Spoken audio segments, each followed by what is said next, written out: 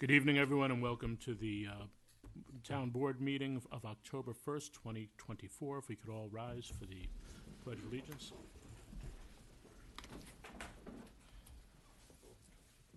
Luciana. Absolutely. I pledge Allegiance to the flag of the United States of America and to the republic for which it stands, one nation, under God, indivisible, with liberty and justice for all. If we could all remain standing for a moment of silence as we are 6 days away from the anniversary of the October 7th attacks in Israel. We keep the hostages in our prayers. We hope for peace in the Middle East in the near future, and pray for God to show us the way there.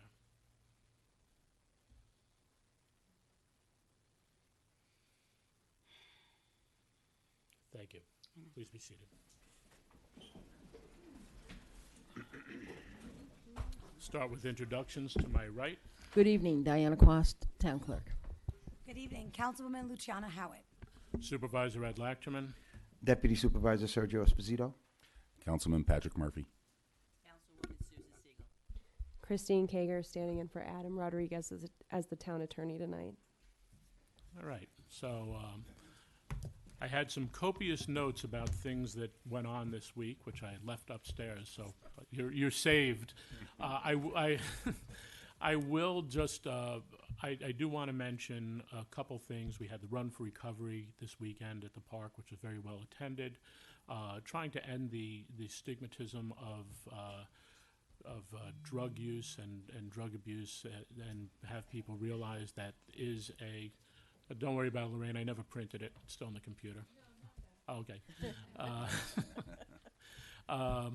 But to end that stigmatism and realize that this is a illness that people need help with, and they do a fantastic job. So, really great showing and run, and not that I ran anywhere, but it was nice to see all the people there to support that.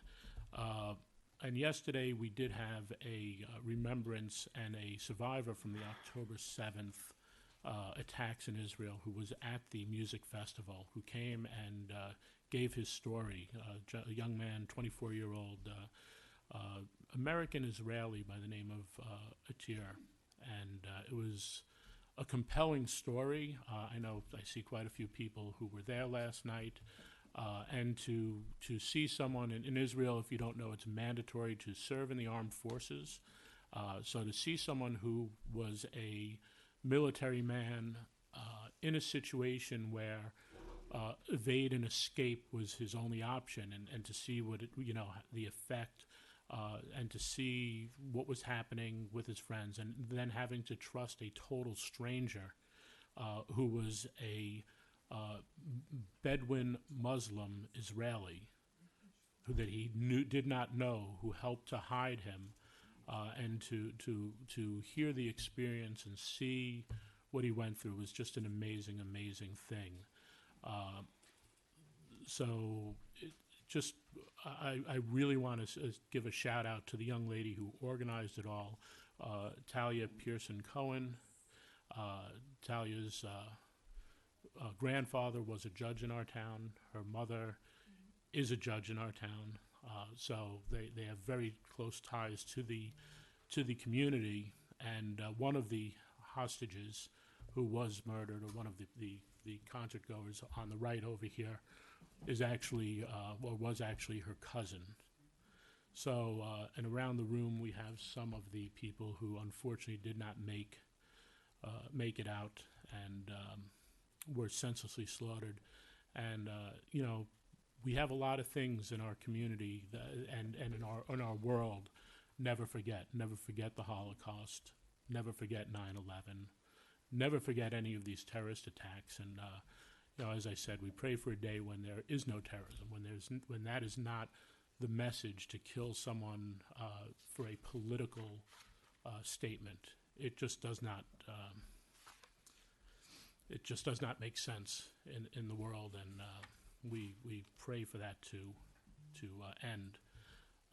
We will we're trying to arrange, and we'll work on trying to do a candlelight vigil here at Town Hall on October 7th at 6 p.m. I'm trying to get that organized and together with Rabbi Heber, and we will try to have that right out on the front area. So please stay focused for that, or stay alert for that. We do have a couple of great things coming up, though, to get on to some better things. In another 6 days, actually Friday, not even, we have Scared by the Sound, our haunted house, which is at the old Turco's opening. So that'll run every weekend through November 2nd.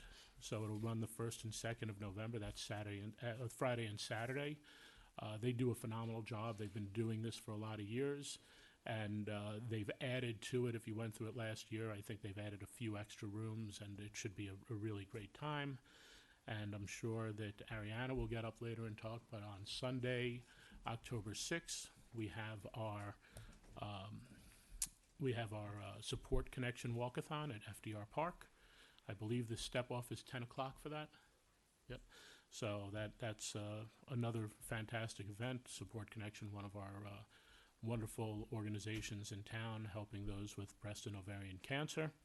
And then on the 13th, that Sunday, at the JV Mall will be the Chamber of Commerce Fall Festival. A lot going on there, and there's always a great time, a lot of different vendors, weather permitting, an auto show, a lot of food. So please try to make your way over there and see what's going on. And that's all I remember, so we will move over to Luciana. I know that we were just talking about the Alliance for Kids had done this run. There is a virtual wellness fair that's coming out, so look out for your Ask emails. On there, there'll be resources, there'll be community partners and people to support us in all different types of crisis. And I'd like to tell you all that my son will be exhibiting his art at Heart for October because he's going to turn 9. So he chose this month to display his art here in town. So if you're by there, take a picture and I'll show him that you guys got to see it. Where is that? It's in the community room at the Heart Library. It's Okay. called Art at Heart. Great. Thank you. And if you guys have anyone who wants to go ahead and showcase that's little, they have them in the kid room. You can sign up and get your own chosen month. Thank you. Well, Mr. Softy and, ooh, I'm loud here. Mr. Softy and Nathan, we had their ribbon cutting the other night. And I didn't realize they had like chicken wings and all sorts of other stuff in there. They got a lot of good stuff in there. It's not just hot dogs and ice cream. So get on over there. We definitely want to support them, make sure they stay in business. They actually opened up put up a really nice outdoor patio. It's really, I think it's gorgeous, you know. So and it's just exactly what this town needs. So get on over there and help them out. I got to tell you, I go to Salem, Massachusetts. I've been taking my kids out there for the witch trials and everything this time of year. We're big Halloween buffs in my house. And I've been to a bazillion haunted houses. I will tell you that the haunted house here got them beat. It's better than any haunted house in Salem, Massachusetts, this one right here. And I told them that last year. It's amazing. And if they get your name, they start chanting your name and following you around. Yeah. So you really got to get over there. You know, that's you. You chant names. No, I was just. Does that mean that it's not appropriate for like 3-year-olds? Yeah, it's appropriate. They cater to the age group. You know, yeah. They change it up as you walk. They change it up. They're actually real live actors, not just kids dressed in a costume going boo. You know. And they, But I'm 43 and I'm not going. I'll eat the candy outside. Oh, you gotta go. It is good, and they will adjust it for your children, so your children will have a good time. I get Yeah. so scared. Other than that, I want to keep it short. I know we have a long meeting. I want to welcome everybody, and it's good to see familiar faces. Thank you. All right, I have a couple things. The first one, the Garden Club is just finished up planting out at Patriot Park. It looks awesome. Sarah, I know you're out there someplace, but you guys, I know, but it looks awesome. You guys are going down the road. It's good. The library also has its own haunted house, the 25th to the 27th, and they just opened up their reading cubes. Yeah, we you forgot know, to talk so about it was beautiful. So we did a little ribbon cutting over there, and then let's see what else we have. Oh, St. Mary's is having a coat drive.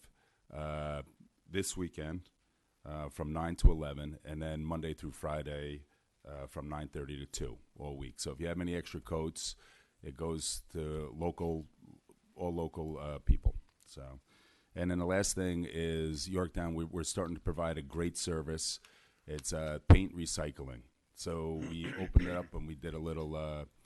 We opened up for the first thing, and within 2 hours, we collected over 200 gallons of paint.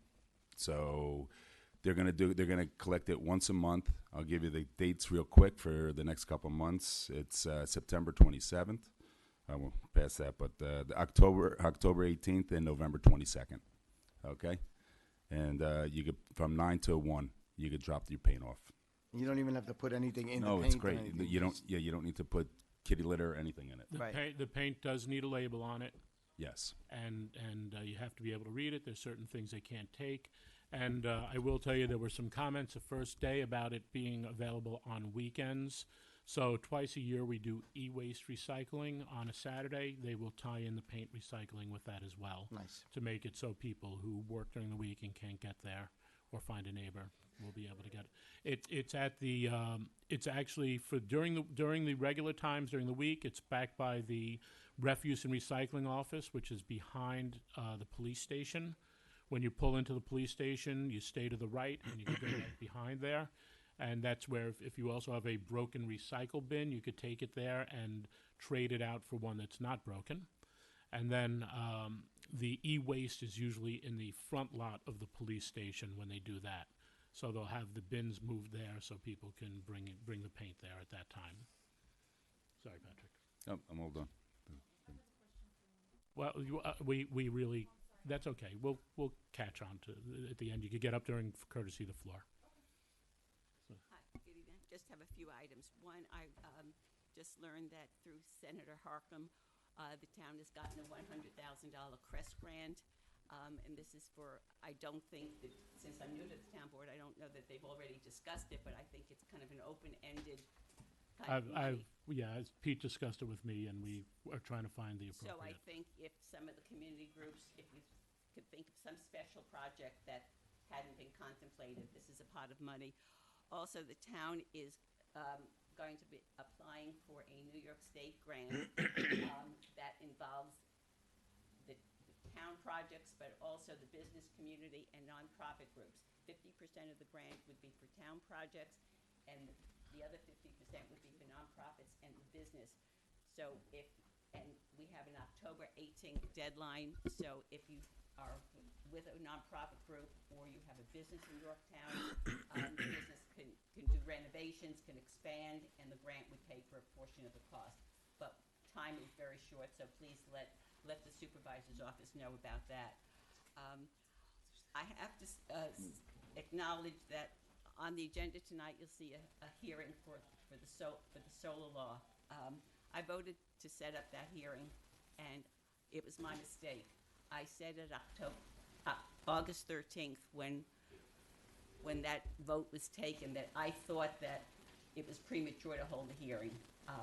But it is being held, but I just want to acknowledge that had I realized it just slipped my mind, I would not have voted for that hearing. Also coming up, we have gotten the preliminary draft of a request for proposals for the field home down at Catherine Street, and we're working on that, and hopefully by next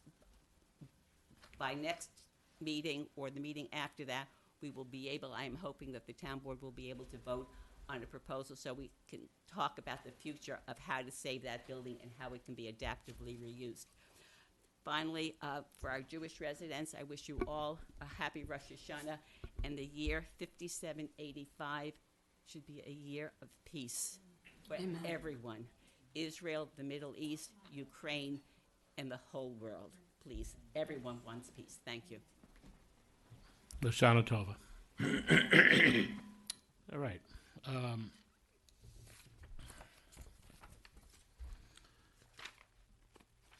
Proclamations. So the first one I will go through here. Order the flags of the United States of America to be lowered to half-staff on all town buildings on October 7th, 2024. Whereas all human life is precious and the targeting of civilians, no matter their faith or ethnicity, is a violation of international humanitarian law, and whereas to honor the victims whose lives were tragically taken due to the acts of war committed on October 7th, 2023 by the brutal terrorist organization Hamas, and in remembrance of those who are still held hostage on this day, now therefore be it resolved that the town board of the town of Yorktown unequivocally condemns any anti-Semitism or anti-Islamic actions in the town of Yorktown and across our great nation, and orders the flags of the United States of America to be lowered to half-staff on all town buildings on October 7th, 2024. I think I'd like a vote on that. I'll make that motion. Second. All in favor? Aye. Very good. All right, we have some proclamations. We're going to go through them fairly quickly. And I think we have some representatives that we can hand off some of them to today, and then we'll get the rest to other people. We're going to start off with breast cancer awareness. And Ariana, I think you'll be able to take this one for us. Whereas the town of Yorktown is committed to raising awareness about breast cancer and the impact it has on our loved ones, friends, colleagues, and community members, and whereas unfortunately many of us know someone or have family member who have had breast cancer, whereas thanks to earlier detection and better treatments, mortality rates for breast cancer have steadily decreased in the last decade, and whereas having access to affordable screenings and early detection for all women is an essential component in the fight against breast cancer, and whereas during National Breast Cancer Awareness Month, we stand with our mothers, daughters, granddaughters, and friends as we recognize all who have joined their loved ones in fighting their battle, as well as the advocates, researchers, and healthcare providers whose care and hard work gives hope to those living with breast cancer. Now therefore be it resolved that I, Edward A. Lachterman, along with the town board of the town of Yorktown, hereby join the rest of the country in recognizing October as National Breast Cancer Awareness Month. Ariana, I'm sure you'd like to say a couple words about Support Connection, and also if you would. Thank you, Supervisor Lachterman. Thank you, Town Board, for having us here tonight. I am here to invite you all to Support Connection's 30th annual Support a Walk for breast and ovarian cancer this Sunday, October 6th at FDR Park. 9 a.m. is our opening ceremony. At 10 a.m., we cut the ribbon in front of our pink and teal balloon arch, and we start walking.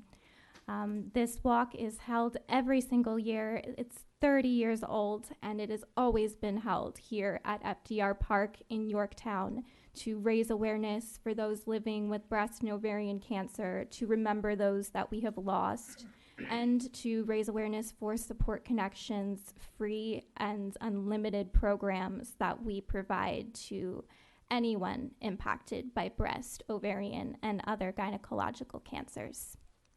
Thank you, and I hope you will all be able to join me on October 6th. Thank you, Thank Ariana. you. Ariana? Thank you. I'd also like to give a shout out while we talk about Support Connection to both our town clerk, Diana Quast, and our highway superintendent, Dave Paganelli, who both sit on the board of Support Connection and have for many years, and thank you for your work in the community. Okay. Domestic Violence Awareness Month. Yes. Whereas the town of Yorktown is committed to raise awareness about domestic violence and the negative impact it has on relationships, and especially on the bedrock of our society, the family, and whereas victims of domestic violence are deprived of autonomy and security, face threats to their health and safety, and in many instances find themselves left with significant financial insecurity. And whereas crimes like domestic violence inhibit our community from reaching its fullest potential, and although great progress is bringing awareness to and providing protections against domestic violence has been made, much work remains. And whereas Yorktown reaffirms its dedication to providing a community where no one suffers the pain and hardship caused by domestic violence, and recognizes the advocates, victim service providers, and organizations who work tirelessly to prevent domestic violence and extend hope and healing to survivors and victims of domestic violence.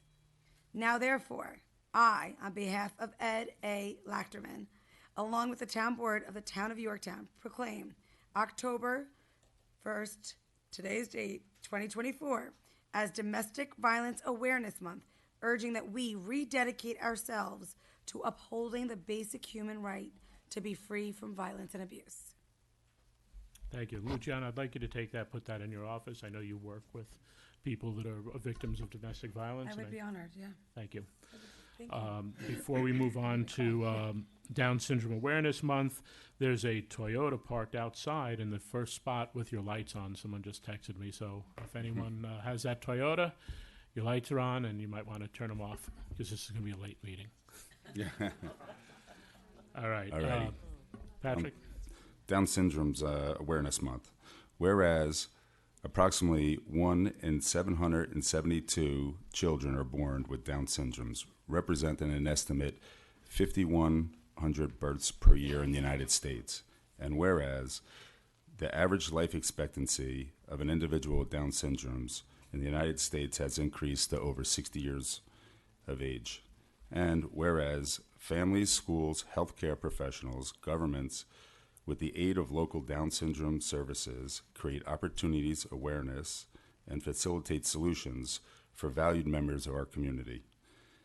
And whereas Down syndrome is the most common genetic disorder, and 38% of the population knows someone with Down syndromes. Now be resolved that I, Edward A. Lackerman, along with the Town Board of Yorktown, do hereby proclaim October as Down Syndrome's Awareness Month. Thank you. Give this to Brian. Okay. Oh, that would be wonderful. Very good. Thank you. So there's a young man, Brian Dunn, who has Down syndrome, and he will get that proclamation. Yes. German American Heritage Month. Whereas German Americans, through their work and contributions to the culture of the United States since the arrival of the first German immigrants in the United States on October 6, 1683, have earned this recognition and tribute to their achievements. And whereas today, German Americans continue to enrich our nation's character and culture as leaders in every sector and community. They also form the cornerstone of our nation's strong bonds with Germany and its people. Together, we will continue to stand up for the values that unite us: freedom, liberty, and sovereignty, including standing with the brave people of Ukraine as they defend themselves against Russia's brutal aggression. Whereas, as they have before, so will Americans of German descent continue to contribute to the life and culture of the United States and will work for and will support the government of the United States. They can't hear you. Oh, sorry about that. Oh, I didn't realize that. Okay. They will support the government of the United States, its democratic principles, and the freedom of all people everywhere. And whereas common ties and lasting friendship exist between the United States and the Federal Republic of Germany and other German-speaking countries, now therefore be it resolved that I, Edward A. Lachterman, Supervisor of the Town of Yorktown, along with the Town Board of the Town of Yorktown, hereby proclaim Tuesday, October 1st, 2024, as German American Heritage Day in the Town of Yorktown, and I urge all residents to join their fellow residents in marking this observance. Thank you, Susan. Lorraine, could we get this to the Nutrition Center tomorrow for Franz, who's German American and our chef for the Senior Nutrition Center? Not working. And we would like to, honor him for the work he does. Great. All right. Hispanic Heritage Month. Whereas on September 17th, 1967, President Lyndon B. Johnson signed into the law the National Hispanic Heritage Week Bill, which authorized the president to designate the week of September 15th as National Hispanic Heritage Week, which was first observed in 1968. And whereas In 1988, President Ronald Reagan signed into the law the creation of National Hispanic Heritage Month. U.S. Rep. Esteban Torres, a proponent of the bill, noted that the supporters want the American people to learn our heritage. We want the public to know that we share a legacy with the rest of the country, a legacy that includes artists, writers, Olympic champions, and leaders in business, government, cinema, and science. And whereas the town of Yorktown is honored to join the federal government and the citizens throughout the country in recognizing September 15th through October 15th as National Hispanic Heritage Month. Whereas the town of Yorktown honors and celebrates the contribution of the Hispanic American, excuse me, see, I should have read it in Spanish, in our history across the nation, as well as celebrating the contributions of the Hispanic Americans who currently serve on our communities here in Yorktown. Now, therefore, be it resolved that I, on behalf of Ed A. Lachterman, along with the town board of Town of Yorktown, proclaim September 15th through October 15th, National Hispanic Heritage Month. Thank you. I'm almost done. Whereas the brave men and women of our armed forces represent the very best of our great nation, matched only by the families who walk beside them in their service, it is our sacred duty to recognize the unending and immeasurable sacrifices our military families make in support of their loved ones for our country, and we are cognizant of the fortitude they show enduring the anguish of knowing that their hero may never return home. And whereas on the Gold Star Mothers and Families Day we solemnly honor the memory of every lost soldier, we humbly grieve with their families who persevere with remarkable courage, strength, and grace.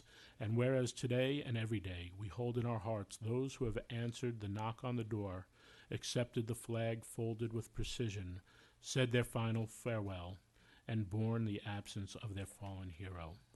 Gold Star families deserve our utmost respect, admiration, and support for their tenacity and resilience, and for the work they do to preserve the memory of those who gave their lives to our nation. And whereas Americans of every generation owe a debt of gratitude to the men and women who gave their lives in service to this nation, and that to their families who remain forever changed. On this solemn day of remembrance, we hold these families in our hearts, remember them in our prayers, support them in our words and deeds, and join them in honoring their heroes' ultimate sacrifice. May God provide them continued strength, comfort, and care, and may God bless the United States of America. Now therefore be it resolved that I, Edward A. Lachterman, along with the town board of the town of Yorktown, do hereby proclaim Monday, September 30th, 2024, as Gold Star Mothers and Families Day. Amen. Do we have any Gold Star family members here today? No. I know a couple. We will make sure this gets to one of them. All right. Sergio. Italian American Heritage and Culture Month. Woohoo! Whereas Yorktown is recognizing the month of October 2024 as Italian American Heritage and Culture Month, which first received national recognition in 1989 and 1989. And whereas Italian heritage is richly entwined in the history of the United States, Italians and individuals of Italian descent have made remarkable contributions to the development of this country. And whereas Italian Americans make up 6% of the U.S. population and has been fortified by the talents and culture of its residents of Italian descent. And whereas the town of Yorktown is home to a proud and vibrant Italian American community that has undoubtedly impacted culture and industry by influencing the arts and education, business and government, social service, and scientific and technological advancements near and far. And whereas October has been designated Italian American Heritage Month to celebrate the cultural heritage, achievements, and contributions Italian Americans have made in Yorktown and across the country. Now, therefore, be it resolved that I, Edward A. Lachterman, along with the town board of the town of Yorktown, hereby proclaim October 2024 as Italian American Month. And I see we have some members of our Circolo da Vinci that helps to keep alive Italian heritage within. within the town, You gotta search Rosemary for- and Rocco Panio and Serafina Mastro. You got to search for Lou Monte. Thank you. God bless. And Chicola Da Vinci usually meets the you. first Monday of every month at Little Sorrento for dinner. Oh, Rocco. Rocco. And this year, appropriately, they will be meeting on Columbus Day on the 14th. So the second Monday, or third actually. Third, yeah, the 14th. So. The 12th. Ah, happy birthday. Auguri, Rocco. Auguri, auguri. E anche il compleanno di mio figlio. Ed, Vedi? Auguri. 100 anni, tesoro. it occurred to me that we have had proclamations celebrating the contributions of Hispanics, Italians, and Germans tonight. I think this is a testament to what the United States is and to the value of the immigrants who have made the country what it is. And we should welcome immigrants.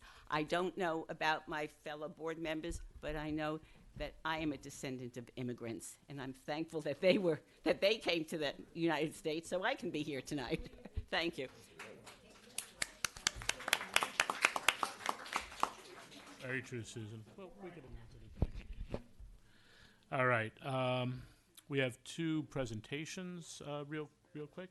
So first, is Mary Schnitter here? There you are. Should have turned. Okay. So, Mary is a wildlife rehabilitator that works with our police department and our animal control officer, Kristen. So, we want to thank you from our animals and caregivers for being our wildlife rehabilitator, and the town of Yorktown appreciates your invaluable contributions and commitment to taking care of sick or injured animals. Your kindness and generosity are appreciated more than words can say. And Thank you, Mary.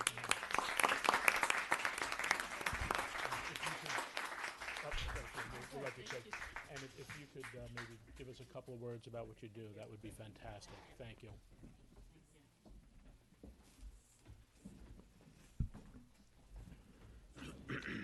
I've been doing wildlife rehabilitation for over 30 years now.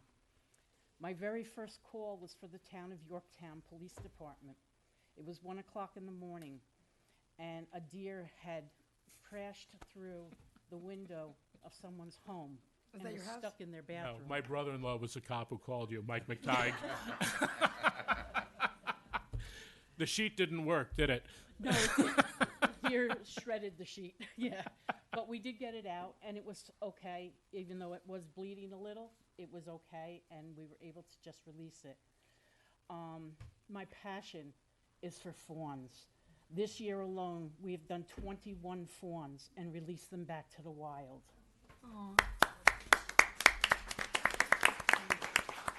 I work very closely with Animal Nation, which is out in South Salem, and their facility is an excellent facility for wildlife, and we have a farm sanctuary as well. But I couldn't do it without them. I live in an apartment now, and I don't have the room to do it, but I still do. I bring fawns into my house, into my apartment, put them in playpens. Oh, yeah, are they? Put them in playpens, bottle feed them. When they're stable, we bring them up to the facility and take care of them there. Now is our second round of squirrels at this time of year. I know other rehabbers that are here. She's got about 20 of them. Luckily, I only have about 7, but there are plenty of them out there. And I'm willing to answer calls at any hour of the day or night, like I did, 1 o'clock in the morning. So I'm here for the town. I live in this town, and I'm here to support Thank you so much. Thank you. Really Thank you, appreciate it. Mary. And Mary, that is probably just so you know, the funniest story I've ever heard my brother-in-law tell. How'd the bathroom look? Oh, he destroyed. It looked like a massacre. All right. We have one more certificate of appreciation. Vicky Cianfaglione. Hi, Vicky. Hi, Vicky. So, thank you from our animals and caregivers for leading our trap neuter release program. Without you, Yorktown would be inundated with feral cats, and the town of Yorktown appreciates your invaluable contribution and commitment to the well-being of local cats. Your kindness and generosity are appreciated more than words can say. Thank you.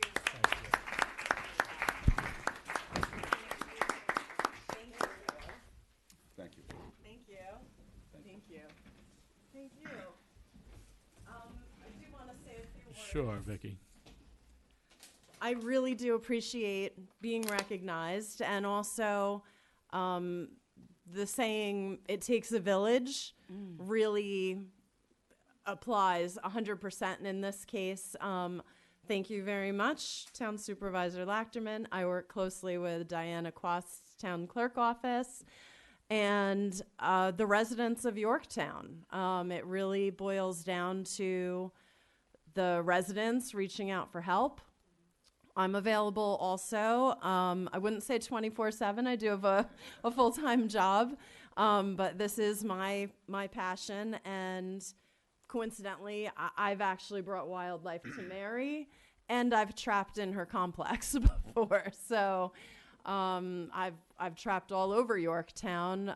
Cats find their way everywhere, and it is very appreciated. The residents reaching out for help, kind-hearted individuals, also people that don't like cats, that don't want to see them reproducing in their neighborhood, and those people are very much appreciated also. That's how I started, not wanting my neighborhood to explode with the cat population. So my reach number is 914-262-0438. You can also reach me by calling the town clerk's office.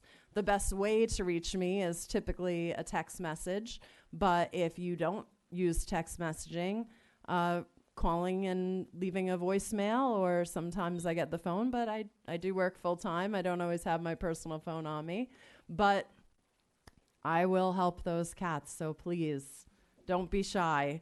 And thank you very much. Vicky, thank you. And how long have you been doing the TNR program? That is a good question. A few years now in Yorktown, and I've been trapping cats for probably at least 10 years now. It's funny, people ask me sometimes how many cats. They ask the specifics.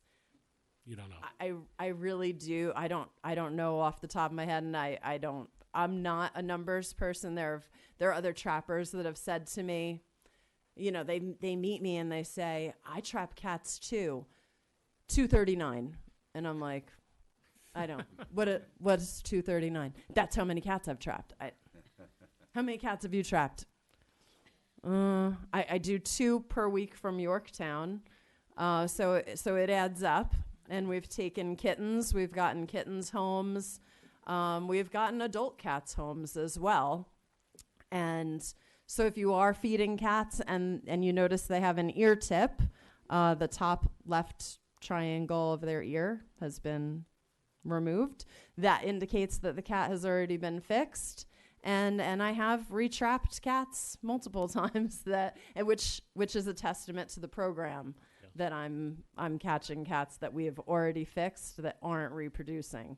So it's a bad time of year right now too, going into the winter. People worry about the cats that are coming into their yard and how they're going to survive, and it's one of the reasons why I really focus on doing it, to reduce the suffering of these poor cats outside. And Mary and I also have to acknowledge the horrible Hurricane Helene and all of the animals suffering from that, and people suffering. Yes. So prayers go out to that whole area of our United States.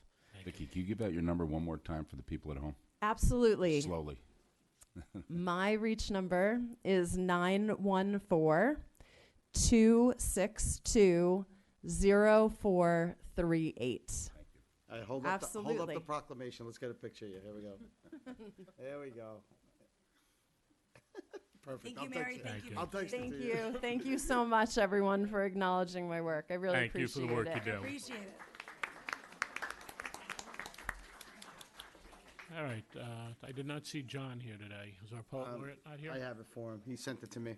So Sergio will be standing in for our poet laureate. I'm a poet. I didn't know it. The Golden Years by John F. McMullen. It seems to me that the so-called golden years are really the payback years, when our bodies take their revenge. 40 years of jump shots bring a torn rotator. 40 years of basketball rebounding bring an ankle the size of a boulder and a cane. 25 years of inhaling Pall Malls bring emphysema and constant bladder screening for cancer. However, the golden years are really golden in that for all these problems and others, those of us in the golden years are still here, at least for now. By John F. McMullen. Thank you, John. Hope you feel It better. is. All right, so we'll move into our discussion item this evening. Well, I'll give a little background. When we started to refluorinate the water, there was discussion regarding a court case out in the federal districts in San Francisco, where the EPA was being called to task on some of the science that has been used in the fluoridation research. I think it's also fair to say that the people that are in favor of fluoride have issues with the research done for the people who are against fluoridation. After months of deliberation, months of testimony, the judge came back with a ruling that fluoridating water is a unreasonable risk based on the inability to monitor the amounts that are actually being consumed. This did not come lightly from the judge, and he has asked the EPA to go back, look at this, and rework the fluoridation formulas and make sure there's some type of a ability to see, how do you judge how much fluoride someone's ingesting? So studies and research, and one of them from Harvard University as well as others, shows a buildup of fluoride, and too much fluoridation actually causes a loss of IQ in children, and it starts affecting in the womb, progressing outwards.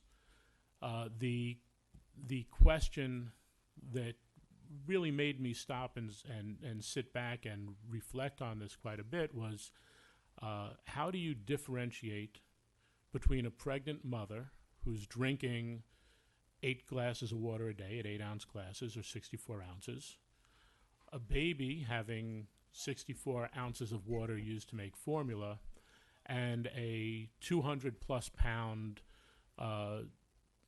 59-year-old town supervisor, for lack of a better person to choose? And how do you say this is where, it's safe and this is where it isn't? And that's why it became, they looked at it as a unreasonable risk, especially towards children. I made an executive decision at that point after reading through the entire 100 pages of the court documents and having our attorney read them as well, and we stopped the fluoridation of water immediately. Please. I would like to revisit our law. Is this the stopping of fluoride forever? I don't know. Let's see what happens. I think that it behooves us when we have our most vulnerable population in our children, our pregnant moms, to stop, to say, wait, let's let this research work out. Let's see what happens. So I want to put out for comment a proposed local law to amend Chapter 280 entitled Water and replacing Section 280-1 with the following language of the town board may establish by resolution whether and how the public water supply of the town of Yorktown shall be fluoridated. Such fluoridation must be consistent with applicable laws and regulations. So at this point, I'll open it up for comments from the board members. So, I think it was prudent that you, I wouldn't say stopped, paused the fluoridation. I think that's more appropriate. And I think it's prudent also to take out the law that mandates that Yorktown fluoridates the water, out, and it gives the town board the option to opt in or opt out on it. I don't know when the law went in. I think it's from the 60s or something like that. It's the 70s. The 70s? And I will tell you, I don't know what the benefits are for fluoride because I grew up in the Bronx and they got fluoride in the water. And I will tell you, it did not help my teeth. Teeth are genetic. Okay? And I also don't believe, and the supervisor and the councilman here probably disagree, that my IQ has been lowered by ingesting. I set myself up for that one. Anyway, so like I said, I think it's prudent that we pause it and that we add language to the town code that will give us the option to unpause it or keep it paused pending the outcome. It's too up in the air. There are too many studies that say it's fine, and there are too many studies that say it's not fine. And you know what? You can't make a real decision, and I think you have to err on the side of caution. And that coupled with the fact that I know what I did is I went to my dentist, and I talked to him, and he gave me special toothpaste which had fluoride in it, which I was fine taking, right? I was fine brushing my teeth with it. So there are options to get to control the amount of fluoride and whether or not you want your children to ingest it or not. There are plenty of options for that, and there are plenty of ways to go about it. So I don't think by pausing it, you condemned all the teeth in Yorktown, to rot or anything like that either. So I support your decision 100%. I know we had discussed it before you even pulled the trigger on it, and I told you then what I'm telling you now. You did a good job. Thank you, Sir Jim. Let me just add also, because I don't think it's, everyone is aware, our water supply also supplies those in Somers without wells, those who use public water. And I also did speak with the town supervisor of the town of Somers before making this decision as well, and he agreed wholeheartedly that it is safer for our children to take a pause and err on the side of caution. I have done my listening ears on all the professionals who have been for fluoride. I've done my own homework on why I'm against fluoride, and my answer is that the cons of what it can do outweigh the pros. And I can't get my 8-year-old to brush his teeth, so fluoride or no fluoride, I am not going to control how much bath water they drink. So for me, it's a hard stop.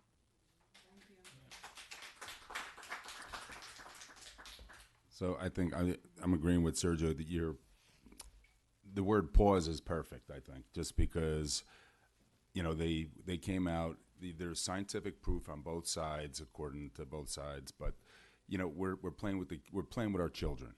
And you know what? To err on the side of caution, you have to, I think, pause it until we get more information, more feedback from both sides. And as of now, I'm agreeing with Ed, just suspending it into, pausing it until we get more information. So that's.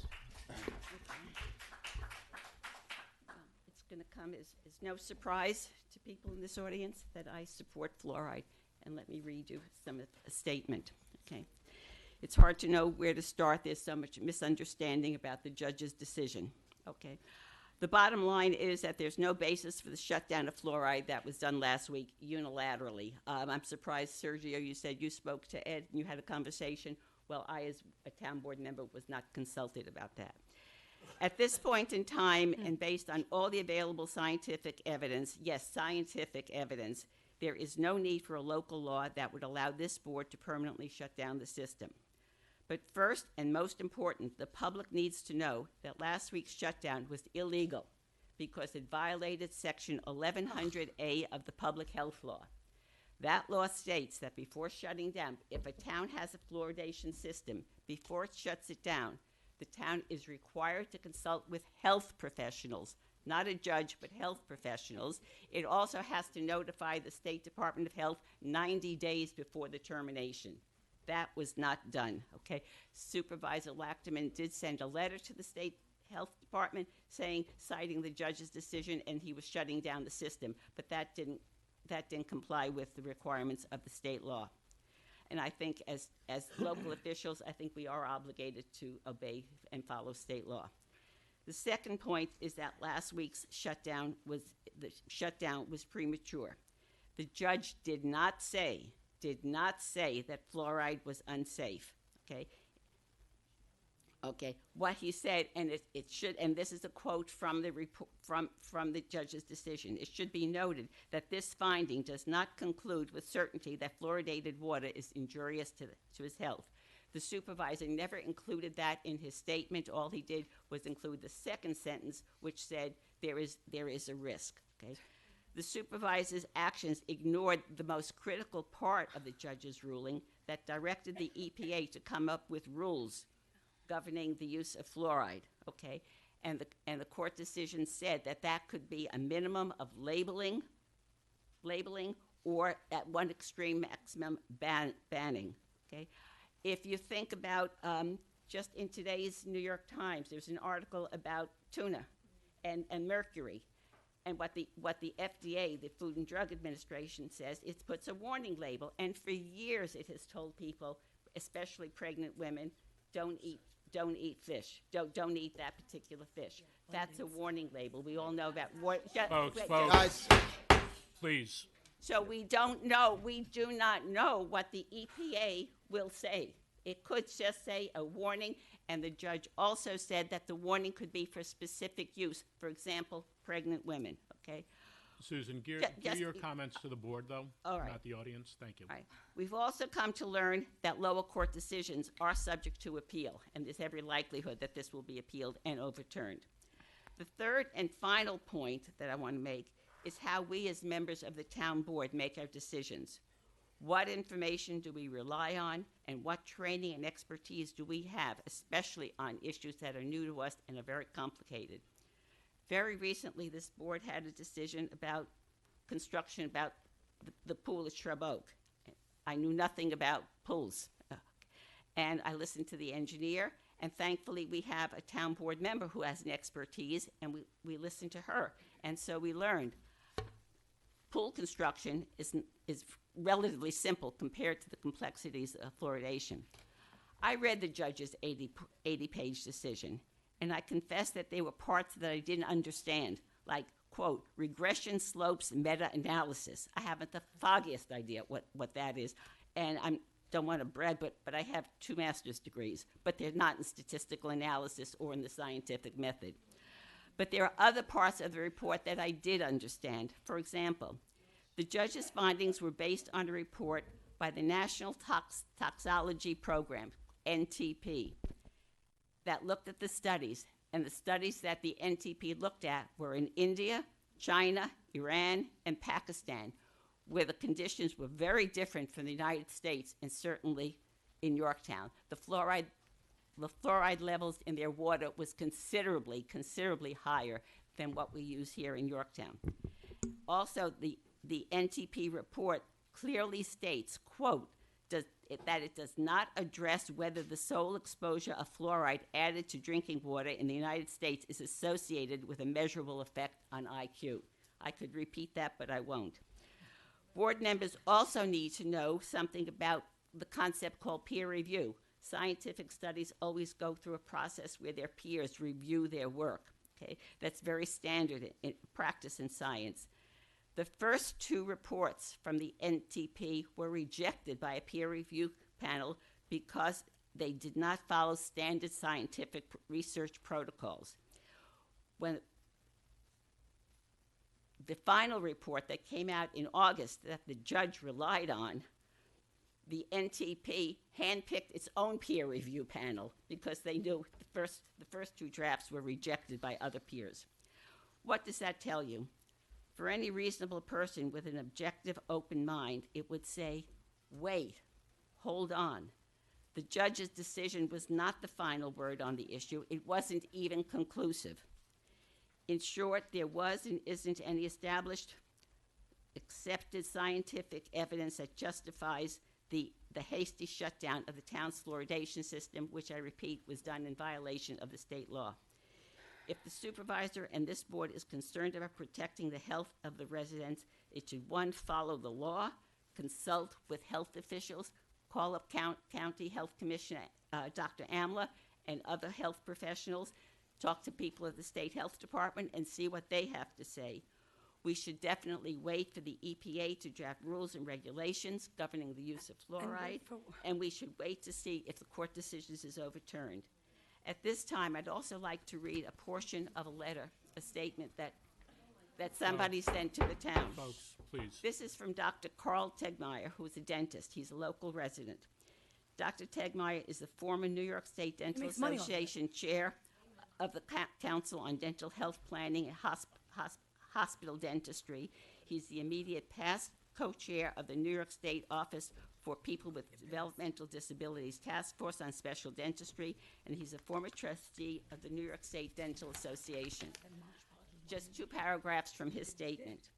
This science the NTP attempted to use is not new and has been reviewed by 50 different and independent state departments of health and countless county health departments, and not one of them has found a cause to discontinue the use of fluoride.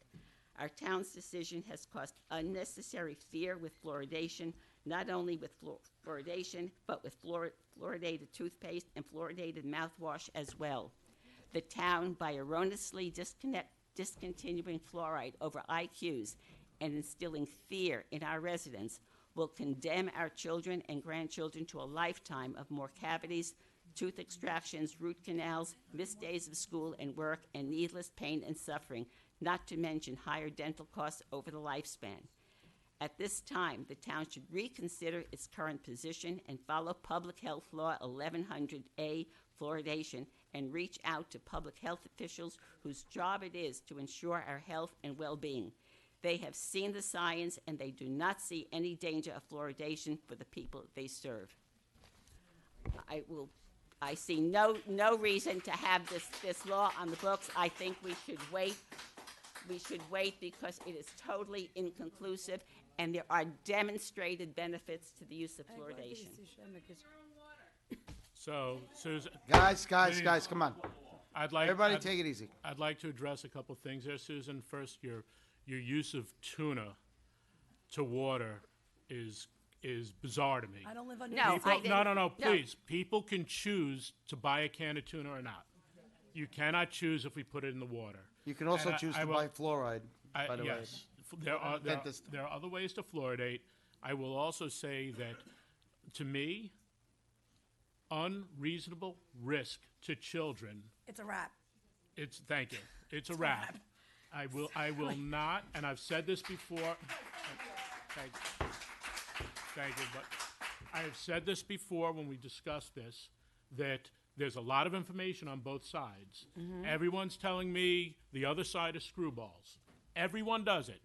I could guarantee you the people here that are in favor of fluoride, like you said, it's all crazy science. And I guarantee you everyone here who's anti-fluoride will tell me that the other stuff is We're not playing. Is crazy science. I will tell you that I have a problem when a health professional like Dr. Tegmeyer says, "Oh, we should just keep doing it," when the EPA never said in any of their testimony that it's safe. Yep. They said no, there is actually a risk. but it's worth. But follow the law. Yeah. So At whose I just- expense? That's all right.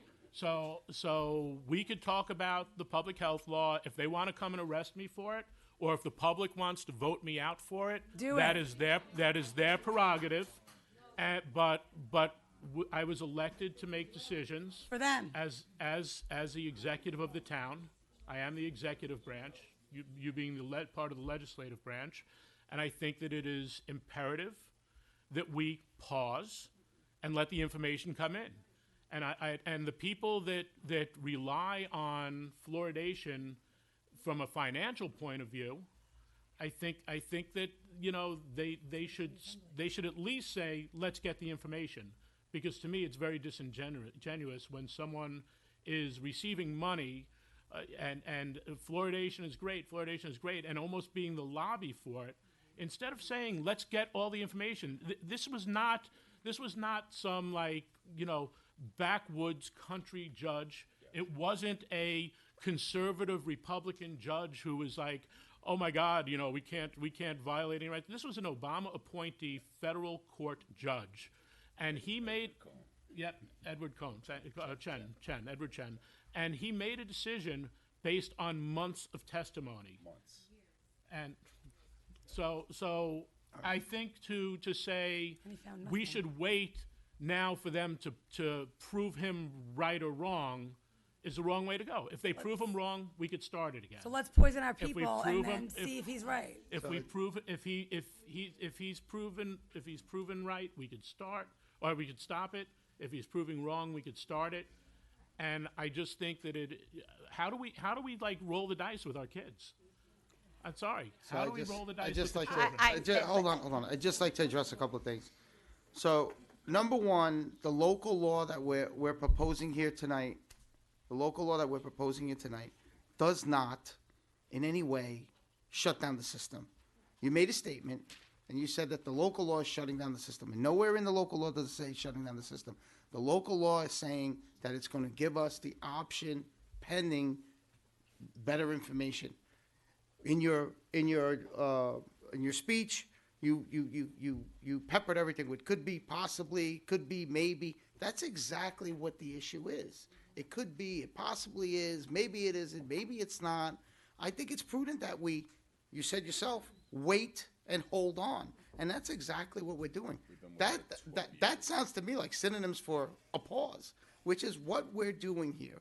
Nobody is saying that anybody's right or wrong. We're saying that the information is just all over the place, and it's so confusing that we're going to have to take a break and wait. And by the way, we haven't had fluoride in the water since when? 2014? And look how good my hair looks.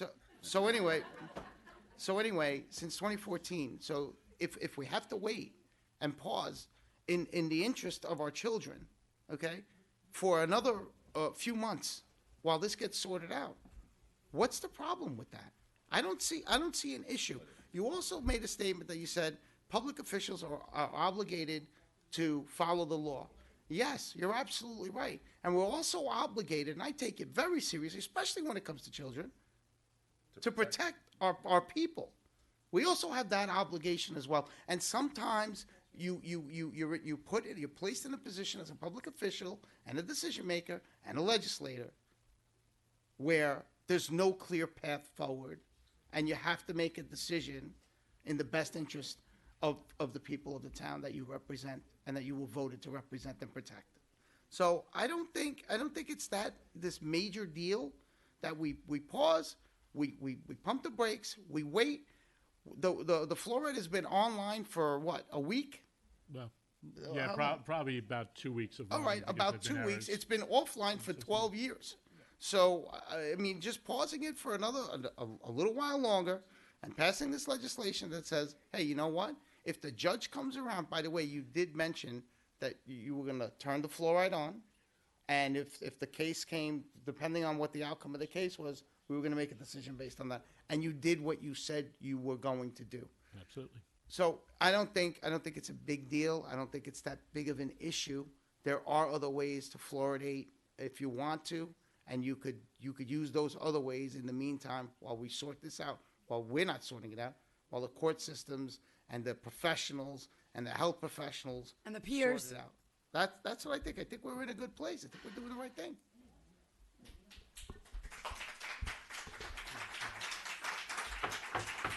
What? I don't want to prolong this discussion because we have some important public hearings, but just a few things I want to say. You said options pending better information. That's what I'm saying. There's not enough justification to shut it down now. We should wait for the EPA. So what we're saying is there's not enough information to keep it open. That's what we're saying. Matter of opinion. All right, look, let me just say two other things. One, the fluoride has to be taken. You have to ingest it, and you're not swallowing your toothpaste, so you have to going to purchase pills. Okay, that's an expense. I think it's irony. You talk about somebody who is going to make some financial benefit. You kind of imply that if the dentist stopped advocating for fluoride, they'd make a lot more money. All I'm going to say, and I'm going to say this to the community out there who is listening, you hear people applauding in this room who are anti-fluoride. People in Yorktown, if you support fluoride, please, whenever the town board sets the public hearing, you must come out and speak in defense of fluoridation if it's something that you want and support, pending more information. With that, I'm just gonna end this because we could go on and on and on, and there are other things to discuss. All right, so can I have a motion to, okay, sorry. I'm going to ask the town board to pass the following resolution with regards to this. Resolve that town clerk is authorized to refer out and set a public hearing for a proposed local law to amend Chapter 280 entitled Water for October 15th, 2024, and to pause the use of fluoride in the Yorktown water supply pending more information. I'm sorry, you're going to have a public hearing on October 15th, but that doesn't give very much time for referrals. I'll have it in and done. Who are you going to refer it to? The ABACA, the appropriate- Conservation Board? Who are you going to refer it to? We'll refer it to the appropriate agencies. What will be the and appropriate that is agencies? dictated by law. What will And be, If you'd like to get a copy of that, we'll have it ready tomorrow. I'd like to know what appropriate agencies. Will you be referring it to the County Department of Health? Would you be referring it to the State Department of Health? Those are appropriate agencies, not ABACA or not the DEC or the not gonna DEP answer or the us on people that. who traditionally With get all our due referrals. respect, Susan, my office sends it out to everybody that it should go to. So I'm yes, it asking will you be very going to specifically. the health department, and it will be going to the state and the Westchester County Health Department. But that's a determination that is done by law. Thank you. But gentlemen. as I say, I think October 15th, since the supervisor has already unilaterally shut down the Motion. system, I would suggest that you wait and give the people more time to comment on a referral. I think 2 weeks is a lot. 2 weeks It's plenty of it's time. not much time to start to Well, talk. if it's as important as you said, And now you then, want to then wait? Now they you will want to wait? reply. Right. So So I'm gonna I have motion. a motion. Do I have a second? Motion. Second.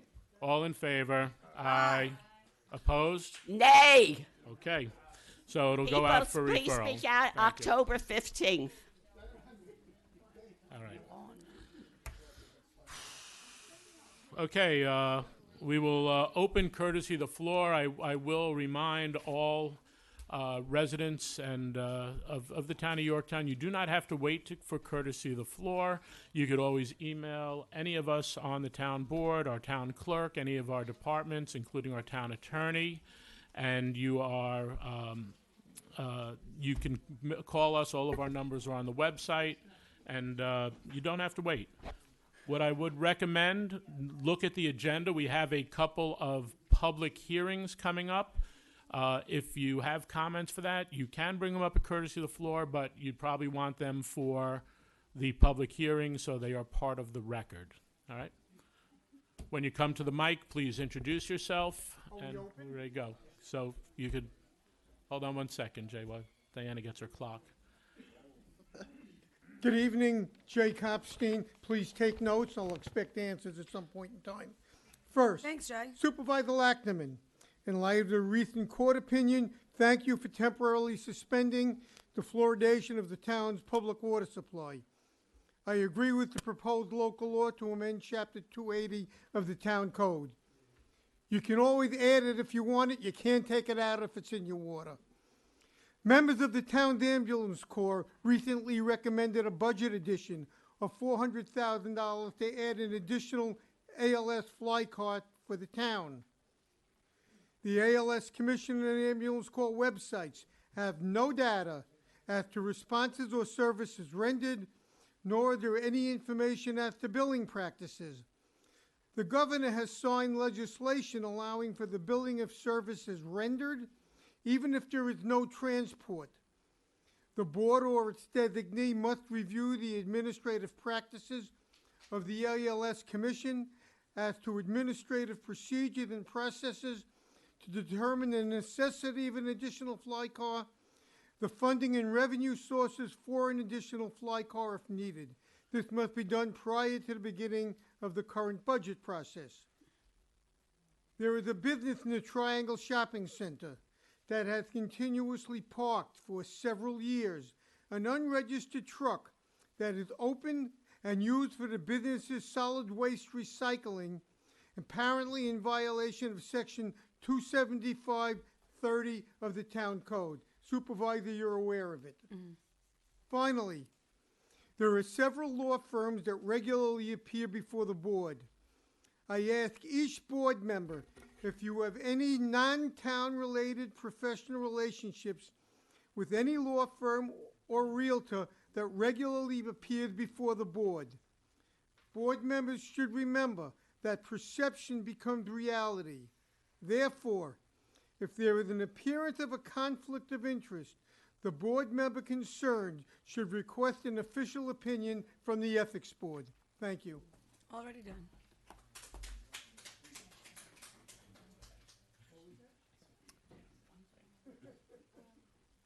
Go ahead. You guys each get 3 minutes.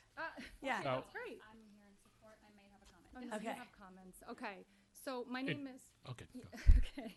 So my name is Vlora Bakai, and this is Olympia Gosi. She's my sister. We are obviously here because we are against fluoridation in the Yorktown water systems.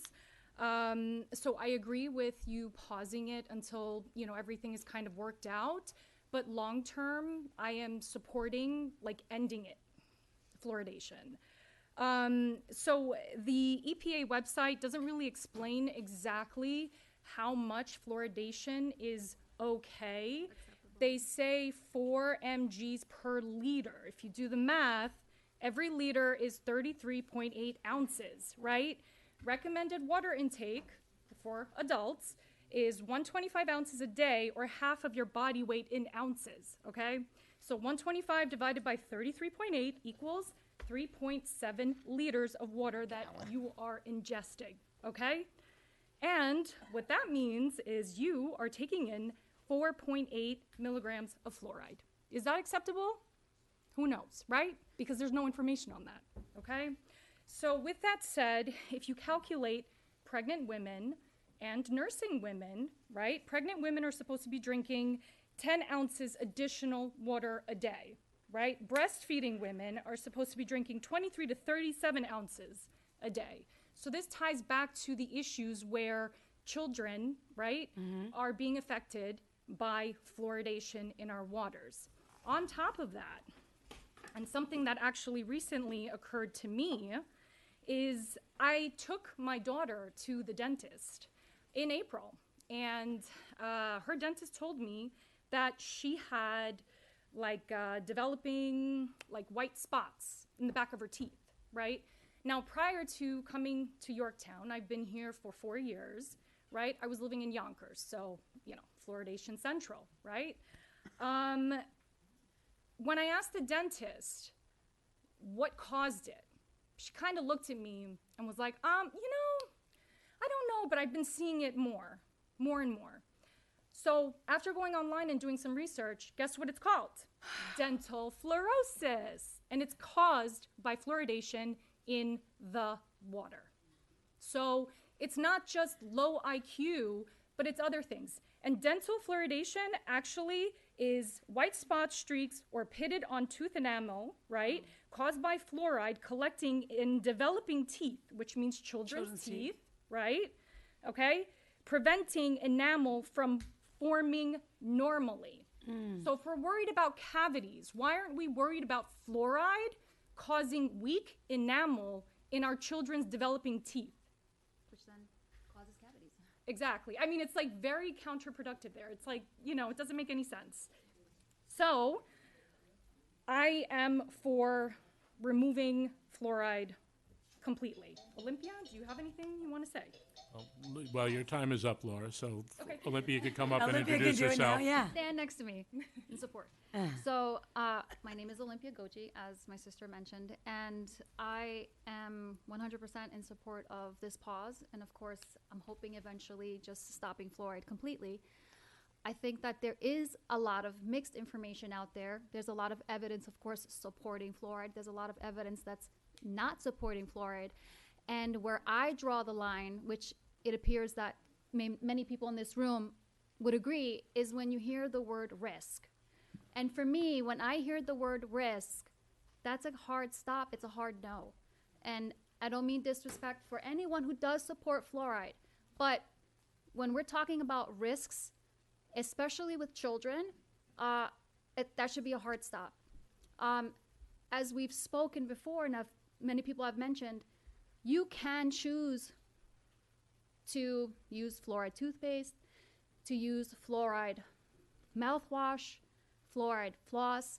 That should be a choice, a personal choice. It should not be something that we, as the public, are forced to ingest. That's really where I stand. And that's pretty much it, really. Oh, what about the dentist office? Oh, and of course, yes, and at the dentist office, you can also choose to put the fluoride application, which I do not, and and I'm okay with that. So, that's basically all the comments that I have. Thank you so much for your time. One more question, which I raised my hand. Batteries. Where can we recycle batteries? Oh, that's a good question. Oh, Diana, don't we have something out here for battery recycle? It's a big. You have to send them up to our recycling center. You can drop them off there. Okay, thank you. Thank you so much. Thank you. We appreciate it. Thank you. Thank you for being responsible and recycling them. Good evening, Mel Tansman, Mohegan Lake. I want to first say something we can all agree with. The Mets won today 8-4. Let's go Mets, okay? Yankee fan back there. I am too, but Up I'm here happy too. for the Mets. Okay. But I'm a Anyway, New York fan I'm as well. mostly, I don't want to waste my time because I'm mostly here to talk about the public hearing last month. I'm not bringing up fluoridation tonight. I am bringing up the ramp. I was given misinformation at the last meeting, claims that were that are in fact incorrect. Mr. Lackman, supervisor, you were told by the building inspector that there only needs to be one means of egress or ingress. I will quote you and give you a copy of the law. As a matter of fact, for everybody, has to be two means of egress. You can ask your fire marshal about that. And if there are two means of egress for people who don't use wheelchairs, there have to be two means of egress for people who do use wheelchairs. You're breaking the law. It's not not being a nice guy. You're breaking the law. Second, Chapter 302.1 of the ADA regulations states that floor and ground surfaces must be stable, firm, and slip resistant. You chose to put in a ramp which everybody acknowledges was unsafe because it iced up during the winter. Okay. There are other issues with it, including the fact that there's not enough turning space at when there's a change of direction in the ramp. And I would like to know how much was spent on that ramp, because if it was, quote, temporary, which Councilman Esposito, excuse me, I've got a list today, It's all right. stated last month, then why did they put it in concrete? And why didn't they consider, if it was only supposed to be temporary, renting a portable ramp, of which there are at least 3 companies that I found in 15 minutes on the internet, okay? Last thing I'm going to say, which still needs to be fixed, is the assisted listening devices for outside town hall. In fact, there are portable assisted listening devices. They cost anywhere between $500 to $1,500. I looked online. There are many companies. So all I'm saying is these are the kind of things that your accessibility committee should be informing you. If I was on that accessibility committee, one, I wouldn't want to be wasting taxpayers' money on things that were inaccessible and illegal. Bottom line, it was illegal. Thank you.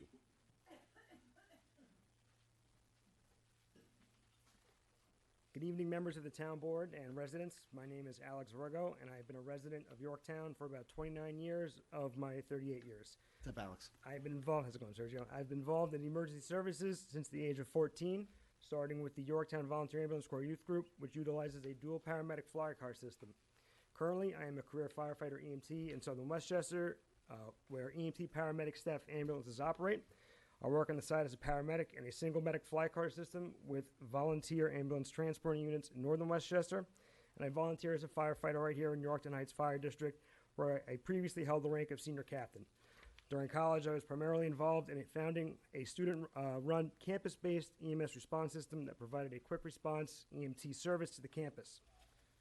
My lifelong experiences cover many different aspects of EMS systems and their operations. The following statements are of my own and do not reflect any of my employers of the organizations that I am associated with. I appreciate the efforts of the ALS commissions for bringing the issues of increasing staffing of our paramedic unit to the forefront. I fully support raising the staffing levels and the addition of a second vehicle for advanced life support paramedic services in our town. With our population steadily growing and response numbers on the rise, it is clear that additional resources are needed to meet the demands of our community. However, I recommend that we carefully consider how the town goes about implementing this increase. Hiring an additional medic without conducting a comprehensive study on Yorktown's EMS system would be a short-term and short-sighted solution. It risks masking the broader and more complex challenges affecting each and every EMS agency across the nation. The New York State Comptroller's Office issued a report in March of 24 that between 2019 and 2022, New York State lost 17.5% of its EMS providers. Mm-hmm. While these issues are being reviewed at the state and county levels, the town board has the opportunity to address them right here at the local level. It has been estimated that $400,000 would be required to fund an additional medic on a 24/7 basis. Before this expenditure is approved, we as residents need to know whether or not a thorough study and complete study of EMS services in Yorktown has been conducted. If not, a portion of this budget should be allocated for an independent townwide assessment. The study should identify the strengths and weaknesses of our current system and offer recommendations for improvement. It should cover both ALS and BLS services, examining their active membership statuses, staffing levels, resource allocation, response times, the implementation of emergency medical dispatch services with pre-arrival medical instructions, which has been required by the Westchester ALS Commission since 2013, radio communication, incident command structures, and a wide variety of other things. Most importantly, it must assess our frequency of mutual aid requests and the extent on which our system relies on external resources. Many volunteers from YVAC and MVAC have dedicated their hearts and souls to serving Yorktown, and no one is here to disparage their devoted service. But in 2024, it is crucial that we look to develop a sustainable, long-term EMS plan rather than adopting what paramounts to a temporary fix. A critical part of that long-term plan is determining the best structure for EMS services in the future. Should we maintain independent volunteer ambulance corps and a dual medic fly car, or should we explore? Yeah, I'm sorry, your time is up, and we'll have to. I strongly urge the commission to, the board to commission. If you want to hand that in, yep. we'll put it in the record, and the rest of the board could read that. Thank you so much. Thank you. Thank you, Alex. Thanks, Alex.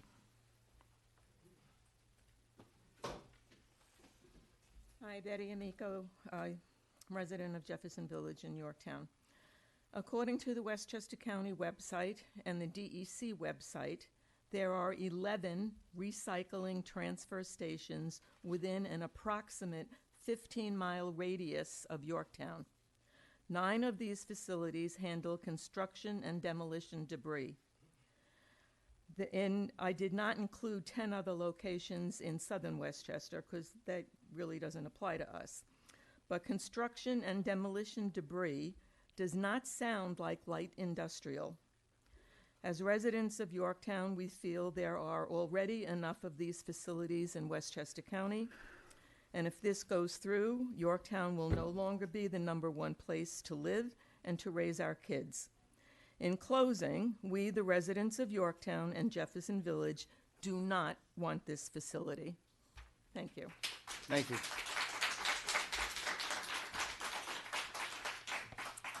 Hi, good evening. My name is Elise Perlman, and I am here as both a concerned resident of Somers and as a licensed holistic health practitioner.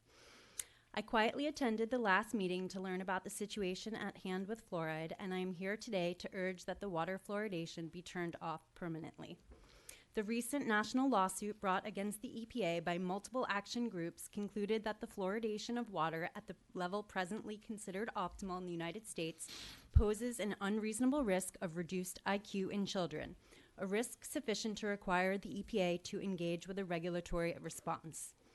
First, I'd like to thank the supervisor for keeping his word and acting so swiftly to shut down the facility. Your prudent leadership has made national news. And I would like to assure you that your action is going to help the health of both of our communities. Just in case the EPA finds some sort of loophole to prevent regulatory action, I wanted to present a few facts about fluoride. Unlike the fluoride compounds found in toothpaste or supplements, fluoridation chemicals are not pharmaceutical grade quality.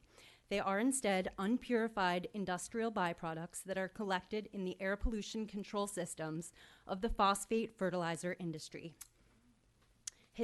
They have also historically caused severe environmental damage, including widespread cattle poisoning, numerous health concerns of all ages, such as dental fluorosis, a condition that now affects more than 20% of the population.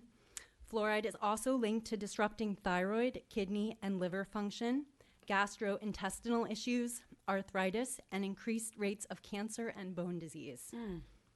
During the trial, the EPA did not rely on its own experts to defend fluoride safety, but rather hired an outside consulting firm used by corporations to deny and downplay the health impacts of chemicals in litigation.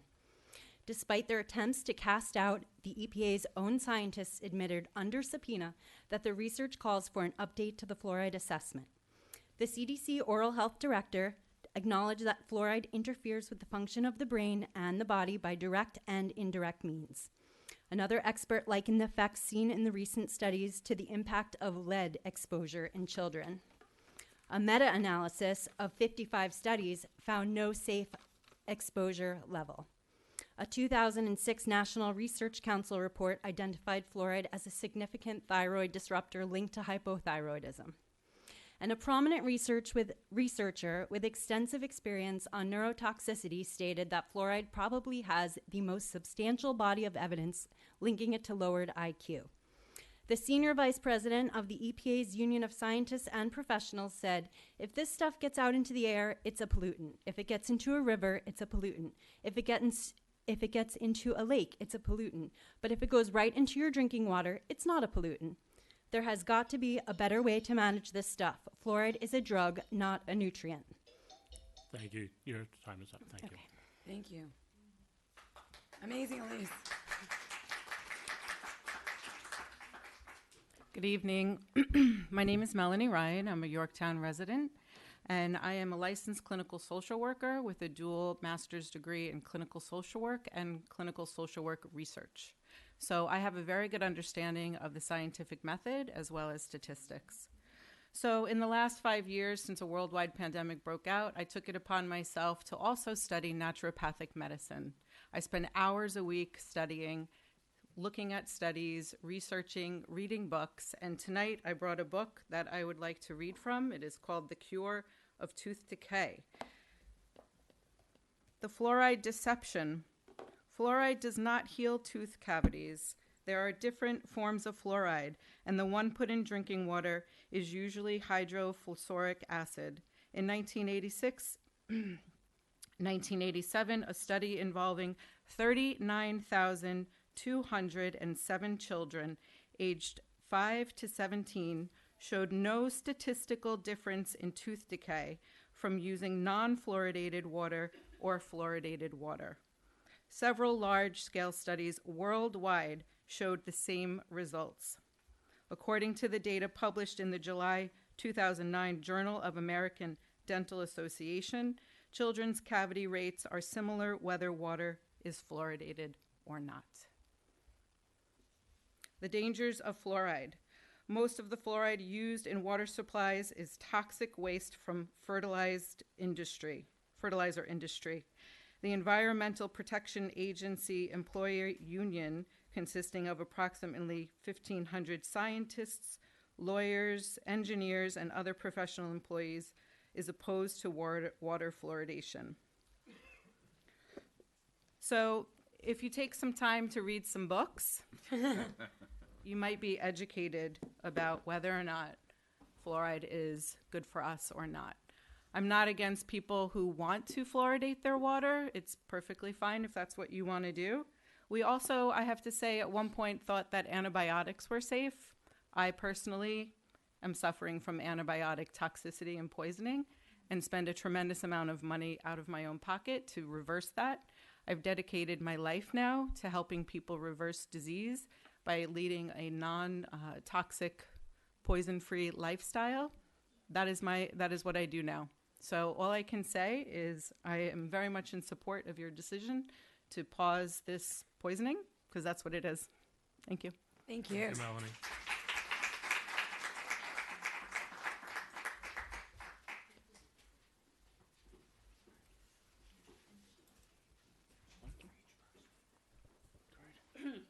Good evening, Mark Lieberman. I live on Wells Street in Yorktown.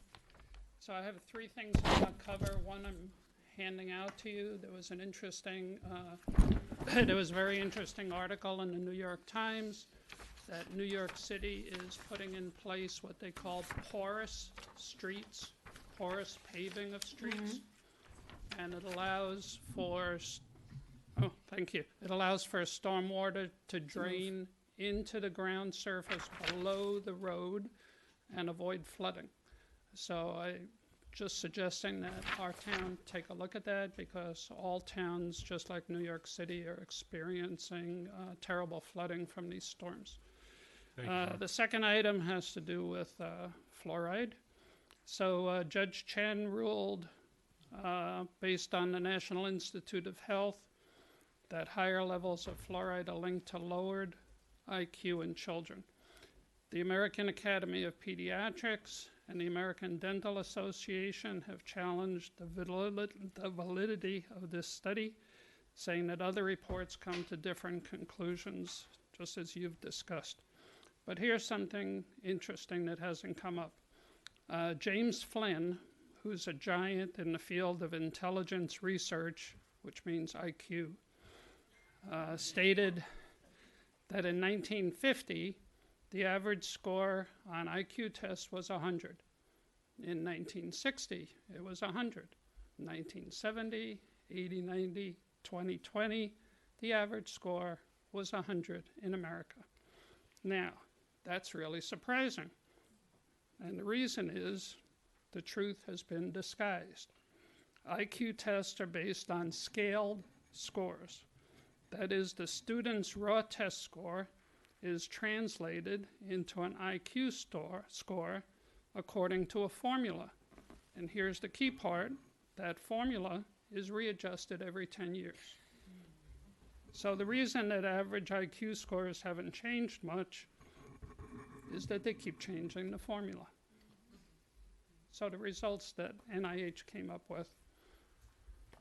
Are you telling us not to trust anyone? That's what No, you're saying. I'm telling you, there are two sides to every story. Yep. And We if you don't understand. understand definitions, you've got a long way to go. I know you have one more thing, Mark. I don't Right, wanna- one more thing. So, you have 4 public hearings tonight. I think that's outrageous. I think you need to schedule better. It's not fair to the public, which is invited to the public hearings. There are people that are leaving that wanted to be at the public hearing, just like a few weeks ago when you had 2 public hearings that went to 1 o'clock in the morning. You've gone to 3 meetings a month. I suggest you go back to 4 meetings a month if you're going to have all these public hearings. It's not fair. Thank you. Hello. Hi, Larry Killian, Yorktown Heights.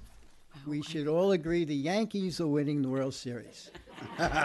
Here, here. Probably not a bad argument there, Larry. We agree on that one. I want to thank Susan for your comments about this issue. It's obviously an issue that a lot of people feel very, very strongly about. And I would hope, now that we have a difference of opinion on the board, I would hope that every one of you would try harder to celebrate and welcome differences of opinion and not be whatever and reacting when some of you are talking. This is a tough issue. I personally, I am a researcher. I read research. I understand regression slopes. The rhetoric of it just seems to me that your resolution, I don't think you're qualified to make a decision. It seems to me that it... But he's qualified, tell me how to be. Stop. Okay. Exactly. It seems to me that the decision about fluoride should be left to agencies with more expertise than a town board, and that there should be a limit on how long you can pause it. Thank you.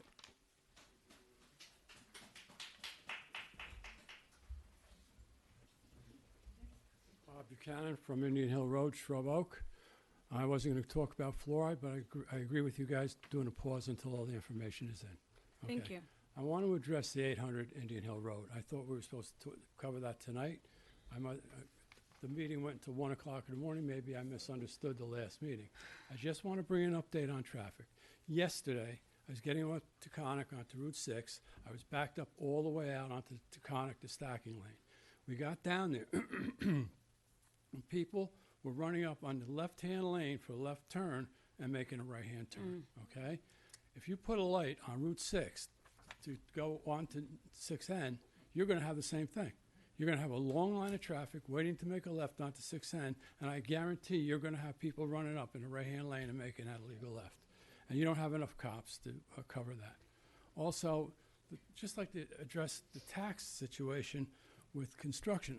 As a Greenberg police officer, I was on a PBA and I was on a negotiating committee for the contract. Every time we had more construction and more buildings, we, along with the fire department and several other agencies, went back to the town and said, we need more money because we need more cops, because we need to cover more area and more jobs, okay? So that's one of the things that's going to happen.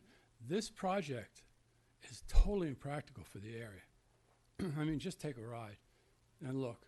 You can't put that kind of traffic on here. And I'm just wondering, does anybody know if those traffic lights were approved by the state? Because the state highway has to. No, it wasn't. I didn't hear back yet. We'll address at the end. You don't? Okay. Anyway, that's all I wanted to say. But you know, it's really tense out there, and I'm concerned about that. Thank you. Thank you, Bob. Thank you, Bob. Good evening. I don't know if I'm going to get any applause tonight. Hold on, Dan, before you start. Okay, so that's to my point. There's no humor in this stuff. There's no humor at all. .07 is the amount of 0.7 milligrams of fluoride per liter of water, just to be specific. Okay. My comment would be, based on what I've heard tonight, that all of the stuff that they're going to bring to the recycle plant proposed might wind up as fluoride. That's all I'll say about that. Okay, so no humor, though. None whatsoever. I think it's a disgrace to have these amount of meetings cut down so that we're going to be here till 1 o'clock or 2 o'clock in the morning. There used to be 4 meetings a month. Now there are 3. And I don't know who came up with it. I remember you said, Mr. Lachterman, you'll sit here till 2 in the morning. You're on the record. Fine. I couldn't sit here till 2 o'clock last time because I just was sick of it. But I could do that too. I could sit here till 4. But it's wrong. It's wrong for everyone in this audience in the town of Yorktown. And you made a comment before, Mr. Esposito, you're looking out for the safety of our town. How about someone leaving here at 2 in the morning and crashes into something? But I have to calm down. And how about the people that I say repeatedly do business in Yorktown in fire zones, and you do nothing about that? And I saw you 2 months ago walking by the business that does it all the time in Yorktown as though nothing was wrong. 6 cars were parked there. Das Auto Parts. And the firm that is Atlantic Appliance, they leave that truck. It's been there for years. There is no code enforcement, little to none in the town of Yorktown. And you could take notes, you can answer me, cut and dry. So when you don't enforce the codes, you put everyone at risk. You put everyone at risk. And you said, Mr. Lachterman, it was an illusion on Glenrock Street. I understand. I went over there. The street, it is an illusion. But Underhill Farm is not an illusion. Thank you.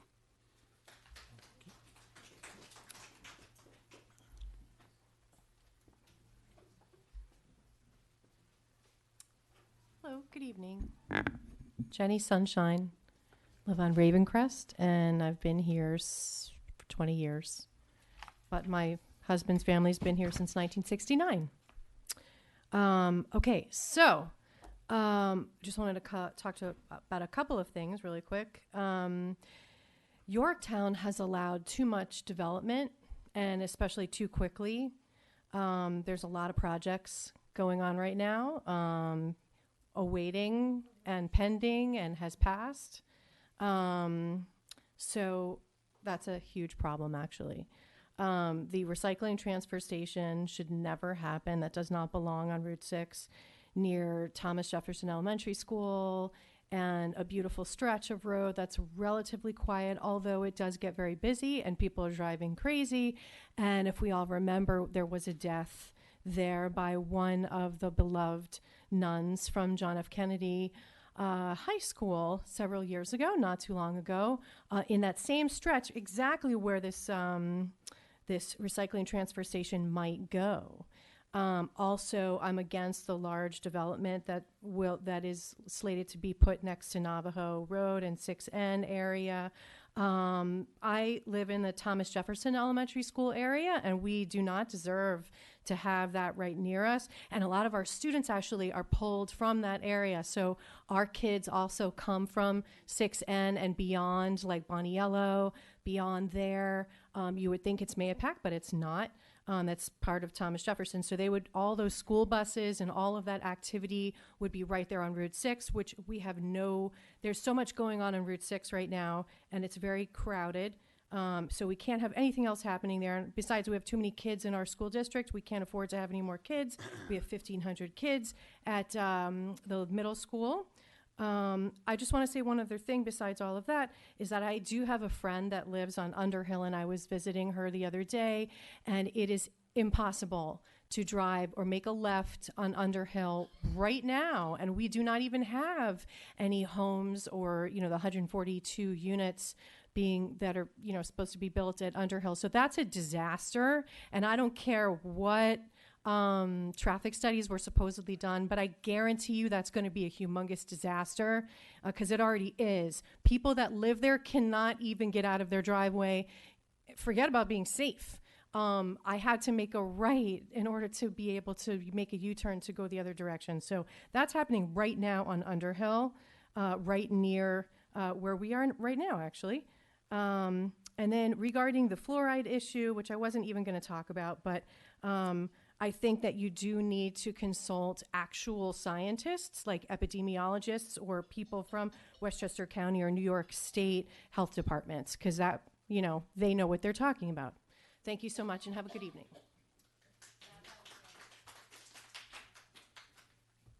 Before we start, bravo Yorktown for last night's memorial. That was so touching, and I'm so glad that you allowed it to happen. Very touching and beautiful. Thank you, Joanne. Okay. Joanne Silic, Yorktown Heights.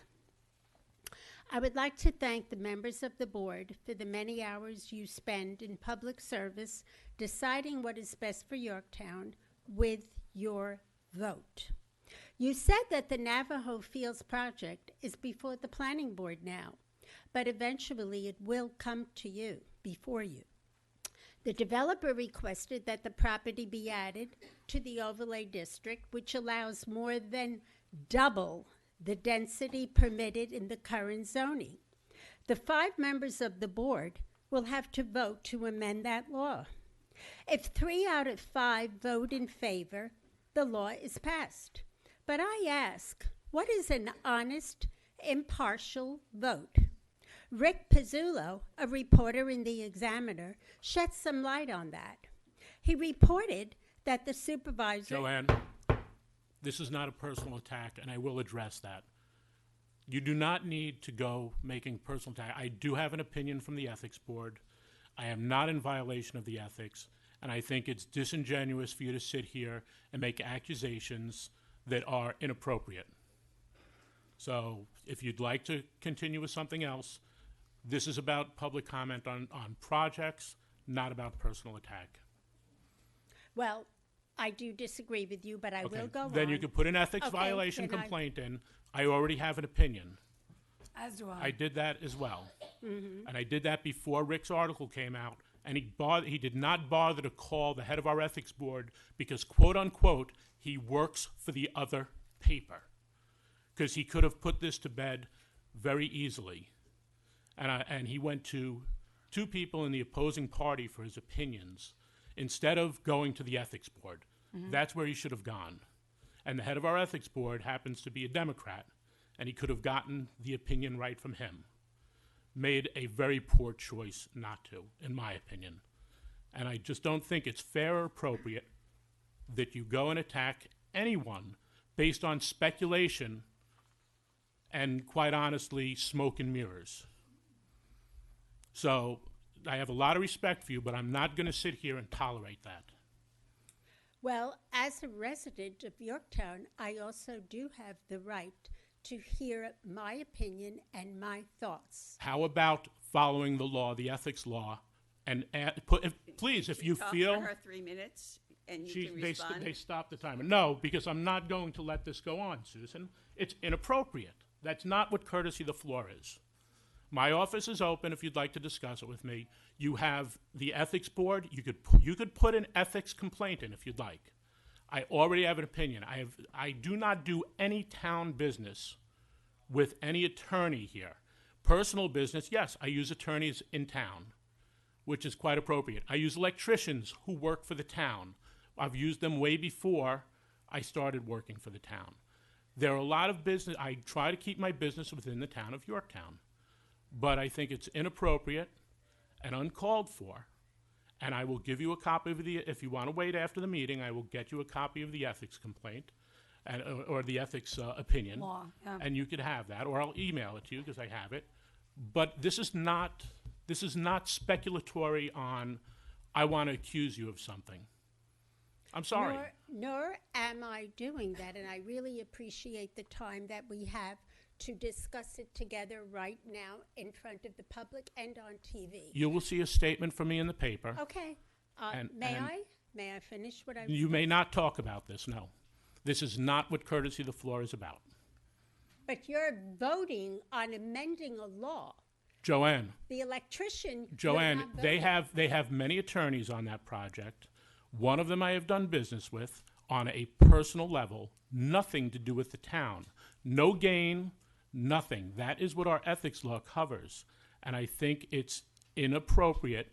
And I recommend, if you want an opinion from the ethics board, file an ethics complaint if you think it's a violation and move forward from there. Well, I would like to use, I do want to use this opportunity as a resident of Yorktown to state that there is definitely a conflict of interest.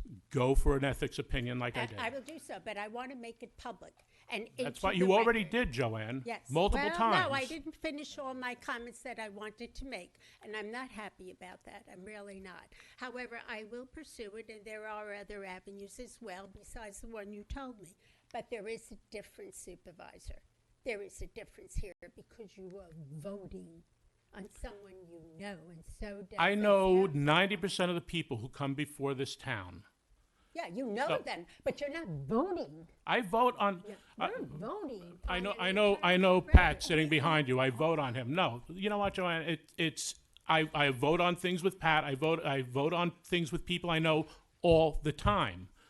Doesn't necessarily go in their way. Yeah, but they're So- in business.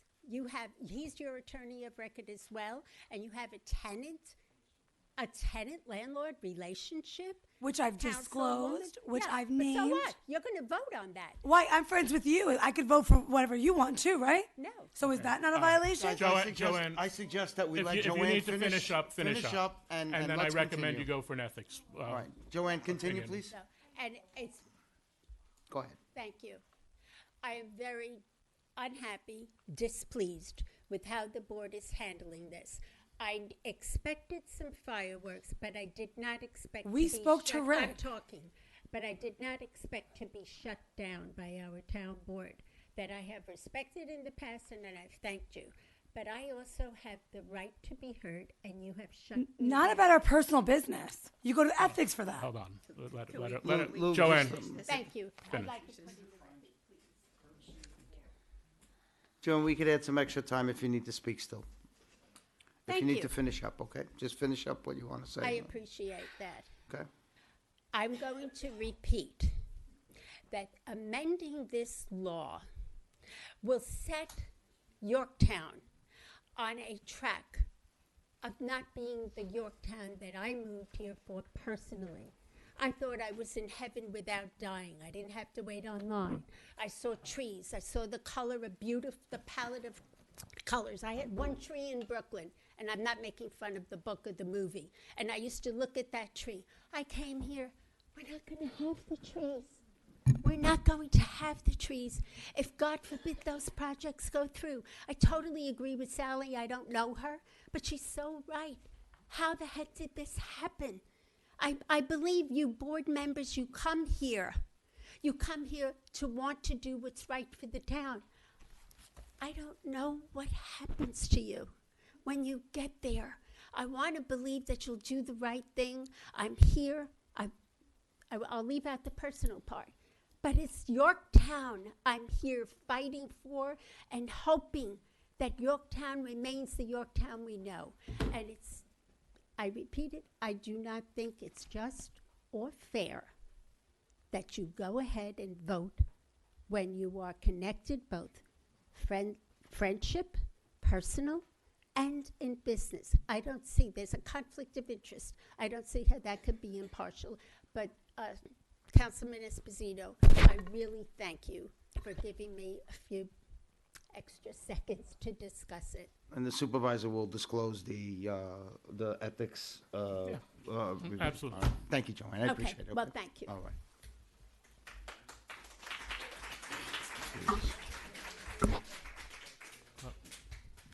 Joanne, you got your stuff there. Who's next? Good evening. Good evening. How are you? I'm good. How are you? My name is Adele Sadak. Oh, it's too high. I have that problem too. You know. My What are name you is gonna do? Adele Sadak, and I live in Jefferson Village. Last meeting of the town board, Mr. Lynch pointed to the American flag and said, "We are given that right for freedom." Now, what about the fact that my husband is a combat veteran, served 6 years with 2 tours in Vietnam? What freedom and voice does he have and the rest of the veterans in Jefferson Village who want to live without the smells, dangers, and excess traffic which the recycling facility will bring? Thank you. Thank you. What was your name? Any other comments? Courtesy of the floor? Motion to close courtesy of the floor? Motion. Second? Second. All in favor? Aye. All right, so I'm going to start back with that, Joanne. As I said, there's an ethics opinion. I spoke with Mr. Pizzullo. I thought his article characterized the situation poorly, put a lot of my personal information out there about an injury that occurred while protecting children, and the fact that I have a personal injury attorney that does business within the town does not, according to the ethics board, have anything to do with the town influence. I make no financial gain. Actually, he makes no financial gain unless he wins a case. He's paid by the court, and if he doesn't win a case, no one's paid. So it's not that, and that is where conflict of interest comes in, by the financial gain in a relationship. I am not in business with any attorney. I'm in business with my wife or any of my businesses, and we do not do business within the town structure. So we don't do, like, I went for an opinion. If the town wanted to hire me for a job, I can't do it, so I don't. And that's where conflict comes in if I were to have a financial gain. So I think it's, I think the way that Mr. Pizzullo framed it was wrong. I have had a conversation with one of the people who was quoted, who loves to do her research, and said, "Oh, it's definitely an ethics violation." I said, "Well, then put in a ethics complaint." She said, "Well, no, I don't believe that it needs a complaint. That's why I didn't put one in." So all she needed to do was do the research, and it's there, and that's why we have an ethics board. And it's not a Republican ethics board. It's not a Democratic ethics board. It's a bipartisan board that makes decisions based on it. And believe me, if they felt there was an issue, they would have told me, and then I would recuse. So I think it's important to get the proper information, and it's an open book there. And I just think it's very disingenuous to come at courtesy of the floor. For anyone, you have my number. You have a question, you want to ask me, you're more than welcome to. That's fine. It was in public. It was in the newspaper. You were quoted in the newspaper, so which is fine. So you can. So I don't know if it's a "I want and I got you" moment. That's what it seems. So it's for Yorktown, which I, Joanne, please, which I do look out for every day. I will say, we're talking about a lot of things with different opinions here today. So there's an opinion about fluoride. There's an opinion about recycle plants. There's an opinion about traffic. It was said earlier, what makes your opinion right and my opinion wrong? Just your belief structure. There is a process that the town board has to follow. We are obligated to hear the information from all sides. So that is what we do. That is what we will continue to do. When it comes to the overlay district, there's actually criteria that they would have to meet to enable us to open that up. So if they meet that criteria, it needs to be considered. If they don't, it could be stopped. And that's just the way of the law on that. And we will follow that law because it is part of the procedures. Jay, you spoke about the ALS billing and contract. We actually, and I think this will, also cover a little bit of what Alex said, and we have been looking at the billing, how they're doing it. It's done two different ways because they're two different districts, and the Mohegan district actually has multi-jurisdictional. They're in Cortland, they're in Yorktown, and I think they might even touch into Putnam Valley a little bit. I forget offhand. And Yorktown is Yorktown. So there are a lot of things to look at, but we have started investigating that to see. We will be going for out to bid today for the ALS service of the additional 12 hours and the extra fly car. Because the one thing that we have learned, I know Alex says we need a more comprehensive study, and I'd like, Alex, I'd like to have you come by my office and we could discuss that, because I think you have some phenomenal ideas there, and we might even be able to get a grant to look at that. But the one thing we do know is we haven't changed our ALS service since the 90s. I did a study, our comptroller did a study, it was viewed by the town board, it was sent out. Some of the ALS numbers that they've suggested seem very off for the money that they want for 12 hours and an additional fly car, especially when you break it down into the rates that we pay.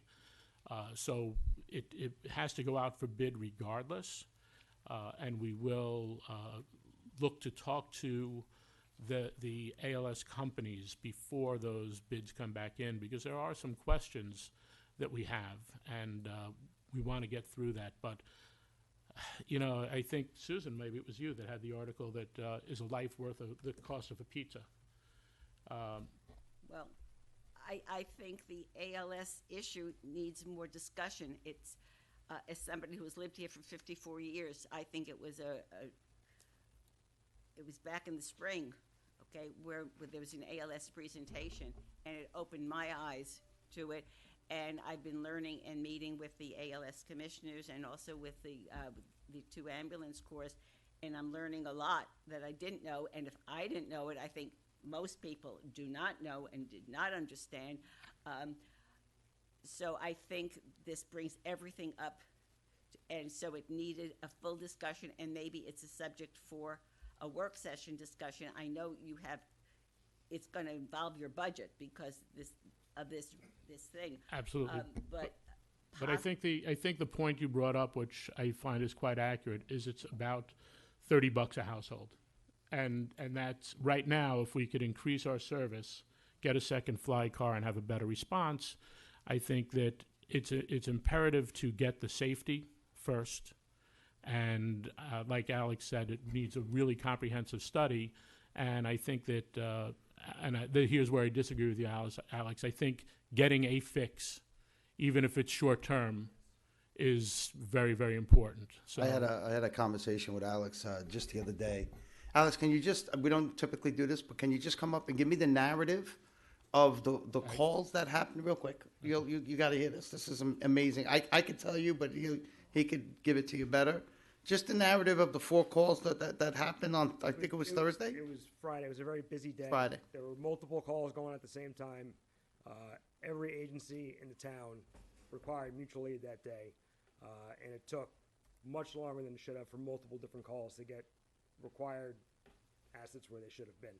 I'm not here to disparage anybody or any agency or anything like that, but it's something that needs to be looked at on a grand scale. But just explain what happened, right? A call came in, and there was the fly car from what happened was the ALS was dispatched from Mohegan to Yorktown. Then They were Yorktown kind had to of go to Mohegan, right? Right. There were mutual aid back and forth between Mohegan and Yorktown. The paramedic and the fly car, which is the dual medic fly car, so it's 2 medics sitting on one car, now have to go back and forth between the calls because they can't break apart and do their separate calls. And then as that all was going on, even more calls dropped and the services got overwhelmed, and we had to have services from Mount Kisco, Westchester County, and WEMS come in to handle. At one point, we were covering a call in Mount Kisco or something. No, right? they came into They Yorktown. came in. Yes. I Thank think you. there are statistics, which But I got the report from Empress on. I am not part of any ALS or EMS in Yorktown. I volunteer with the firehouse, so my opinion on this matter is strictly limited to Yep. the fire service. I wasn't even there, so it's not even something I have a personal, site on Stake what in it. happened. This is, It's- as a supervisor said, this is a vital service. Yes. I live in Jefferson Village, and I think my co-village residents will realize I see the ambulance too often. Just last night, my neighbor, just across the road from me, that they were there. It's sort of like an insurance policy you have, okay? You have it, and you hope you have your homeowner's insurance, and you hope you never have to call for it, all right? But we need that service there, whether it's the ambulance corps or the paramedics, because the paramedics can do so much more than what the EMTs can do, and you need it when you need it, and we have to. This is a community decision that. Are you willing to pay the $30 a year? You know, that's a very rough estimate, and of course it varies for everyone. And I'm not saying I know that that's the exact numbers of what we need, but it needs a discussion, and I think the community, and this possibly should be a work session discussion so that it's televised and the people understand. I've just learned that both Mohegan and Yorktown Volunteer Ambulance Corps can't get enough volunteers, and they are now having to pay people to do that. So everything is changing over time, okay? And I spoke with the people in the town of Cortland. Cortland has actually ambulance districts, all right? And also they are redoing their ALS services. This is a complicated issue. There's, I think, absolutely no question that we need more service, that what we had in the 1990s doesn't work. And I'm sorry to say this, but you're going to have to pay for it. If the community wants it, you're going to have to pay for it because you can't get anything for free. And we have to make a choice. More of a need, not a want. Yeah, it should be an essential service. It is an essential service. And then there's a ranking. So my husband's a medic. Let me make it all known that my husband's a medic in Yorktown, was a volunteer through COVID, left a very nice job in the city to work here in town, and his goal was to stay here. But because you have to go through working some sort of rigs until you can get credited, thank you for nodding, he's hired by Northern Presbyterian in Cortland. Oh, hi. Okay, so you can tell him that his wife advocated for him. And he can't get a position here in his own town because of it. And on top of that, there's also a shortage where Mohegan has no choice but to pay because they absolutely have zero volunteers. And the YVAC is struggling with the limited volunteers that they have. And there is something to be said that certain people need their license taken away at certain times in their lives. There's something about the amount of commitment that goes into this institute is amazing. But after a while, retirees can't drive, and they were supposed to be a driver, and then they're not replaced, or they don't want to change their ways and evolve what BLS is. So when my husband or Alex is driving a BLS client when they should be doing an ALS service because they can actually save a life, we're losing a life on two sides. So we will definitely bring this back, but I will say that, as I said, I think there's a sense of urgency in adding extra hours, and we could always go through and add again. I just want to just reiterate what Susan said. Look, it is like a life insurance policy. Yeah. We're living longer. I had to use the services 2 or 3 times over the summer with my brother, and when you need it, you want it. You just can't wait. So we're gonna have to just discuss it, but And the amount of nursing homes. We're all leaning towards the second flag car, So let's see what yes. All right. So Mel, I would refer you to our town attorney. That's who gave us the law, and through the building department for the ADA. The ramp that was done on an emergency basis when they had to tear out the front stairs due to a leaky oil tank. I was not as involved. That was more executive office at that time. That was our building department along with Tommy, who know about it, know about the business, and they did what they could to get the town hall open and keep access to the main floor where so many important services happen, such as taxes, assessment, and our clerk's office, some of our most vital offices for our town residents. There was a lot of talk about the transfer station. Thank you. I will remind everyone, though, the transfer station has not come before the town board. We do have something about zoning on today and addressing the zoning. So when we come up on comments, I really would ask that we do not cross that line. We gave a lot of latitude in the last meeting due to the fact that the environmental concerns are part of the zoning, and what we look at, but they're not just in relation to a transfer station, and it's why we're looking at transfer and recycle as it was defined back in the day, and you know, looking at the adequacies and or inadequacies of that law. So that's really what we are looking at tonight, not any particular project.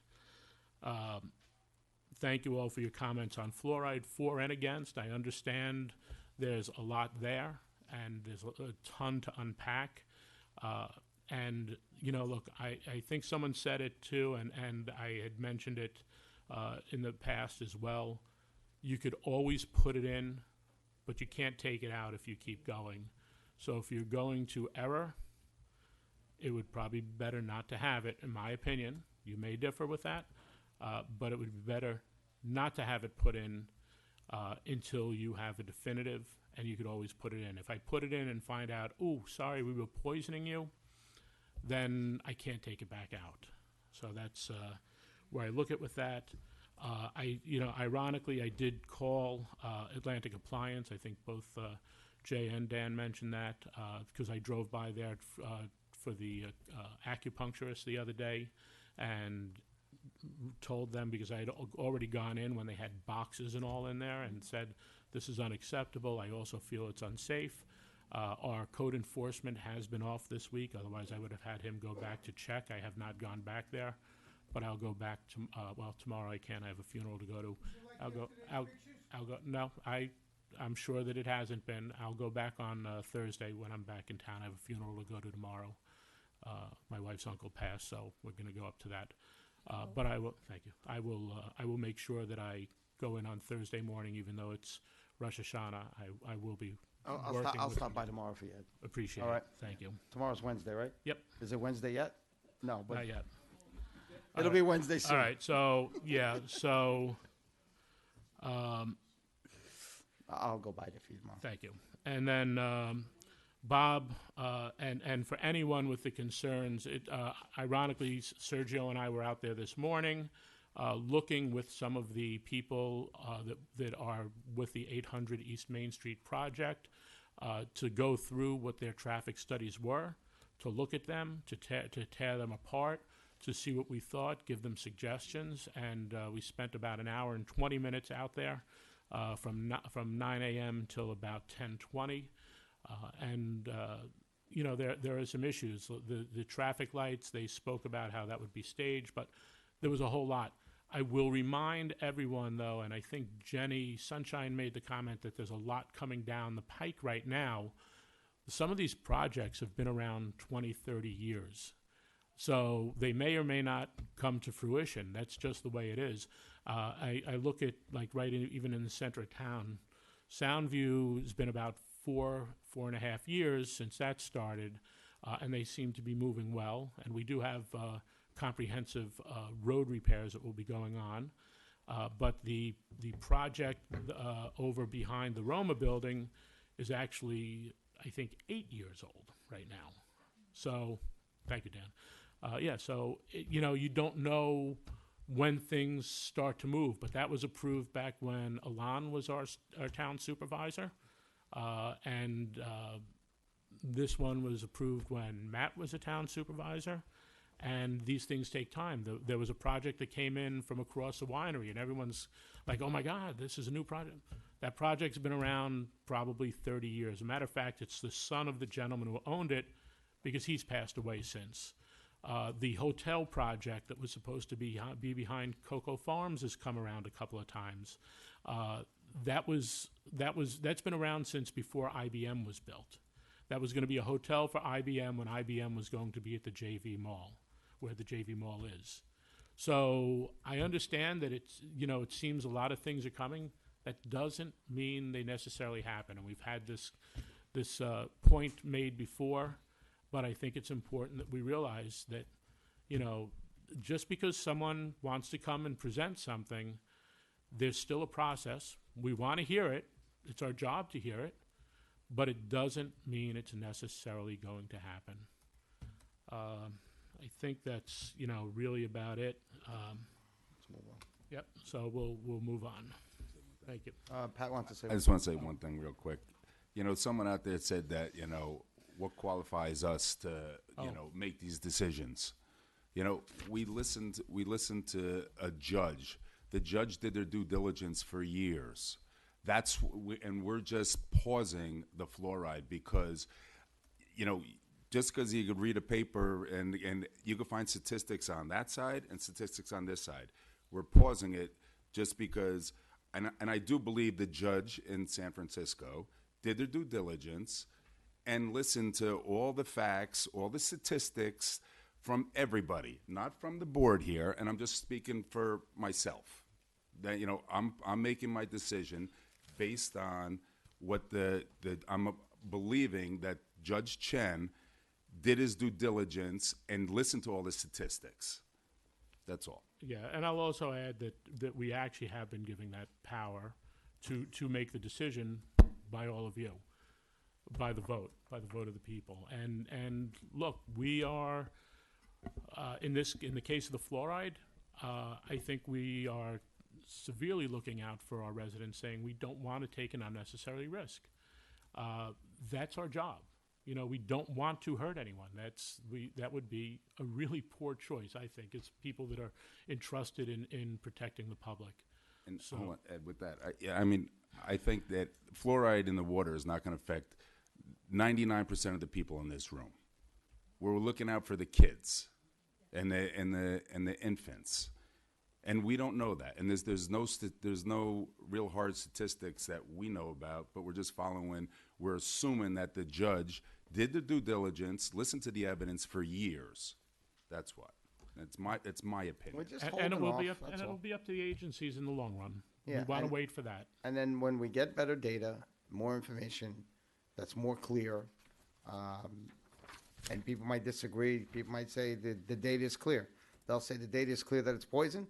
They'll say the data is clear that it's got health benefits. And you know, what we're proposing is that when we get that clarity, when we listen to the experts as the legislators of the town that we've been elected to do, the new proposed law, if it goes into code, will allow us to turn it back on if we need to. That's it. So there's a lot of misinformation that we're, you know, I'll end it with that. Thanks. All right, we'll move on to. No, I have. Oh, you want to? Yeah, I have Go some- on, Susan. I have some comments. Two people have talked about going back to meetings 4 times a week. Okay, I'm looking at the clock, and it's nine. You know, I think Mark said something about that, and No, you're saying 4 times a month. Four not a week. oh no, I'm sorry. No, 4 times a month. I apologize for that. No, I don't think even I want to be here 4 times, a week between planning board and other meetings. But I'm looking, and it's 9:47, and we haven't even gotten to, I think, 5 public hearings tonight. Now, I've always felt that courtesy of the floor was a very important part of our town board meeting, and sometimes that 2 people can speak, and just 1, 2, 3. Other times, many more people come to speak. But something like the fluoride discussion, this is like a novel idea, putting discussion items into a regular meeting, which is something new that has never happened in the 54 years that I've lived here, many of those years at town board meetings. Okay, that should have been a discussion at a work session, okay, not at a regular meeting when we have 5 other hearings scheduled. We also have a lot of things as we get to the public hearings tonight. You'll hear me say, why hasn't the board dealt with this before? We have to extend moratoriums because over 6 months we haven't done anything. This board needs to get more work done, and it needs 4 meetings a month so we don't go on this long. The ALS has been discussed, and I'm glad that it's been taking, that we are finally looking at this. And I thank you for your comments and for the ALS commissioners who came back in the spring and brought this to our attention. It needed the public to know about it.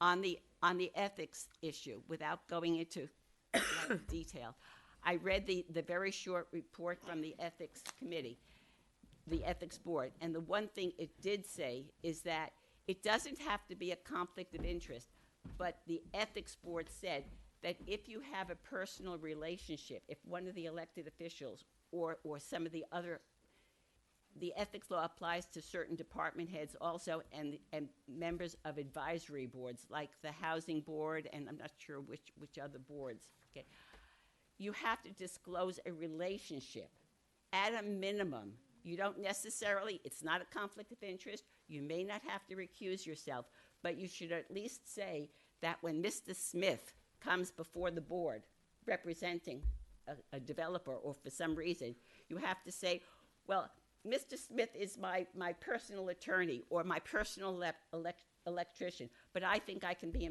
impartial. That's what the ethics board said in the opinion dealing with Mr. Grace. We just have to know that. Had it not been for that article, Susan, you're absolutely wrong. People No, knew about if it you- if because you- I have sat at this table and said it. So please. no, it was. Susan, if you it want to was- attack me, put I'm in an not- ethics I'm complaint. not You atta- are. I'm not Don't attacking tell me you. I didn't do what I did. All Otherwise, I'm saying people would is not have known what about the it. ethics board said. Right. It doesn't have to be a conflict of interest. Somebody used the term perception. Ethics is perception. All the ethics board said that should be done is you should acknowledge it. You don't necessarily have to recuse yourself, but just acknowledge the relationship. And it I has think been. that has not been done the times that somebody has appeared before this board, okay, over multiple years and multiple applications.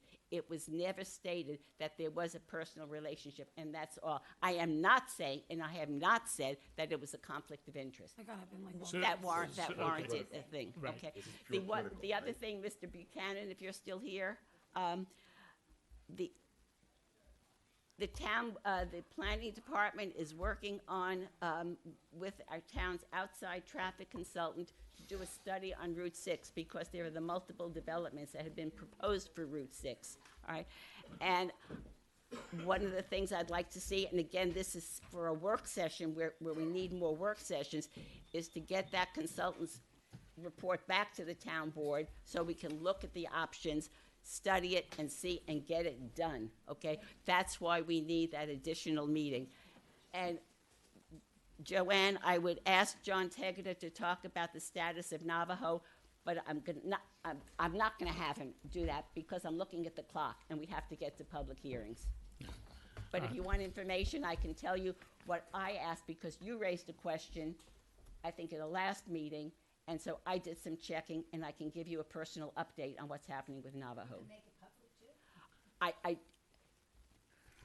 John would have to be called up, that would delay the meeting, and we have important public hearings, and people are here for the public hearings. So, Susan, I will tell you one more time, I have disclosed my mistake, and I will say I have not disclosed every time, but I have disclosed, it's been public information, and that's how it was out there. So the fact that I do not like the fact that I have the workers' comp case out there. It's affected my life, it's changed things, and I don't like to talk about it, but I have put it out there. And according to the ethics board, I will put it out any time that Mr. Grace comes in. That was their opinion, that it should be all the time. But it has been, otherwise people would not have known about it, to say anything. Look, I understand, but I'm just saying I've been very transparent about it, and I will remain transparent about it.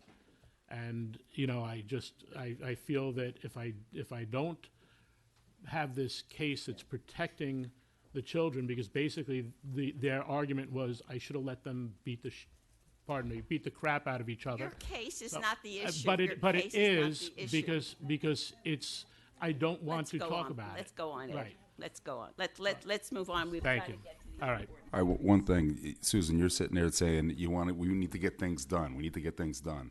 We put the referral out for October 15th, and you're like, no, it's way too fast.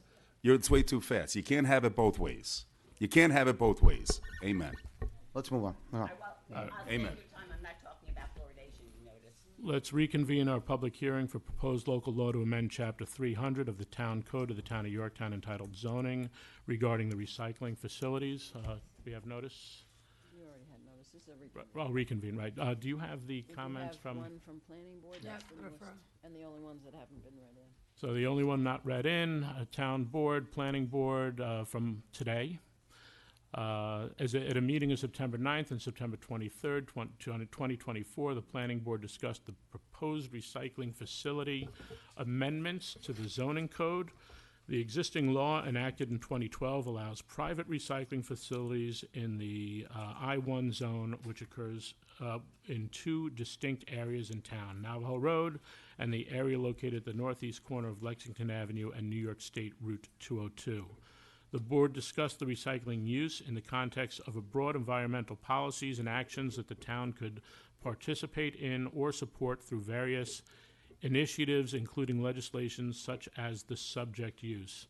The planning board believes that recycling of waste products is a laudable and necessary activity when considering the town's record to promote green, environmentally sound activities, which would include, among others, renewable energy legislation, participation in sustainable Westchester, tree and forest protections and preservation activity, wetland and watercourse protection, and the town's municipal waste and recycling program. The board believes the town should continue to promote and participate in such activities as a matter of sound environmental stewardship. The board is aware of the town's household recycling program and supports such efforts and is pleased that a robust recycling program is already in place and operational. The planning board also acknowledges that the subject law allowing private recycling facilities is ineffective. The activities are not properly defined, and it lacks specific protective requirements such as, but not limited to, noise, odor, traffic, and other potential environmental risks. The board therefore has no planning objections to the subject action. However, the planning board suggests the town board continue to implement sound environmental policy and participate in effective and environmental activities. Okay. Thank you. So, as stated there, and as the intent of what we are looking at, we have felt that the 2012 law has been ineffective. It does not have a firm set of definitions, and it doesn't environmentally look at water, sound, noise, air pollution, and that is why we are looking at the law. I'd like to open for more comment. Does anyone have any comment? Come on up. Come on up. Please keep your comments regarding this to the actual zoning codes. Good evening, Jay Kopstein. The simple question, when the law was changed, I think within 2012, what do the minutes say about the definition of recycling at that time? Real simple. Was it household recycling? What do the minutes say? Thank you. Thank you. Thanks, Jay. Brian Sillick, Jefferson Village, Yorktown Heights, New York. I just have one little comment, quick and easy. As the supervisor stated, there's a lot of projects going on right now. Am I correct? I would like you put a moratorium on the solar panels. You put a moratorium on the smoke shops. I would suggest a moratorium on building, at least in the big buildings and all the projects, that you can look back, sit back, and assess what's going on. Give yourself a little time, because everything is too fast, too much, too quick. Just my thoughts. Thank you. Thanks, Brian. Dan Strauss. I can't follow something. I read the law, and it's in a light industrial zone. And I understand that a recycling was specifically mentioned in 2012, regardless of the size, recycling. But it's in a light industrial zone. It also made comment to the impacts that you mentioned before. about sound. Didn't even mention traffic, I don't think, but sound. Some of the other things that the planning board mentioned when they wrote the letter. So let's assume that instead of a recycling facility or transfer station, the applicant had come in for a warehouse, a big warehouse, same size that he wants to put the recycle. Does it mean that specifically you're addressing a recycling facility, or is it any use? Because the applicant mentioned, well, we could come back, or someone could come back with another use. So if a warehouse went in there and they were going to store a lot of furniture and trucks came, 30, 40 trucks, would all of this stuff be, and they came in and out, they brought furniture and then they took it somewhere else out of that facility.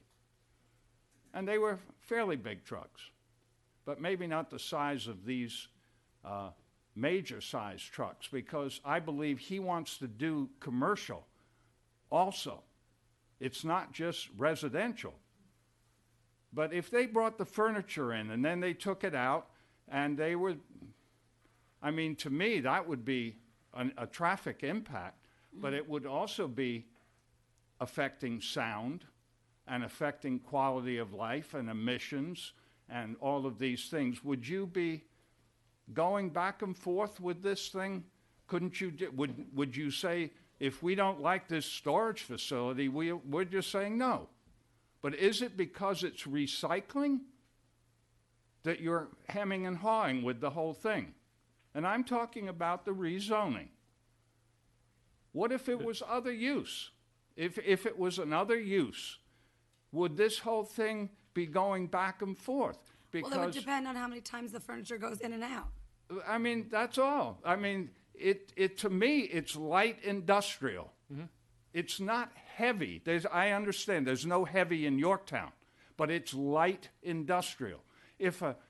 Even going back to recycling, if a commercial business, you can't pick up sheetrock when you do we have recycling here in Yorktown. We have a program, but you can't leave sheetrock out. So if a guy comes in, a small contractor, and he brings 3 pieces of sheetrock, well, I could see that. But where is it because you have to make definite definitions of all these things? I just don't get it. There's a big difference between a small contractor bringing 3 pieces of sheetrock and a truck with 18 wheels bringing in, I don't know how much they carry, 6 tons of stuff. So I just can't follow that you have to redefine a zoning to make a distinction between what this applicant is proposing based on you going to that planning board meeting where he said what he was going to do, that you just can't say, no, it's not appropriate in this zone. And so I just don't get it. That's where I'm at. And maybe you can explain what the deal is here. And I got to calm down. I'm not that excited about it. I'll talk about it when we get there, Dan. But I just don't understand the whole thing, because it's tons and tons on a big truck is a lot different than a homeowner bringing a piece of sheetrock or a small business bringing in a piece of sheetrock or 5 pieces. That's all. Thank you. Thanks, Dan.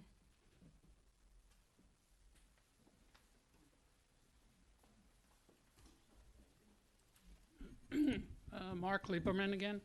So I wasn't going to speak on this issue, but more and more you're talking about this project zoning issue, that project zoning issue. I really think it's time we did a new comprehensive plan. Just spoke to our grant analysis about that so today. Somebody mentioned a moratorium on development. I think that's a great idea. And I think you should spend the 6 months and do a new comprehensive plan, because it seems like every one of these projects is violating the existing. Mark, we understand. comprehensive- Is there anything specific on this rezone? Because Yeah, this is This what, This is a zoning issue. right, but what about this rezoning issue? I made my That's what we're comment. talking Thank you. about. Thank you, Mark.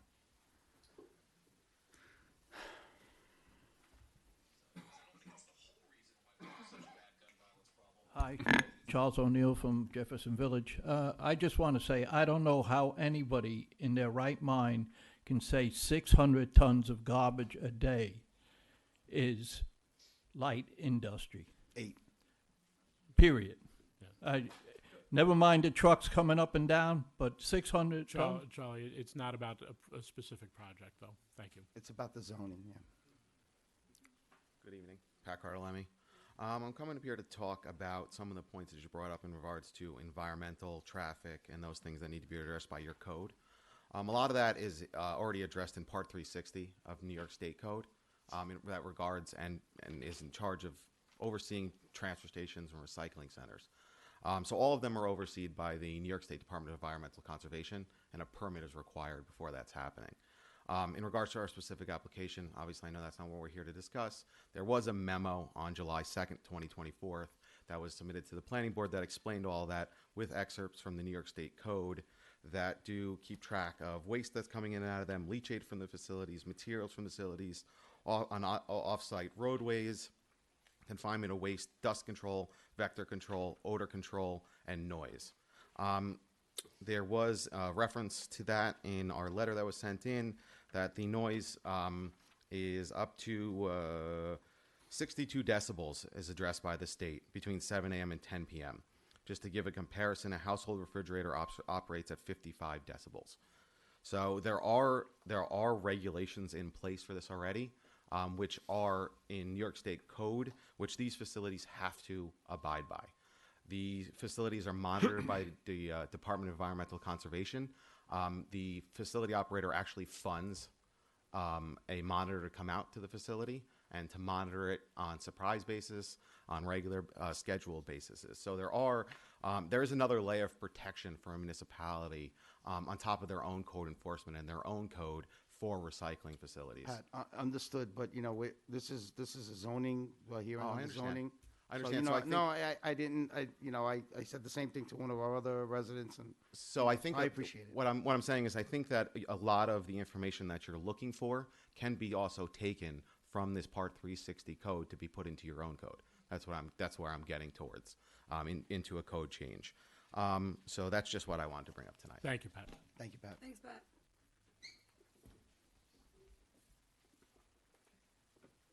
I'm not that familiar with this stuff, but I remember the applicant did make that comment the last time.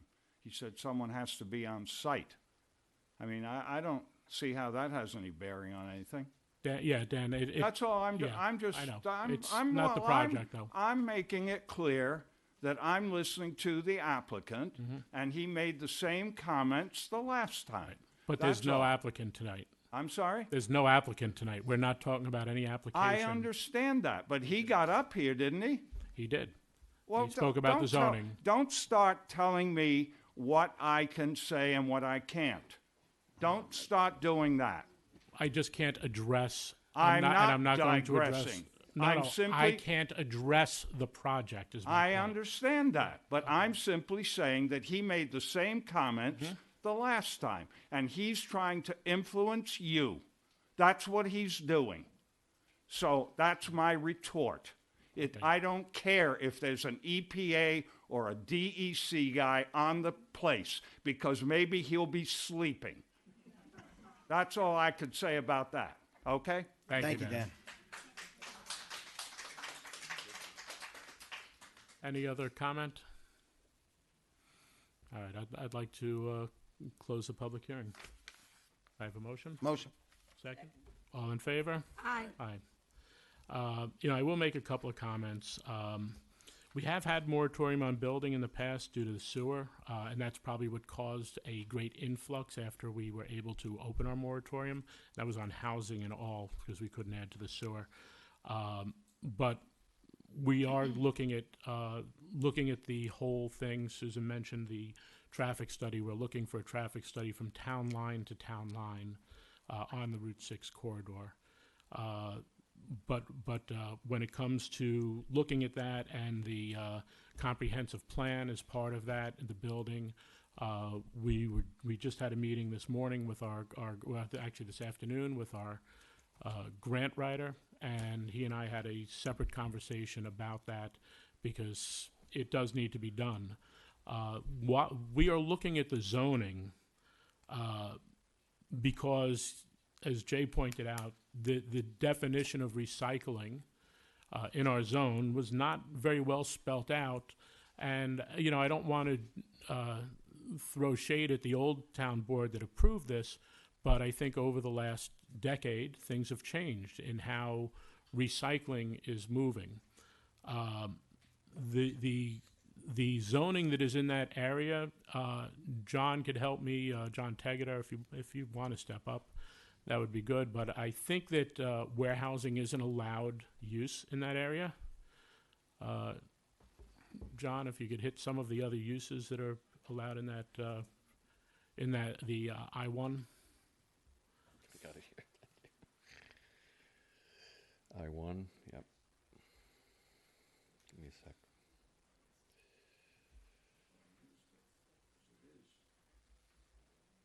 So while John looks that up, I will say that definitions are very important. Susan's actually a big proponent, and rightfully so. I think that sometimes you could over-define and try to pigeonhole everything, and that's not the case. But some broader definitions that really explain what the intended use are very important.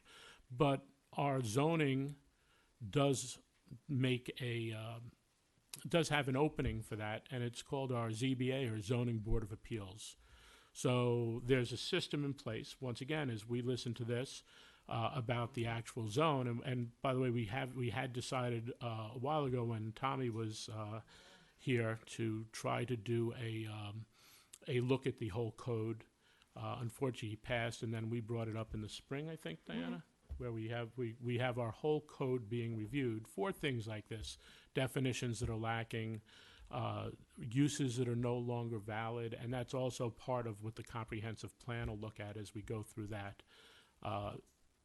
The world evolves, and we have to evolve with it, and we have to move forward, and that's where we are sitting today.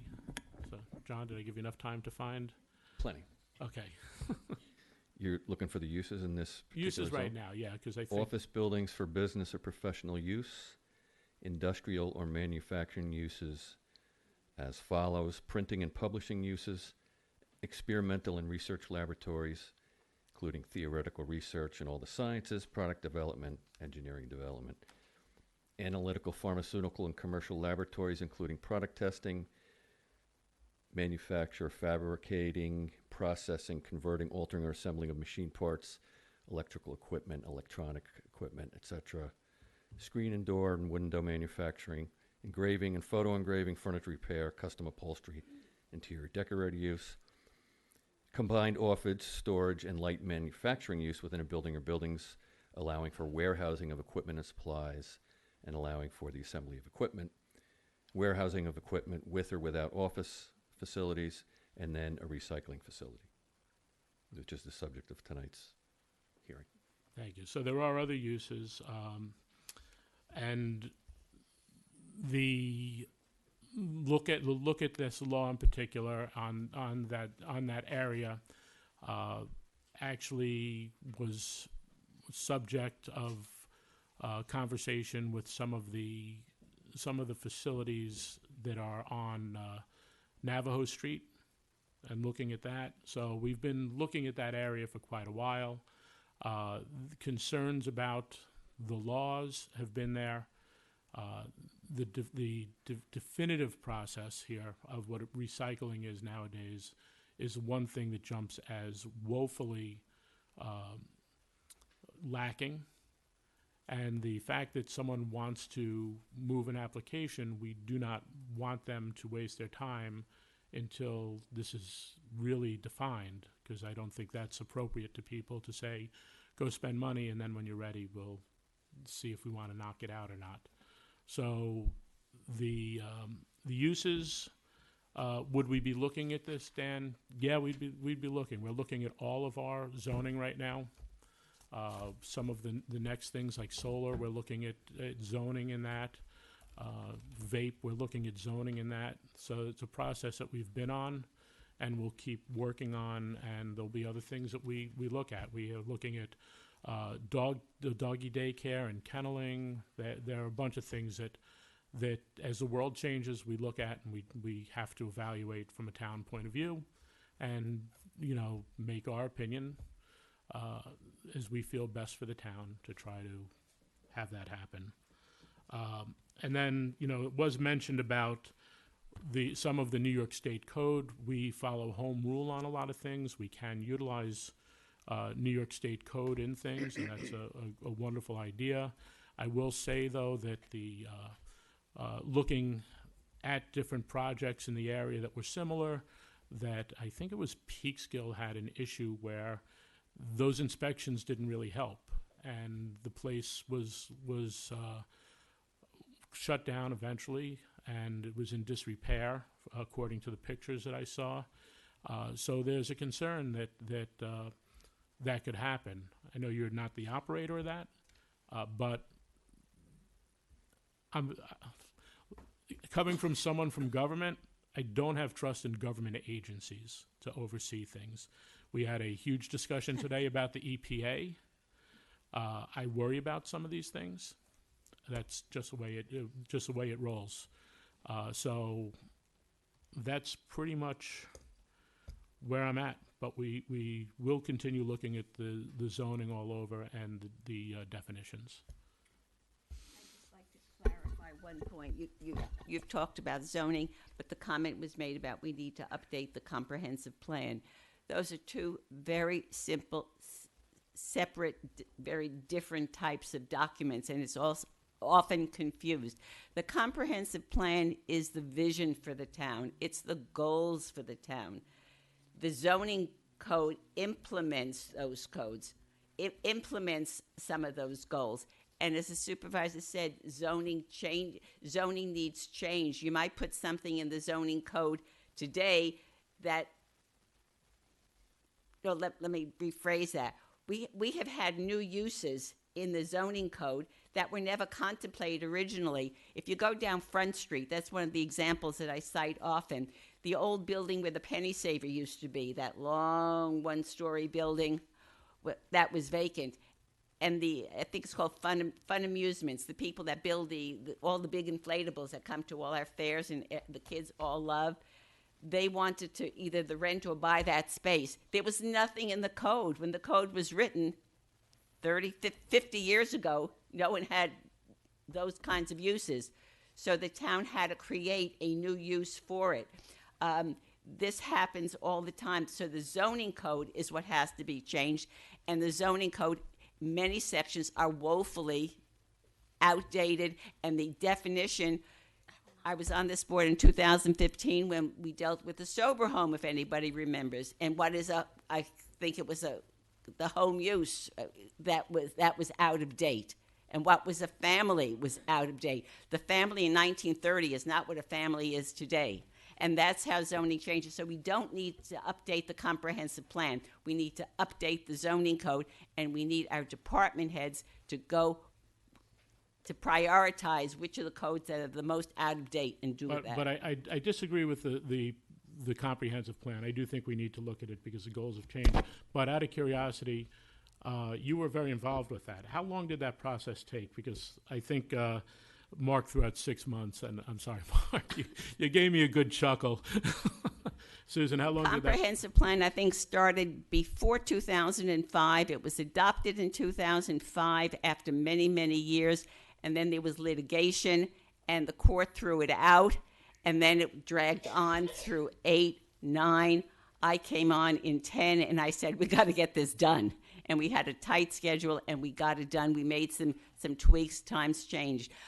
But the Yorktown is mostly developed, okay? And there's very little, the plan needs tweaking. It doesn't need a whole new look with all kinds of input, all right, that would be, it could be over $100,000 to have an outside consultant do it. I think we have better uses for $100,000. So if this comes up for a work session discussion, yes, I have a lot of opinions on this because I lived through the process. I'll work for a grant, though, So Susan. guys, I think we should take our own advice. And we have a public hearing here that we reconvene Okay. for zoning of chapter 300. My only comment that I'd make is a comment that I will reiterate and I've made before. I don't think that the proposed use that they're talking about is really in the spirit of what this recycling, whatever this vague recycling facility thing means. It's not really defined at all. And if anybody has any other comments, please feel free. But I think I don't know what the next step is. I could just add that I was around in 2012 when that was adopted, okay? And there was no clear understanding of what it was going to be. Certainly, it was not, in 2012, it was not going to be what it is being proposed today. I think it was like small apples and oranges. Small household recycling. That's it, On yes. a much smaller Yes. piece of And property. and to answer Jay's comments, I went through and I listened to the public hearing back in 2012. The video is still available on tape. And very little was said, and there's very, very, very little in the in any minutes, which I looked at those also. Okay, and there was no site plan. It was a very, very vague description of what they were going to do. So do we want to vote on the change here? Yes, to I'm eliminate? ready to vote. All right, can I have a motion to change the code to eliminate that section? Make that motion. Second. All in favor? Aye. Okay. So, all right, we are going to convene a public hearing to consider the proposed local law to amend Chapter 300 of the Town Code, Town of Yorktown, entitled Zoning, regarding the solar power generation systems and facilities. John? Hear your comments. Okay, we have our notice. Are these old comments as well as? That's all of them. All right. So before you start talking, John, I have Clifford Davis, attorney at law, direct adjacent residence located for the Dell Avenue Solar. Reviews proposed solar law, respectively submit some preliminary comments for the board's consideration. They applaud the proposal for expanding the setbacks from lot lines from 100 feet to 200 feet. This will reasonably reduce the size of proposed large-scale solar farms, and this standard can be applied objectively. However, we urge the board to consider a town-wide natural resource inventory to analyze all properties in the town and determine what the effects of the proposed law will have on future large-scale solar farm development. We believe the town is best served by proactively analyzing impacts rather than reacting to developments as applications are submitted to the planning board. To that end, we submit the town 2 maps of town. First map reflects all 5-acre parcels with a 200-foot setback in residential zones. The second map reflects all 5-acre parcels with a 300-foot setback in residential zones, by which large-scale solar farms can be developed, as you can see. So they're looking for us to look to extend beyond 200 feet and go as high as 300 feet. And then there's some maps that are associated with this. This is another one from Cliff a week later. The letter does not address a purpose clause in the statute which states that the town values its open space, naturalized areas, and rural character. Maintaining high environmental qualities and values are a mainstay of the town's efforts in its guidance and regulation development in the town. Doesn't address a comprehensive plan, which over and over again refers to protecting natural resources, conservation, and scenic and historic preservation, promoting development that is aesthetically compatible with the surrounding neighborhoods, and maintaining Yorktown as a community of primary lower density single-family houses inspired with open space preserves. Talking about the space, and Well, we're not recommending that anything goes on preserves or, with solar panels. There have been priorities that we try to push towards roof mounted, and if it's ground mounted, it's on vacant farmland where we don't cut down trees. But the law has allowed the use in 5-acre lots with 100-foot setback, and we're looking to change and make it more aesthetic. And I think that part of the issue is the move away from gas, nuclear, coal-powered. We need renewables. There's been a lot of talk. I think, if I'm not mistaken, Mr. Lieberman had gotten up one day about the gas pipeline and the expansion there. So as we look at limiting natural resources such as gas and oil consumption, we need to have some way to make up for the energy, because we are pushing towards electric cars. We're pushing towards the use of all of these renewables, using charging stations, but we're not going to have the electricity to run them. So we really need to make sure that we look at it as well. That's just what you had there. Then we have Abaca agrees with the red line markup for the screening size and height limits proposed. Pertaining to the original text, Abaca originally and continues to believe that review and approval of all solars on front-facing roofs in residential areas is excessive, not necessary, and feels that this provisional law should be stricken during the process as well. So they're also looking at roof-mounted solar being on the front.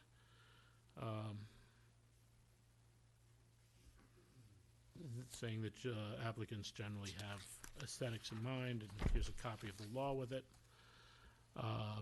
Jay Kopstein,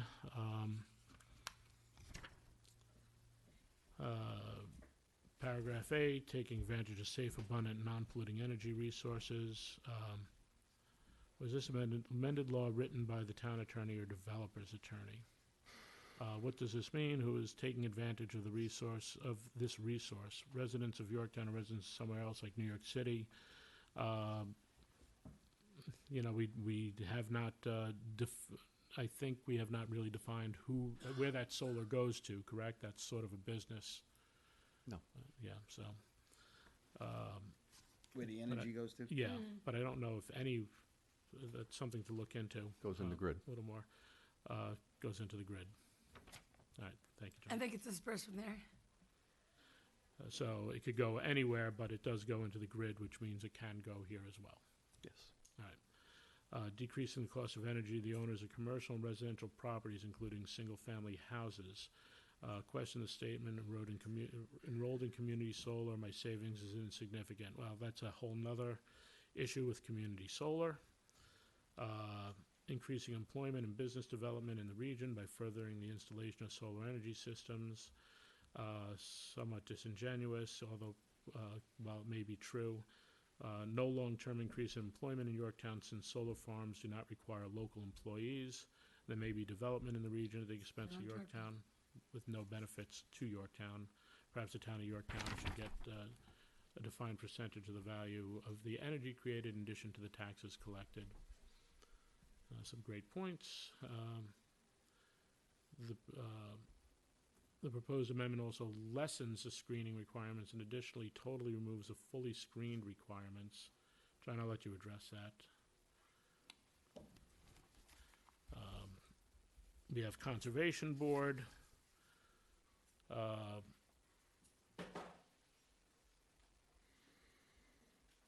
They want to be a mandatory referral. They want to limit to already disturbed parcels, abandoned farm fields, as we spoke about. Law doesn't require a rigorous enough analysis of the loss of forested woodlands. The function of woodlands is more the sum of the trees and the replacement for carbon sequestration. I think we had the conversation about how that's a little hard to define without any true value system for the carbon sequestration. So that has come up. DEP, no comment. Planning board, board requested the town board allow them to have flexibility to review site-specific conditions in determining the optimal setback. For example, a site may be able to be better screened from adjacent properties if taller trees are planted using a 100-foot setback than if screening trees are planted and then setback is 200 feet. Through proper visual analysis, using site selection, the planning board feels that they can achieve an optimal site layout based on the specific conditions and topography of each site, and the planning board has no objection to the other proposed modifications. Marcia Stone sent in some comments. Comments were made for the requirements for screening at a solar farm. Instead of a firm 200 mandatory screening, a very casual conversation resulted in a change to a case-by-case decision where the result may turn out to be only a 100-foot mandatory screening on the solar farm. She was wondering why some towns have a 300-foot border as a minimum mandatory requirement for a solar farm. And she's looking for teeth behind the priorities that exist in our current law of utilizing the vacant parcels that are disturbed already, the rooftops. There was a question about the Granite Knolls Park, which seemed to fit as a priority. One project, if news articles are believed, this project was killed in the wishes of a former town board member. That actually was killed for a Granite Knolls was killed from a Developer's point. Yeah, the developer didn't follow the contract and never came back and changed the terms repeatedly. So they ended up getting Issues with the paving. Yep. So that is why that happened, and we would not let them not fulfill the contract. Westchester County, no objection. Local determination. Zarin and Steinmetz. Firm represents Freestone Renewables, contract lessee of an approximately 15-acre portion of a 53-acre parcel on Jacob Road. They overall, they overall support the board in its efforts to update the town regulation of solar development. Solar is an essential component of New York's laudable renewable energy goals, particularly in the Hudson Valley, and the mitigation standards to help all stakeholders, applicants, neighbors, land users. Most importantly, replacing the subjective, fully screened standard in current law with a reasonable buffering and screening requirement allows the planning board to ensure a site-by-site basis that visually impacts are properly mitigated with imposing an unrealistic burden of requiring solar panels to be invisible from every angle. They want us to eliminate the proposal to increase the setback to 200 feet because it would not be effective to mitigate the visual impact of solar arrays. And they sort of make some of these same points that the planning board did. And all right, they talk about NYSERDA, which is New York State Renewable Energy. It's talking about how they definitely need, and solar amendment primarily fosters the state's renewable goals with the exception of increasing the setback to 200 feet. So basically, they are not in favor of the 200-foot setback, which I guess if that does pass, they could always go for a ZBA and try to get a zoning board. You want to talk a little bit about? You want me to go through what it is? Sure. Okay. Thank you. So the proposed amendments add two definitions, one about buffers and buffering, and the other one about screening. Then on small-scale ground-mounted systems, it requires a minimum setback in single-family zones, R140 and under, of a minimum of 30, a minimum of 50 in R180 and above. It reduces the allowable height of those ground-mounted systems from 15 to 10 feet.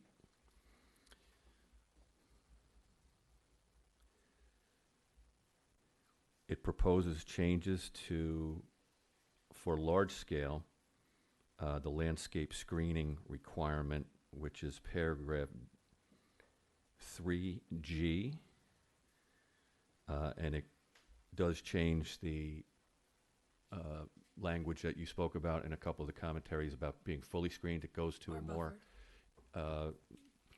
reasonable review and determination by the planning board, which is more typical. And it does increase the setback from 100 to 200, which was already increased from 50 to 100. And that's basically the proposed amendments of the law. Anything else you'd like me to talk about? Well, Do you have any comments from the board before sure. we open for? I think, the whole fully screened is something that's not attainable. So, changing that to reasonably screened, I could see. Because you're never going to be able to fully screen. You're never going to be able to make something invisible. Like fully screened means invisible, and what does that mean? Does it mean if you're flying over with a helicopter or an airplane and you look down, you see it, it's not fully screened? I mean, so I think it's something in the code that's not obtainable by any means. As far as the 200-foot setback, I am not in favor of decreasing it. I am not in favor of having the planning board vary it. That's what the ZBA is for. The fact that some developers have said that the 200-foot doesn't really do anything, I think that's a ridiculous notion. The further away something is, the smaller it gets. I mean, this is just basic common sense and logic. So I think if you kick things back a little more, you'll be able to screen them a little more, possibly. But they'll look smaller, and you might eliminate some of the view shed issues that you have. And like I said, there is a process. If you need a variance to go to the zoning board, that's what they do. And I'm going to make another comment. And I'm not banning solar, and I'm actually for solar in the right places. But I got to tell you, the law's fine, and as it's written, I'm prepared to move it. But I would rather see just an all-out ban in residential zones of any large-scale ground-mounted solar. Let me repeat that. Large-scale ground-mounted solar in residential zones. I think if we take that out of the code, we just put that in, that's going to solve a lot of issues. That means you can have commercial areas with large-scale ground-mount solar. You can still have rooftop solar. Curry Honda is a perfect example. Curry Honda, although it's commercial anyway, they're looking to put large-scale solar on their roof because they have a big enough roof. And so I would be all for that project. I'm all for if a resident wants to put some solar panels in their backyard. If they want, I prefer it on their roofs or whatever. That's all fine. But, and I've changed my mind on this, and I'll tell you why. I went to visit my daughter in Geneseo. She's since graduated. I'm driving around, and I'm looking at these large-scale ground-mount solar things. They're just littered. There's a house. Then there's this thing with all these weeds and this black thing, all these black things in it, and it looks like a mess. And nobody's going to come back and meticulously manicure the lawn and all of that stuff. Not to mention the housing crisis that we have. I mean, we're taking a property where residential houses could be built, and that might help resolve another issue. There is also the carbon sequestration question for me. I've raised this before. John, you and I have had an extensive conversation on it. What is the net gain of cutting down 100 trees and putting up 100 solar panels? I don't know. I mean, we could come up. That is something that's pretty quantifiable.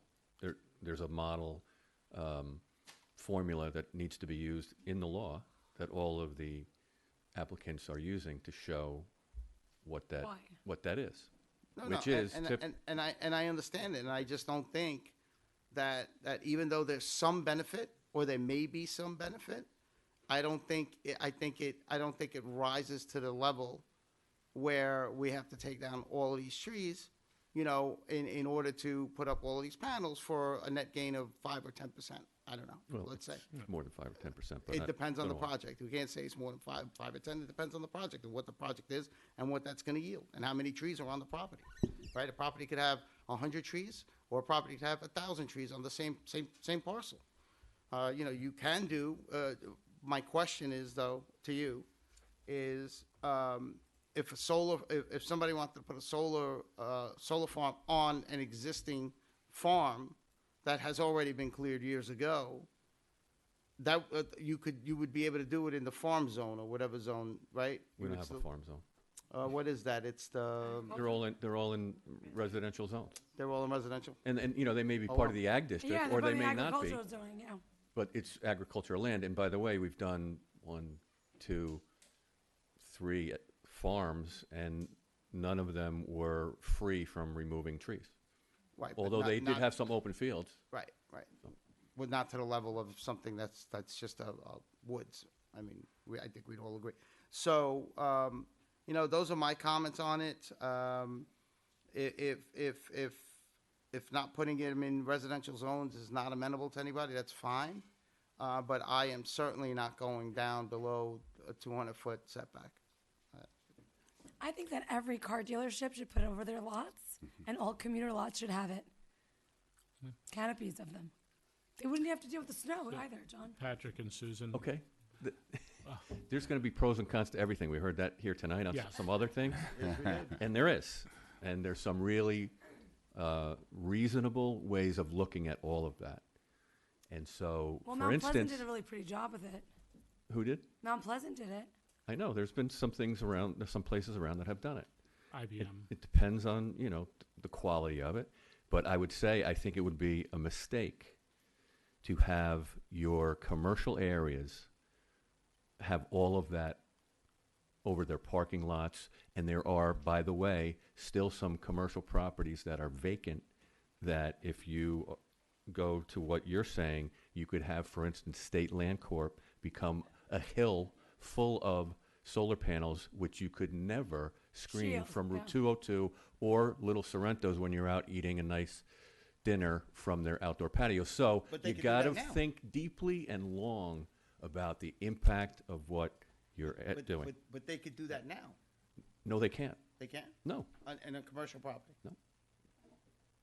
Not on vacant commercial properties. You can do the parking lots, you can do the roofs, and the screening requirement is similar to what we're offering here for the other ones. So how do my changes impact it, allowing it in a commercial zone? If you banned the residential, there would be there would really be no more solar projects that had the impact that the state is looking for, that the nation is looking for. Really, Curry would be one of those projects that would have that impact. it's a small On the small roof. impact. It's really you know, the large scale I think is 600 kilowatts. We're looking, you know, the projects we have are like 1, 2, 3. IBM was 5 megawatts. You know, so. Wow. Much bigger. I just have a couple things. I'm all for the 200 setback, and you enlightened me when you came up and did the thing of with reasonable screening, because I didn't even take into consideration if you're at the bottom and it's up Yeah. top and to look up through the trees. You You're know, gonna it just see it somewhere. No, but you enlightened me on you shoot for 100% visibility. But you're going to have to go with reasonable visibility just for that mere fact of, you know, sight line and stuff like that. And just, I don't know if you could answer or not, but the power from the solar, how does that power, can that power be used locally? You know, like, or does that just go back to the grid and, I'll answer you I don't know what I that, think that's is all. true, and I'm not going to say that it's true because I'm not one of those experts, but the power goes up to the grid, and it's like pressure in water pipes. It's going to find its way to, so does it end up in Albany, those electrons? Yeah. Okay. I don't know. I It's doubt made, it. it's made to back up, to shore up the grid. That's really what. No, no. Susan. I do have comments, but out of respect for the public, I will let you speak first because we went through this once before, okay? And then I will make my comments. All right. So, Did you open up the meeting? I didn't hear it. yeah.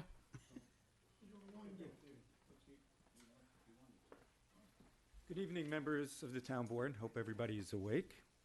My name is Clifford Davis. I'm an attorney for the adjacent property to the Dell Avenue Solar Project. I submitted letters to this board dated September 16th, 2024, and September 27th, 2024, which have been posted and which, Mr. Supervisor, you have referred to. I urge this board to slow walk this matter. The board took the right steps in enacting a moratorium resulting from actions that the planning board took in approving large-scale solar farms. Now, my understanding is the moratorium expired yesterday. I don't understand what is going on. The moratorium needs to be extended because this board has a lot of work to do. It hasn't engaged in any work session. And as set forth in the moratorium legislation, the town board received many complaints as to the aesthetics. And I've been watching all the planning board meetings. And even the planning board has criticized itself for its own approvals. The moratorium needs to be extended. And I was surprised when the revised agenda came out today that there wasn't even a mention of it. And Councilman Esposito, I don't think that fluoride affected your IQ. Thank you. I don't think so either. I think you're dead on. They might disagree. I think you're dead on. It has to be at least 200 feet. It's a bright line test. And this board establishes setbacks all of the time. It could be a setback for a deck, a side yard, a backyard, a freshwater wetland, a buffer. And as the town supervisor said, if a developer comes in and they say, they're calling a foul, they go to the zoning board. And they have to meet that 5-part town zoning board test. And if they could meet it, it's varied. But we shouldn't be giving discretion to the planning board. Now, we have to remember, even in this code, as it's written now and as it's proposed, there's a purpose clause. And I will read it. The town values its open space, naturalized areas, and rural character, maintaining high environmental quality and values are a mainstay of the town's efforts in its guidance and regulation of development in the town. And the town has to ask itself, what in the law comports with that purpose? And as this board well knows, before it can engage in enacting any new legislation, for it to be constitutional, it has to be consistent with the comprehensive plan. And we all know what the comprehensive plan says in the town of Yorktown. This is a bedroom community. It's a community of homeowners. It's a community of residents. And over and over and over again in the comprehensive plan, you protect natural resources, conservation, scenic, and historic preservation. Is that what this board is doing here? Even with the 200 feet. And let us not forget, the solar farm is an industrial use.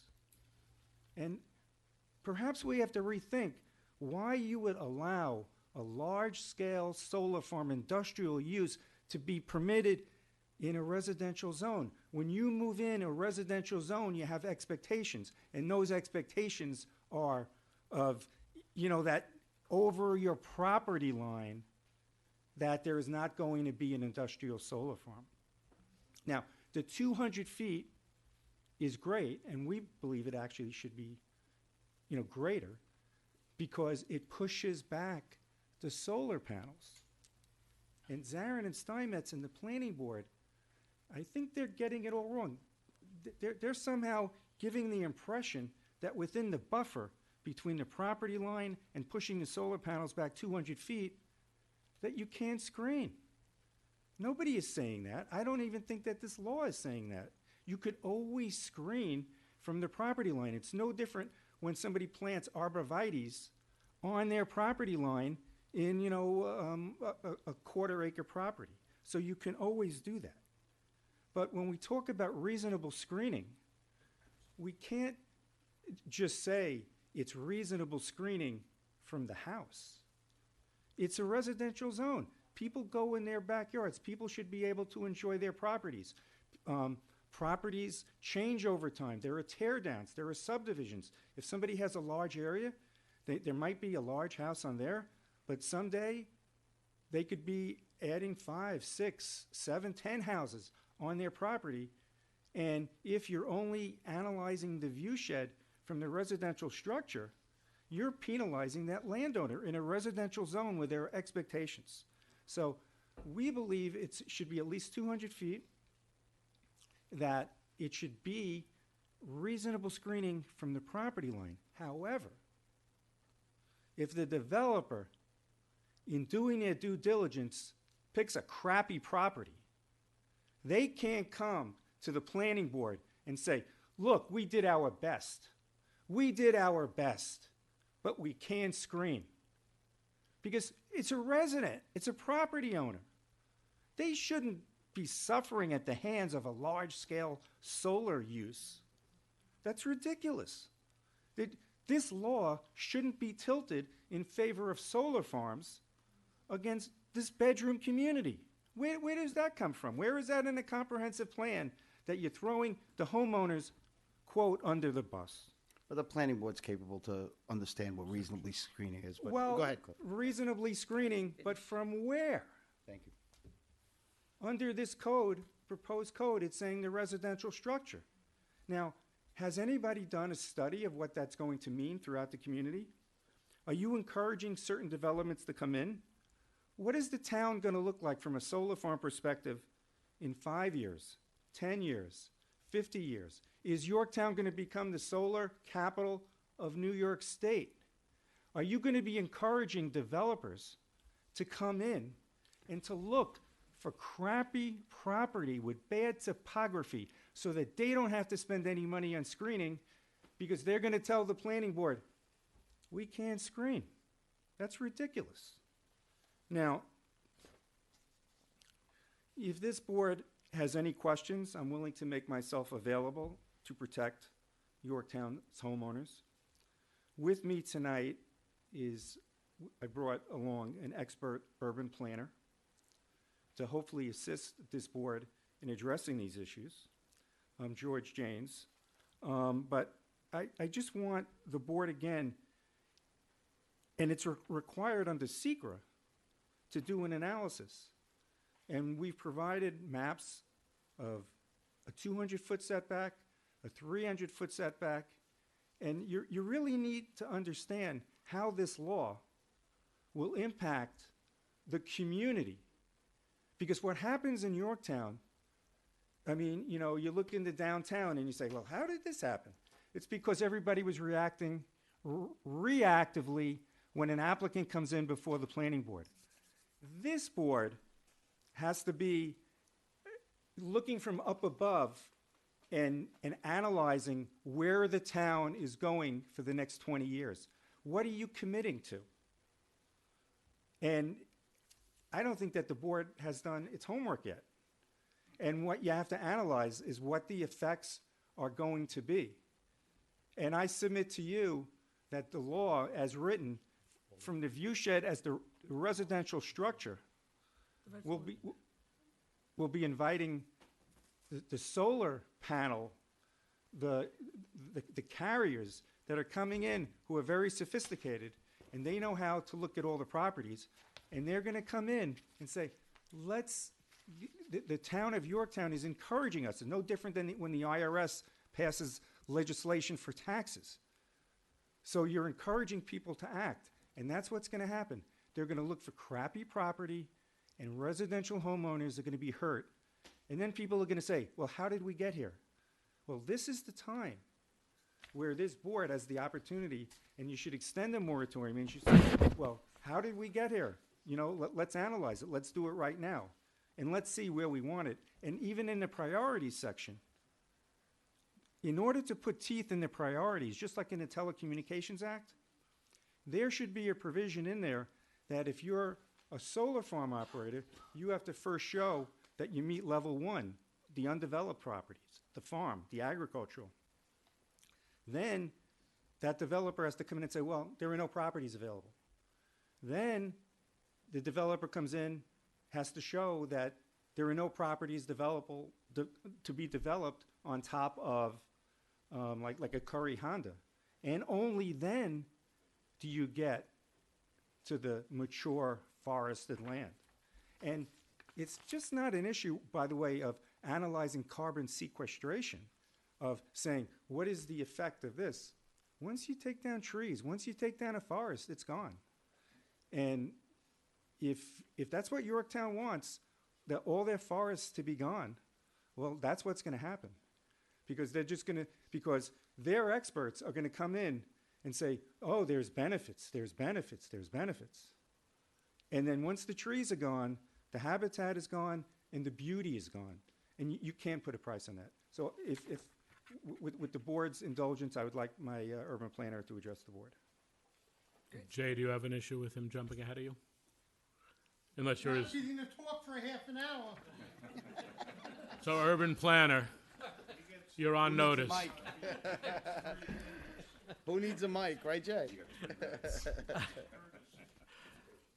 So yes, my name is George Janes, and I've been asked by the neighbor of the Dell Avenue facility to give my opinion. And typically when we get involved with projects like this, we look for solutions where everyone can benefit. You may not get everything you want, but you get something. But here, I think this proposal is pretty one-sided, proposing to change the law in favor of developers, solar developers, at the expense of neighboring homeowners. But I'm also sympathetic to lawmakers, because communities throughout our region have been struggling with how to properly site solar farms, and because it's hard. It's hard. It's a new use, and all the towns are struggling with it. And currently, Yorktown permits this industrial use in residential zones so long as the neighboring residential properties are protected through a special permit process, and this makes sense. If it's not visible, the industrial use is mitigated, even in a residential zone. Full screening is consistent with your comprehensive plan, which states that your land use policies, quote, have been established to protect natural resources, historic resources, and scenic corridors and vistas, and to protect and enhance community character of residential neighborhoods. The town placed a moratorium on the siting of solar farms in response to complaints. Residents didn't like the way these facilities were changing the character of their neighborhoods. Apparently, it's been difficult to fully screen them, so the solar farms aren't hidden from view, even though the current law requires full screening. And the draft replacement law is not an improvement. It does increase the setback, as we've been discussing, but it lowers the screening standard from fully screened from residential properties to screening that's reasonably practicable from residential structures. And you're absolutely right. Distance mitigates visual impacts. The additional setback will partially mitigate the visual impact simply by adding distance between the viewer and the solar farm. But the question is this: should this industrial use be permitted in residential zones at all, as you posited earlier? And I think considering the goals of your comprehensive plan, the answer should be no if the use is visible. Right now, you have it so that if it's not visible, you don't have the experience. But if it's visible, should it be even allowed at all? And I think that's the question that you brought up. This proposed change weakens your law. It moves the standard for visibility from the property line to the residence. It replaces fully screened with reasonable screening. You put a moratorium on the siting of these facilities in response to complaints. But if you pass this law, you will get even more complaints because more solar farms will become more visible. Moving the standard for visibility from the property line to the residence, in my opinion, is bad planning. The location of the dwelling on a lot is not permanent. Lots get assembled and subdivided all the time. Yorktown still has large vacant underutilized parcels that are ripe for subdivision. Why would the standard for visibility be based on a single house on a large lot that could be demolished and then subdivided by 10 lots? Future residents are one of the reasons why we plan. We have to plan for them as well. To be clear, industrial solar can be an appropriate use, but not in all areas and not at all costs. If a site cannot be screened due to constraints such as the elevation differences, the legislation as proposed will encourage developers to find such properties that don't have to be screened, as Cliff was saying, and adjoining residents will suffer as a result. As I stated, Yorktown is not alone. Many jurisdictions have been struggling with the same issue. Other communities that value their rural character have developed promising new solar siting laws. Some of these communities prohibit solar in existing forests. One example, a large-scale solar cannot locate in a mature forest of 1 acre or larger. And this makes perfect sense, considering the importance of mature woodlands to the community character of that town. But also because the benefit of zero carbon electricity is offset when the carbon sink of a mature forest is demolished to install it. And so your current code lists out siting priorities. The highest priority items for solar farms are already cleared lands, second, commercial properties over roofs and parking areas, and lastly, vacant parcels that are currently in their natural state. But these priorities are effectively meaningless, as the law permits solar farms on any residential parcel of at least 5 acres, regardless of these priorities. Applicants should not be allowed to ignore these priorities when siting such facilities. Your code should reflect the goals of your comprehensive plan and make sure that solar farms are sited in the right place without adverse impacts on neighboring homeowners. I just have a couple more comments. On the environmental, the environmental assessment dismisses any potential for significant impacts on aesthetic resources, community character, and plan consistency, even though the change is weakening the protections provided by the current law. Our state environmental laws have very low threshold. An EIS is required if there is a potential for at least one significant impact, and it appears that that potential was dismissed here without any evidence. How many parcels will the law affect? How it will impact solar siting? We don't know because there wasn't an assessment to support it. I was also given the comments by the planning board earlier today. They've asked for the flexibility and the size of the setback. I don't really fully understand it because, honestly, a 100-foot setback is never better for a neighbor than a 200-foot setback. And the planting can happen, screening planting can happen within the setback itself. So in closing, I encourage Yorktown to continue the current moratorium and work towards developing a law that can protect homeowners and provide opportunities for large-scale solar in appropriate locations. The two are not mutually exclusive. There is a solution out there, but that solution is not your current proposal. Take the best of what's working in other places and adapt their lessons learned to your town. There are plenty of resources out there to help with this, which I will include in written testimony. Thank you. Thank you. It was only 28 minutes, Jay. So. You see his face? Good evening. Jay Copstein. First, I think Good evening, attorneys Jay. and consultants get paid by the word. Shakespeare may have had a valid point. All right, the proposed solar law should be tabled and the existing moratorium continued.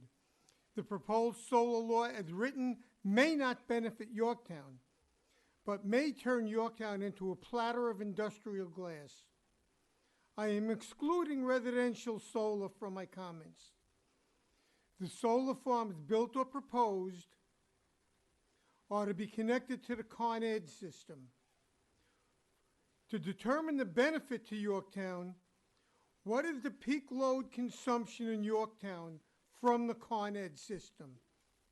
Currently, the built or approved commercial solar capacity in Yorktown is 16.54 megawatts.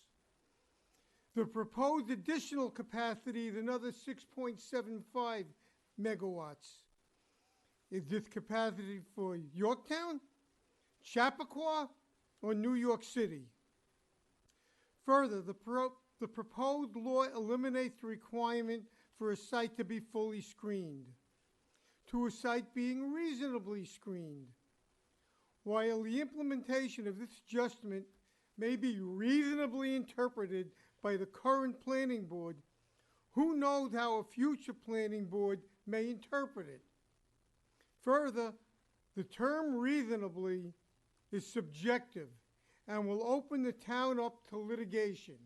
We've been fighting over the term reasonable and reasonable person since it was put into the Constitution in the late 1700s.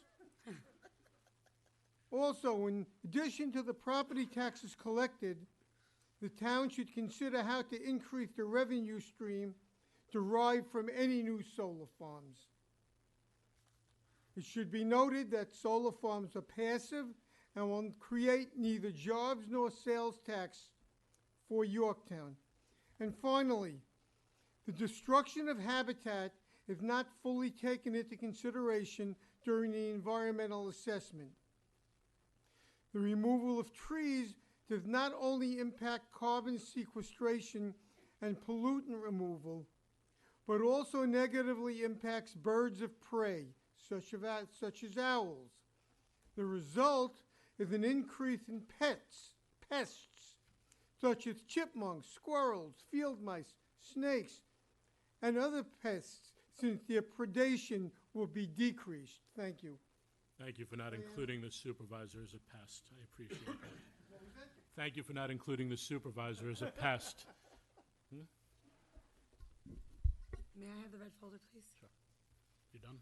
Yeah, I'm done. Thank you. Hello, Paul Moskowitz. I have to admit that much of what I was about to say has been said by the first two speakers. Unfortunately, they've said it better than I could. But I think they're right. That is, I have been saying for a long time that we should not have large-scale solar farms in residential areas. We're not the only town that has considered this. The town of Mount Pleasant has a solar law which bans large-scale solar farms from its residential areas. It's not just a matter of how they look, it's a matter of functionality. One thing that has not been discussed is that trees provide a cooling effect. They reflect the sun's light back into space. On the other hand, solar panels don't use all the sunlight that's incident upon them. They operate at a temperature of over 160 degrees. That's as hot as the coffee you get from your favorite coffee shop. So there are negative effects from solar panels besides the positive effect of giving us free electricity, or nearly free electricity. I believe that we should not have large-scale solar farms in residential zones, as Mr. Esposito has said. I believe he's right. The town of Mount Pleasant, which has preceded us, has done that. They've put it in their law. So I think we have to do this. I don't care what they look like, but they are an industrial application. In the past, I've said this also, and I've been told, no, we can't believe that this is an industry. But that's exactly what it is. It's a machine. Solar panels are machines for producing electricity. And they look like machines. So I believe that we should encourage solar panels in non-residential areas, commercial. And I know there's one instance where a commercial shopping center, small one, in Shrub Oak was denied the ability to have solar panels over their parking lot because the town board members didn't like the way it looked. Well, I think you'd get used to it. I don't think it's a problem. However, I don't think that residential people should have these things surrounding their houses. You move to Yorktown because of the natural environment, the way the treescape looks. you don't intend to move to Yonkers. Thank you. Thank you. Thanks, Paul. How are you, Randy? Good. And good evening. Randy Pratt. I live at 8 Natalie Court, Cortland Manor, but my wife and I own and operate Wilkins Fruit Farm in Yorktown Heights. Seeing it's past my bedtime and I need to make cider at 6 in the morning, I'll be there I at just want to 6:30. say that I join as a fellow counselor in everything that Cliff Davis said. I think it's important that we put teeth in the priority of how we're rating these solar, where we should put it, and putting it on a wooded lot is absolutely last or never, as Sergio agrees, and 200 feet is an absolute minimum on a setback. But there's one other item I want to add is that the statute or the ordinance requires a review of the plantings once a year. Okay, I grow trees. Once a year is not going to work. All of you probably know Eddie Bazinet from Eddie's Yard Maintenance. Eddie maintains the solar farm at the corner of Croton Avenue and Furnace Stock Road. Okay, he's replanting Jupiter trees in there about once a month. They go in there and they have to replant trees that are dying and so forth. So if you're going to have a requirement of going to this solar farm once a year to see how your vegetation or your screening is doing, it's not going to work. And do you think it's that kind of arborvitae that's doing that? Arborvitae, you're going to get disease. Fraser fir, the deer are going to eat. Yeah, that's Blue spruce, you're going to have spruce gall adelgid. In Fraser's, you're going to have, in Douglas fir, you're going to have needlecast disease. Or you're going to get phytophthora in your soil, and all the trees are And going all to of die. them are going to die, yeah. So we go out and look at the trees every week. So that's the only way that something like that's going to happen. But yes, the moratorium needs to be extended. You need to sit down and really think of this. These large-scale solar things are nothing but a commercial production of electricity, which doesn't belong in a residential zone, especially not in Yorktown. Thanks, Randy. Thank you. Thanks, Randy.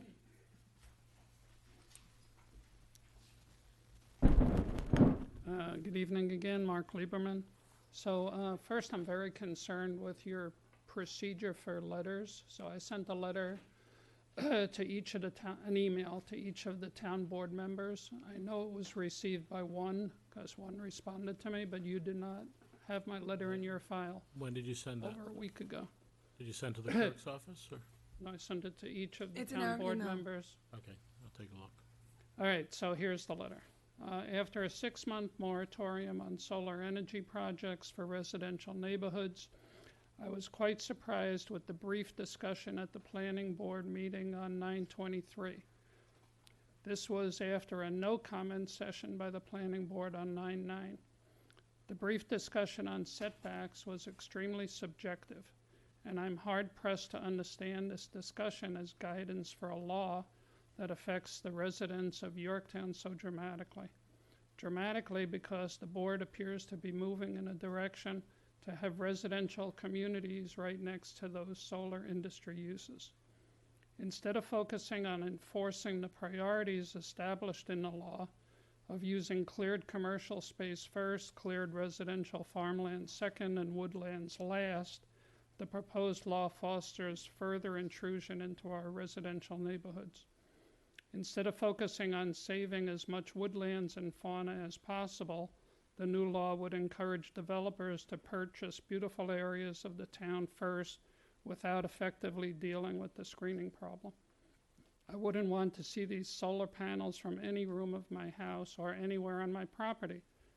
For instance, I might be having a family barbecue out by the pool in the backyard, and everybody's going to be looking down at a solar farm. Instead of focusing on proper screening and location priorities, the law imposes a real threat to property values throughout the town. I ask that the board follow best practices in approving any solar use and encourage greater height of panels to enable bee and butterfly health. That's been recommended in many states now.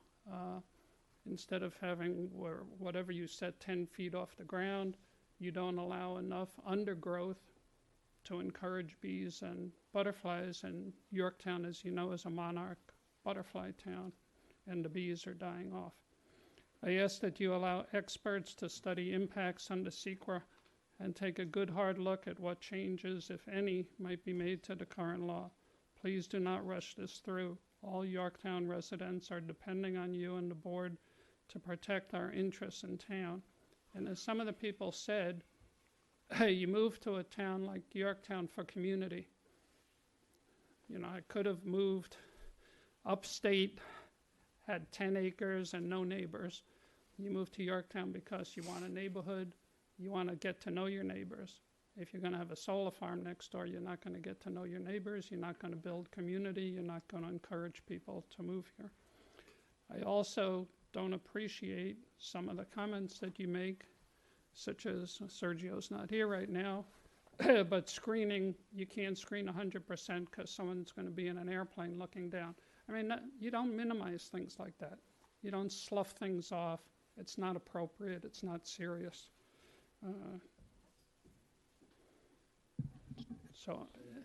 And the other I don't like thing, your comment about the airplane. the other thing was there's no reason why you can't go back to Granite Knolls and rebid that project with somebody else. We have lots of public property where you can be putting solar farms up. You go to Croton train station and they're putting panels up over the whole parking lot. It's fantastic. Thank And you. what we've learned tonight, there's pluses and minuses to everything. Right. You need to listen to them. Was the airplane not big enough? No. I'm just kidding. Sarah Wilson. As you know, I'm a proponent of renewable energy, and I support the rapid conversion from fossil fuels to renewable energy sources. But of course, I'm also a very strong supporter of protecting our natural resources, including our trees, our native plants, our water, and our biodiversity. I'm really disappointed to see that the only changes that are being made to the solar law relate to the buffering and screening. They're important points. But again, as several speakers have said, the prioritization that's in the law is without effect. There's no teeth to it. Section 381.4b5 says the town values its open space, naturalized areas, and rural character. Maintaining high environmental quality and values are a mainstay of the town's efforts in its guidance and regulation of development in the town. And then it goes into the prioritization, as such. The town, in guiding the development of solar installations, will prioritize their placement first on agricultural or greenfield properties in areas that are presently cleared, second on commercial properties over roofs and parking areas, and third on vacant parcels that are currently in a naturalized state. As I pointed out in previous comments about this law, we all agree it makes sense to prioritize it that way, but our law just doesn't provide any mechanism to enforce this prioritization. As a result, we now have solar energy systems that are being approved on vacant parcels that are currently in a naturalized state. Before, we've ensured that all, as again previous speaker said, that all practical and feasible installations have already been prioritized on those cleared areas, on those commercial spaces, on those rooftops, in those paved areas. The priorities are meaningless because the law automatically allows those solar farms, industrial solar farms, on any residential parcel at least 5 acres, whether the site has been cleared or it's in a naturalized state. I mean, I took a drive over to Foothill, and it's just horrendous. I couldn't stop because there's really no place to pull over, and I didn't want to get in trouble. But, I mean, the clear cutting that went on, I'm happy to share this. Yeah. Thank you, Sarah.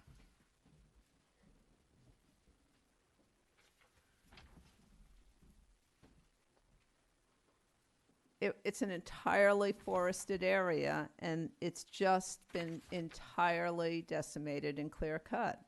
And that's right on the border of our neighbor Putnam Valley, and then, you know, they're up in arms over this.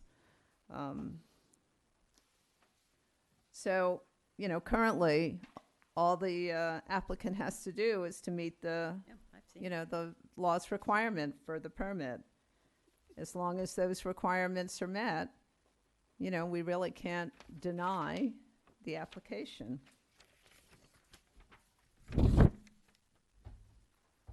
I mentioned the development on Foothill Street.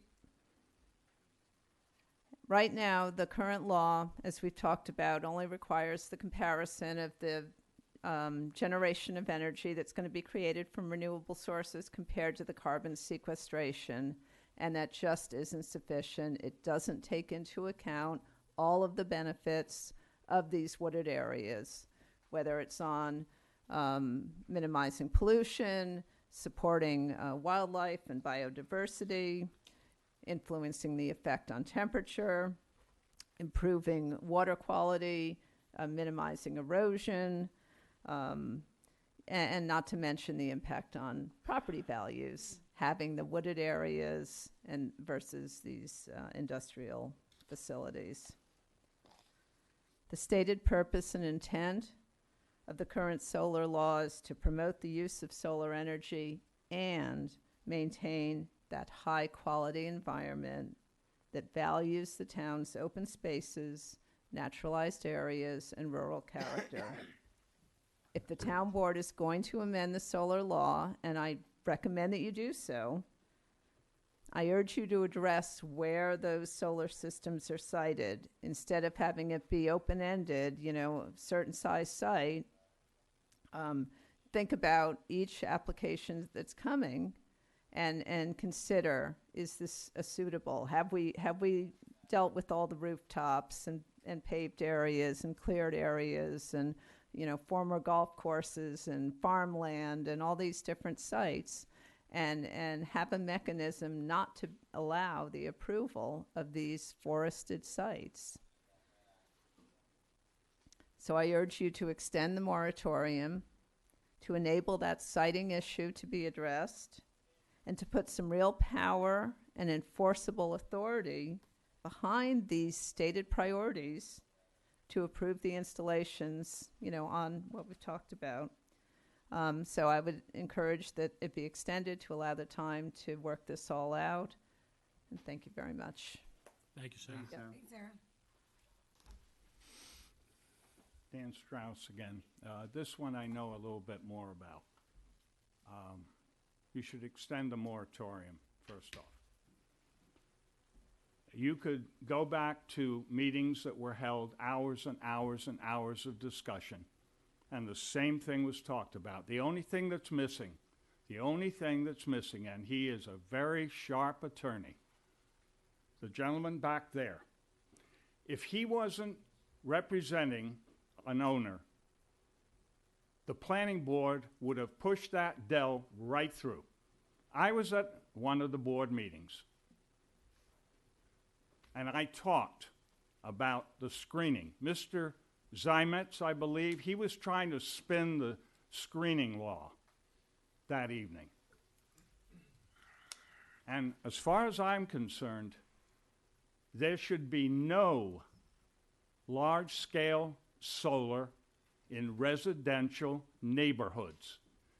But you flipped the switch. Mr. Esposito, you have changed your tune because you were on the board, and Mr. Lachterman, you were on the board, and Mr. Slater was the supervisor, and you were on the board, and the late Mr. Diana was on the board, and you had and Mr. McMullen used to follow me, the poet laureate, every time I said he would get up and he would say, there's got to be a balance. He did it 6 times, and I didn't understand why.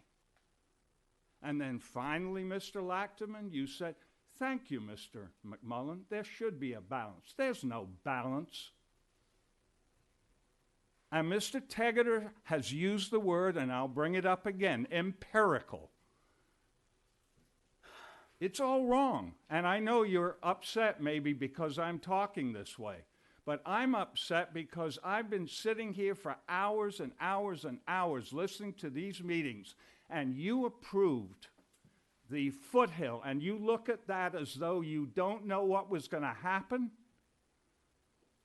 You don't know that that was going to get just clear cut. Mr. Strauss, do you have anything regarding the actual law? It's actually public hearing, he can talk about that. Oh, but he could, but the gentleman back there could follow the attorney and talk? That's what I'm doing. Yes, absolutely. Go ahead. man. Keep Oh, going. thank you. That's what I'm doing. You changed your tune now because it's politics and money. Foothill, that's what it was about. Jefferson Valley, politics and money. She couldn't get houses built there, so you had to put in residential area, and that was questionable. I know, because people spun that. Maybe it wasn't residential because the Club Fit was near it. So then it was commercial. I'm all in. I'm all in on solar if it's in commercial and it's done right. Not every commercial space, but if it's done right. And maybe you can address me because you addressed me back 4 years ago and 3 years ago and 2 years ago. The same things back again. They've just resurfaced. The law is no good.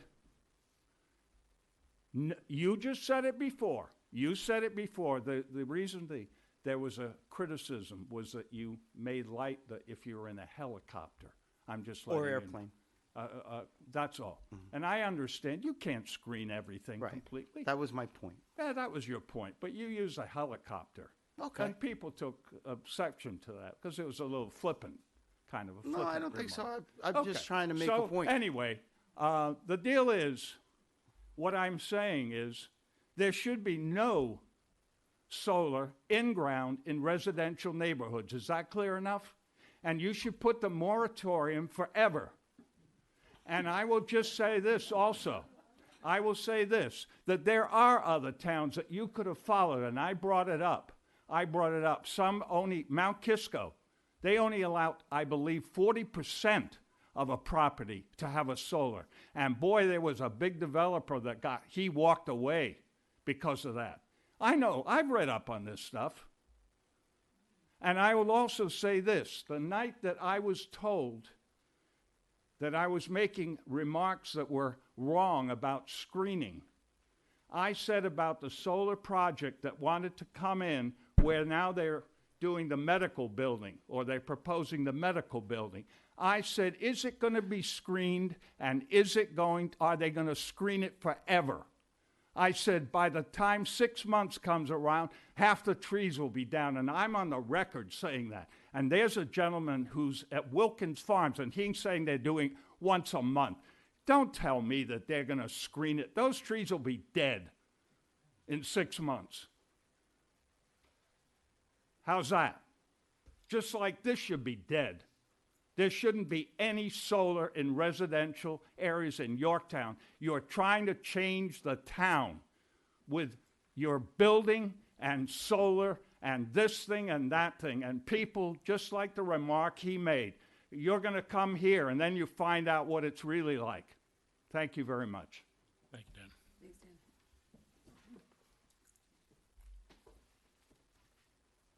Hi, Jenny Sunshine, Ravencrest Road. I love Wilkins Farm. Just so you know, I was just there this weekend, and it's one of my favorite places, and my husband and I were there for like a little date, and just to walk around the circumference was like a dream. And see, this is the thing, is that Yorktown is supposed to be like that. That's why we're here. That's why we bought our house, well, from his parents 20 years ago, because it's special. It's amazing and it's special. But what you're doing right now is you're making it not special, because I could have just lived in Fort Lauderdale where I grew up and, had, nothing special, just like fast food and lots of, strip malls. Woo, there's plenty of that. And ask me why I don't like developers. That's because I'm from Florida and I know what that looks like. Unchecked development, okay, where you just have developers doing whatever they want and they just let them do whatever they want. So anyway, we're here now. This is your town. We're supposed to be special, okay? Yes, we should have a moratorium on solar farms. We should not have anything going on with solar farms right now. There's too much, you're allowing too much. You don't really know what you're doing, and it's a disaster because I also live near Hill Boulevard, and so I got to watch the entire process of that solar farm. And a lot of it was not really consistent because I was paying attention when we talked about solar laws several years ago. And it was my understanding that, okay, fine, you're going to have these. First of all, they clear cut a forest. Okay, it was a forest. It was clear cut. That was disgusting to watch. But I thought that when you put the solar panels up, that there would be animals and, a little bit of habitat could be underneath. Well, the whole thing is fenced in. So, no, it's now just this, industrial area that is really unattractive. And there could be other problems with runoff coming from down there because they cut the trees. So all of the, I don't know whatever would be there that's industrial, but the rocks and the sand that they put down, does that flow into some sort of water stream and pollute that? Probably. Okay. Yeah, we should not have any large-scale solar farms in residential neighborhoods for sure. But I do, obviously, I'm an environmental person, so I agree that we should definitely have solar on roofs, both on homes as well as in our commercial spaces, and we should really promote that. And I love the car park idea. We should also be able to have solar in the periphery of the JV Mall parking lot. I mean, why not? There's hardly anything in those, small areas off to the side. That's a paved area that could be utilized in some way. So I think that kind of solar is appropriate for here, but not any large scale clear-cutting situation. And here's the thing is developers want to make money. Okay, that's their favorite thing in the whole world, money. So they want to come in. They don't care about trying to do the right thing and, let me try to find industrial buildings to put some solar on the top of the roof. No, they're not going to want to do that. They're going to want to just buy a huge piece of property. They don't care, and they're going to just cut down the entire trees that are there, the whole forest, if they can. That is the first thing that they're going to want to do, because this is who they are. I've watched them my entire life. So that's a fact. So we should definitely encourage all the solar to be on roofs or on the periphery of things or on car parks. Okay, the other thing I wanted to mention is that we have a lot of development happening in Yorktown right now, and I realize a lot of it may have been approved years ago. It doesn't matter. You guys are in charge, and you have the right to say no to things. I know that I'm not in charge. I don't know how things work really, but I do know that other towns have done that. Lots of other towns have said no to plenty of development, and it hasn't happened. So I think that you actually can do that. But you have to look at all of the development as whether it's a solar farm or whether it's, Underhill or other developments or recycling facility. You have to look at all of it and look at how the trees are being affected with all of the development that is occurring in the town at once. You cannot look at it piecemeal, because if you do that, we're just going to not have any more trees left at all, ever, anywhere, other than, we're lucky that my neighbor across the street allows the tree to stay on their lawn. That's really all we're doing, is we're just hoping that people do the right thing instead of actually having a real tree law that you actually follow. So we have to continue to support the trees no matter what, or else we're just really not going to have much of a town left, because my husband and I and our family, and I know many other families, trees are everything. Trees make it magical. Okay, this is why if you go to the other towns that are surrounding us and how beautiful they are and how expensive they are to live in, that's why, because they protect their natural areas and it's absolutely stunningly beautiful. I go to Greenwich, Connecticut all the time, and the trees that line Glenville Avenue are absolutely superb. Why? Because they're 100 years old, 200 years old. And I don't know their laws there, but I guarantee you that they protect quite a bit of trees in Greenwich. Do you eat pizza at Absolutely. Glenville Pizza? Excuse Have me? you been to Glenville Pizza? I pass it all the time. I'm sure it's great. And I guess the last thing I was going to say is that I worked all day today, and I was on my feet for 8 hours, and I am really tired right now, and I did not want to come here to do this. And so I'm definitely angry because it's not fair that people in our town who are working people, who have children and are exhausted, in order for them to express how they feel and be listened to and be heard, they have to come here and do this like a marathon person. And that's ridiculous that townspeople will have to come here and do this. I don't even know what time it is right now, but I just know that it's not fair to do this, and you have to figure out a better way that's nicer to people in this town and to get information to people, because that is not what's happening right now. It hasn't really happened for a really long time, but it's particularly bad because now if I don't come here, even though I'm exhausted, then I know that I'm going to wake up in the morning and I'm going to see these beautiful forests on Route 6. They're going to be completely cut down one day, and I am going to completely freak out, and so are my neighbors, and there's going to be absolutely nothing that we could do about it. So I guess I'll just have to move. Thank you. Thank you, Jenny.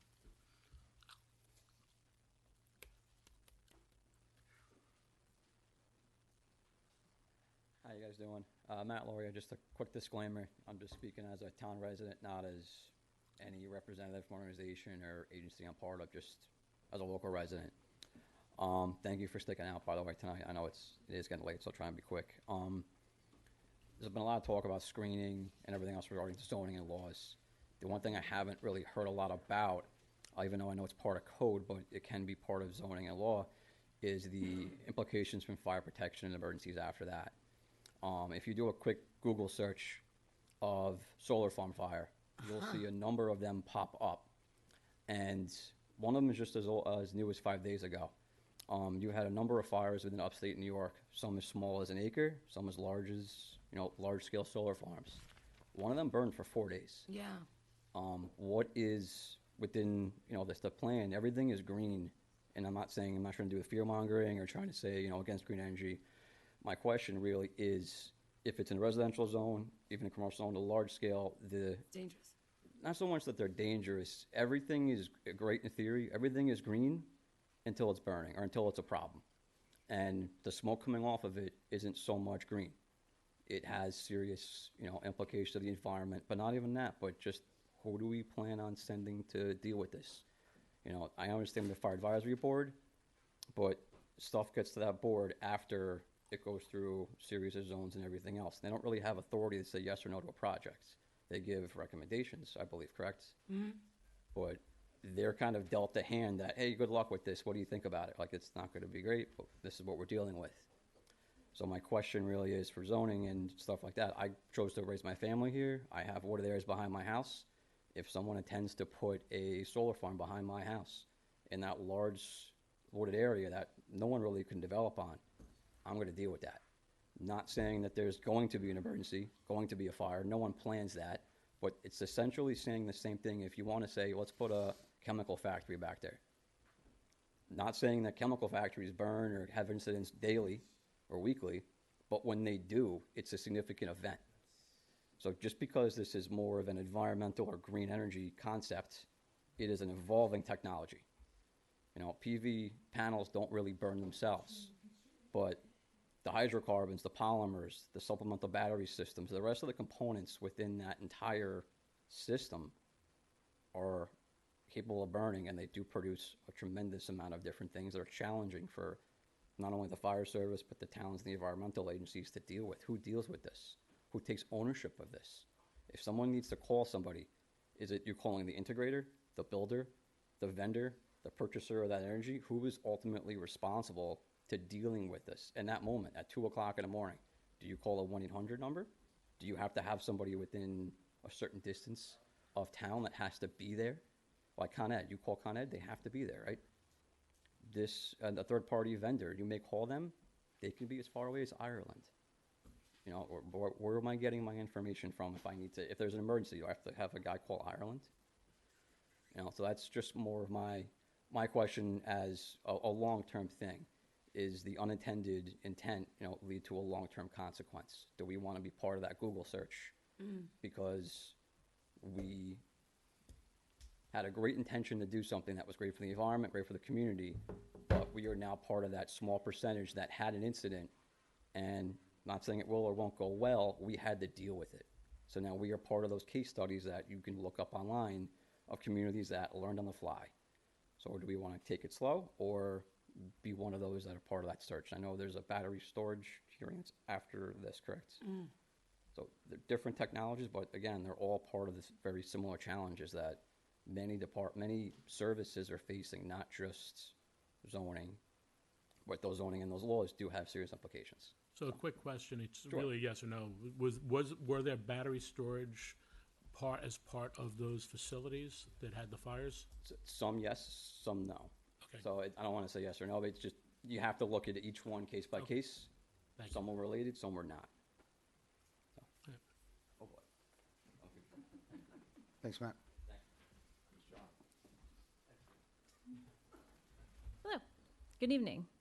For the record, Jacqueline Cohen, I'm associate at Zarin and Steinmetz. I'm here tonight representing Freestone Renewables, who is seeking approval to develop a large-scale solar energy system at 1805 Jacob Road, and thus has a stake in your board's consideration of the proposed amendments this evening.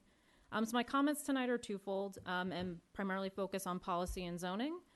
So I'm going to address the need for solar in light of New York State's statutory goals, as well as to address the proposed 200-foot setback that your board is proposing. We did submit a letter, this with comments, but we did want to highlight just some of the important aspects before your board this evening. So first, investment in solar farms is necessary for New York State to reach its greenhouse gas emissions reductions and clean power generation goals that it codified in its Climate Act in 2019. So specifically, the state is committed to reducing greenhouse gas emissions statewide by 40% by 2030 and by at least 85% by 2050. So, and to meet this goal, the state aims to achieve 70% clean power by 2030 and a zero-emission electric grid by 2040. So this is a very aggressive goal, and data is suggesting that the state is behind in reaching its goals. And so far, the state has been relying on financial incentives through NYSERDA and other related agencies to attract investment, to attract developers to pursue these opportunities to create solar projects in municipalities like Yorktown, rather than imposing siting mandates or other measures that could supersede local home rule. But more investment is needed and more project is needed if the state is going to reach its goals. NYSERDA in particular has identified solar and distributed solar particularly as a critical component in New York State reaching its goals here. And they're focusing their financial incentives on projects of this nature and also considering raising the requirement for distributed solar generation. So distributed solar projects such as the one that Freestone is proposing on Jacob Road, they can connect directly into the existing grid infrastructure. This compares with utility scale projects that can require thousands of acres of disturbance to construct the solar arrays, as well as to construct the transmission lines and other infrastructure needed to get the electricity to the grid. This results in far less disturbance than the utility scale projects. So in these distributed solar projects can be effective with smaller footprints and on smaller parcels, and they can be effectively screened. And they can be developed in collaboration with municipalities to ensure that any potential impacts from the solar development are adequately mitigated. So the state is considering raising the amount of energy generated that's contributed to the solar supply through this distributed solar projects like the one that Freestone is proposing on Jacob Road. And so this kind of shows how important it is that to ensure that this type of development can continue to occur in Yorktown. So I also want to address the proposed setbacks. So we are requesting that your board maintain the 100-foot setback in residential districts. Now, we believe that doubling the setback, it would indeed push solar arrays further away from the property line than the current 100-foot or any smaller setback. But increasing the distance is not necessarily effective at mitigating the visual impacts, the potential visual impacts that solar arrays can have on neighboring properties. Rather, this desired mitigation can be achieved through effective buffers, effective screening, through collaboration with town staff, with the planning board, and other agencies.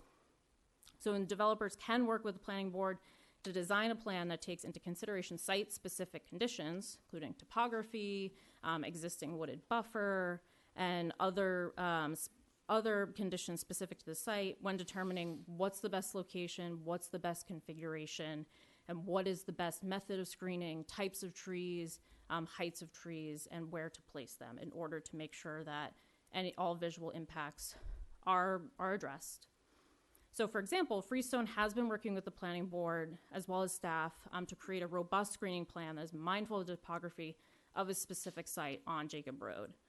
And they've taken into consideration neighboring residences as well as topography and other site conditions. The plan has evolved over the past year in which it has been before the planning board through these discussions to ensure that the effective screening has been implemented. So for example, Freestone just added taller trees in certain areas in order to ensure that from specific site distances, the solar arrays cannot be seen from those vantage points.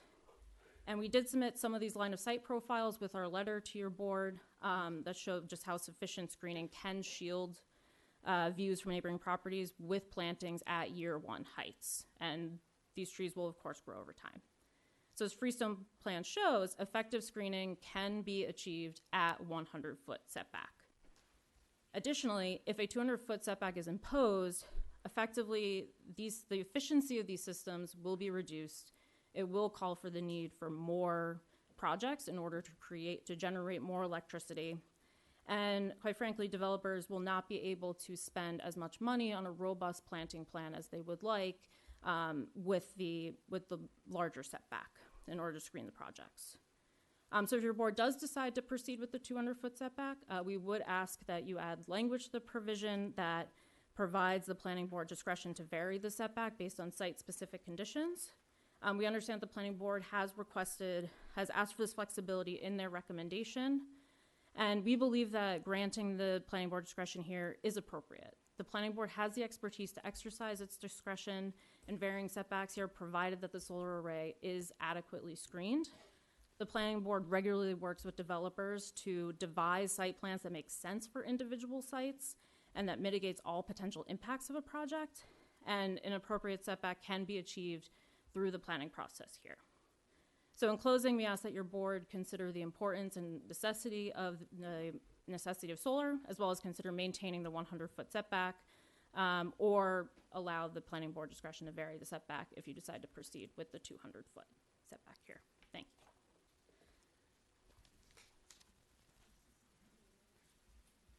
Town board, I'll do my best to keep this short. My name is Ryan Hutcherson. I'm the CEO of Freestone Renewables. It's been a pleasure working with the town, working with during this permitting process, and the planning board and public, and hearing your comments tonight. So I do appreciate all that. But I can assure you that we are going to do everything we can to construct a first-class, fully screened project, unlike others. And I've heard the comments about some other sites in the past and the failures or what's disliked about them now. And that's the whole reason we've been able to come up with what we've come up with through the planning board. And so, at their direction, we feel like this project will meet or exceed all expectations and obviously comply with all laws and ordinances. while we support most of the proposed changes, there is the one, as Jackie mentioned, the change from 100-foot to 200-foot setback, which can actually work against the goal.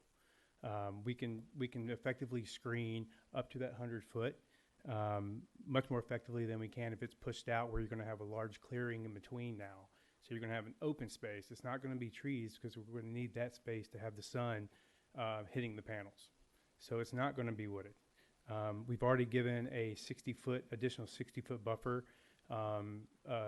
proposed, so we've taken a hit on efficiency to the project initially as part of that buffer within that 100 feet, and proposed these additional trees, which are not commonplace in the development world.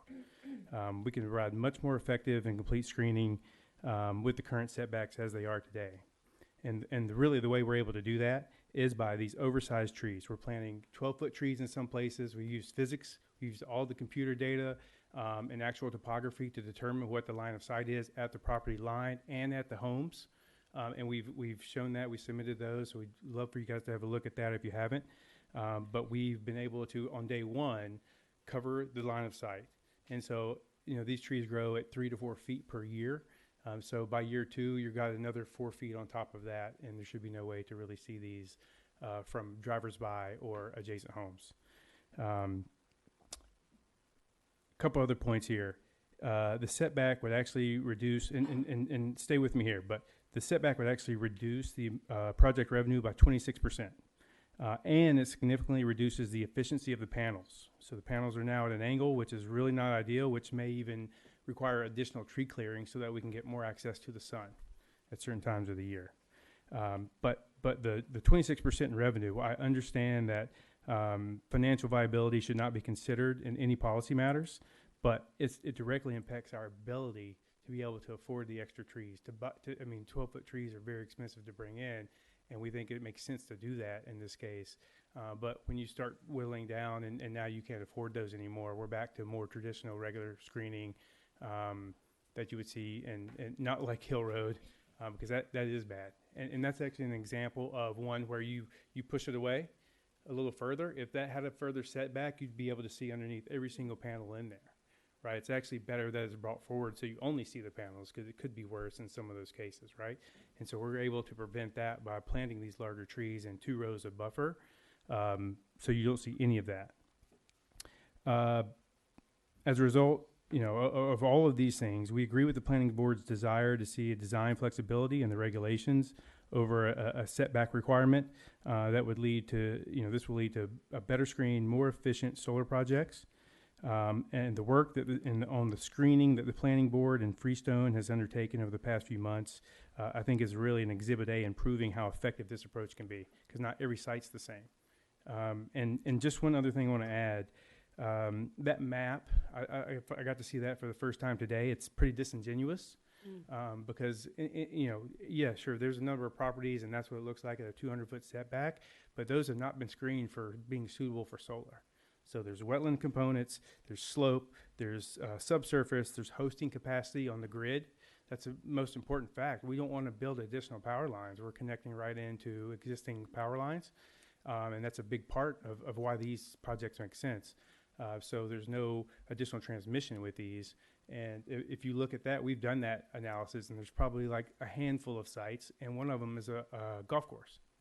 So, it whittles down really quickly to available sites, and so you're quickly into wooded areas. That's one of the first things we do. We don't want to cut trees. We prefer to not cut trees, and we would avoid it at all costs. We would put them on rooftops too, wherever they're available, but a lot of rooftops can't handle it. Right? They were built before, and they're not structurally sound to handle solar panels. But that's a great fit. But we need it all, is really the point, to achieve the goals of the state. So that's all I got. Thank you very much. Thank you.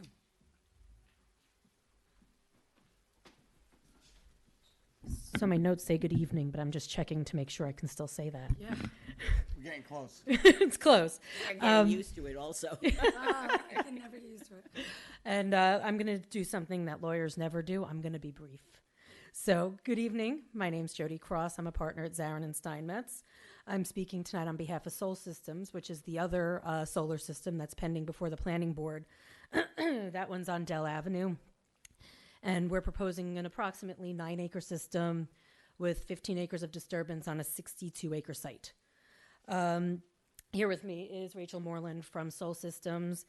She's the Senior Project Development Manager. And look, you already heard from my colleague, Jacqueline. So she spoke about the importance of solar energy and the energy goals of the state, so I'm not going to repeat any of that. I agree with the points that she made. But I do want to just state for the record on behalf of Soul that, you know, by the very nature, these solar projects are physically integrated into the contours of the property. So that means what works for one project, and you've heard this already, it may not work for another one. So to that end, we do support the language in the code that's being proposed with regard to screening. It grants the planning board discretion to take into account the literal facts on the ground. So that way they can determine what's appropriate for a screening of a particular project. We also agree with your planning board that in the memo that they submitted, that they should be given more flexibility with regard to the setbacks for the same reason. That'll ensure that the design of the project is more appropriate for the property based on the specific conditions and topography of the site. And that's, you know, for screening, for minimum setbacks. It's just in general having that discretion for flexibility, I think will make for better projects and will ensure that. But they still could recommend that you, the better project, and you just have to go to the ZBA to get the variance. It's the same thing. Could we just let them finish and then Sure, thank you. make that comment? So that's my point. Understood. But allowing this flexibility will allow for the planning board to ensure that the potential visual impacts of a particular project are mitigated appropriately for that project. And that's all I have to say. So, good night. And Almost good morning. Almost good morning. Thank you, and Shana Tova. Alex Virgo again, resident. I was not planning on being up here a second time until I heard the first comment from the company saying that New York State has all of these metrics that they're trying to meet. I don't care what New York State metrics are. I care about this town and keeping this town the way it is. That's all it is. Don't care what New York State says or meeting those metrics. They have no bearing on my life. That is it. Thank you. Thanks, Alex.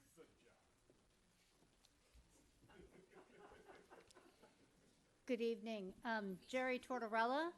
I'm an attorney with Hockerman, Tortorella, and Wechstein. We're counsel for the owner of the property at Jacobs Avenue, Featherbed Properties, Inc.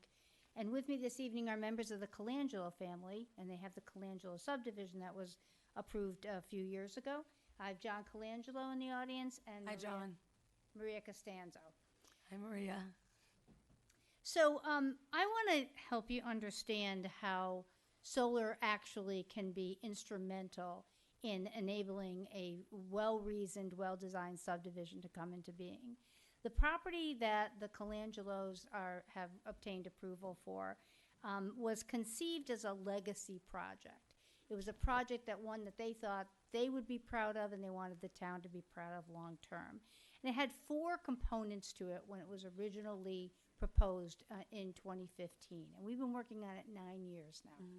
In the 4 components are a traditional single-family residential development that creates an opportunity for multi-generational use in the form of making space for single-family residences and accessory apartments, that provides public recreational access and amenities, and in the form of a trail that connects Jacob Road to the Hunter Brook and Jeremiah R. Deneen Hunter Brook Trail.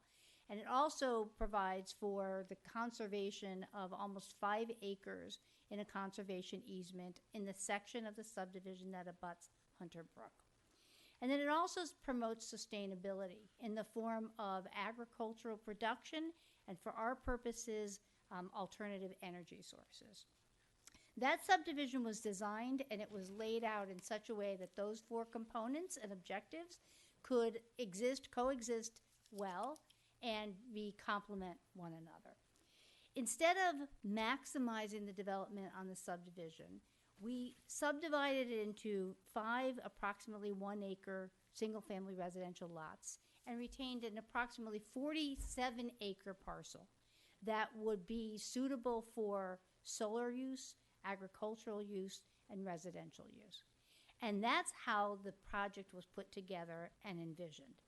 Now you're considering an amendment which has a 200-foot setback in it as an absolute, which you've already heard will make that project very difficult to achieve on a solar basis.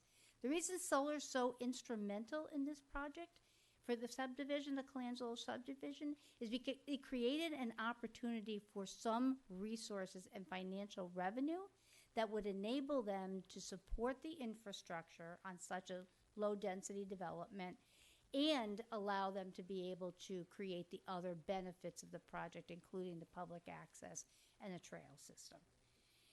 I think it's short-sighted not to understand the implications of what these kinds of amendments will do in real life. Now, we've already acknowledged this evening that your job is difficult, you have competing interests, and you've got to balance them. I urge you to give careful consideration and wait to the planning board's evaluation of this alternative, of this amendment, and its recommendation that the better approach is to preserve flexibility in the law instead of creating an absolute setback that they really can't deviate from. Because they don't need those absolute setbacks. They need the flexibility in order to achieve appropriate and optimal site layout. The flexibility they're urging is in recognition of the fact that real estate's unique, that every site is different, that there are characteristics in one that won't be applicable in another. Context matters. And I'm urging you not to adopt an absolute, but instead to look at an alternative that enables you to balance preservation and protection of adjoining properties with the rights of the property owner. So our urging is to not adopt the 200-foot setback, but in fact to allow the planning board to do its job, which is to implement good planning in the community. Thank you. Thank you.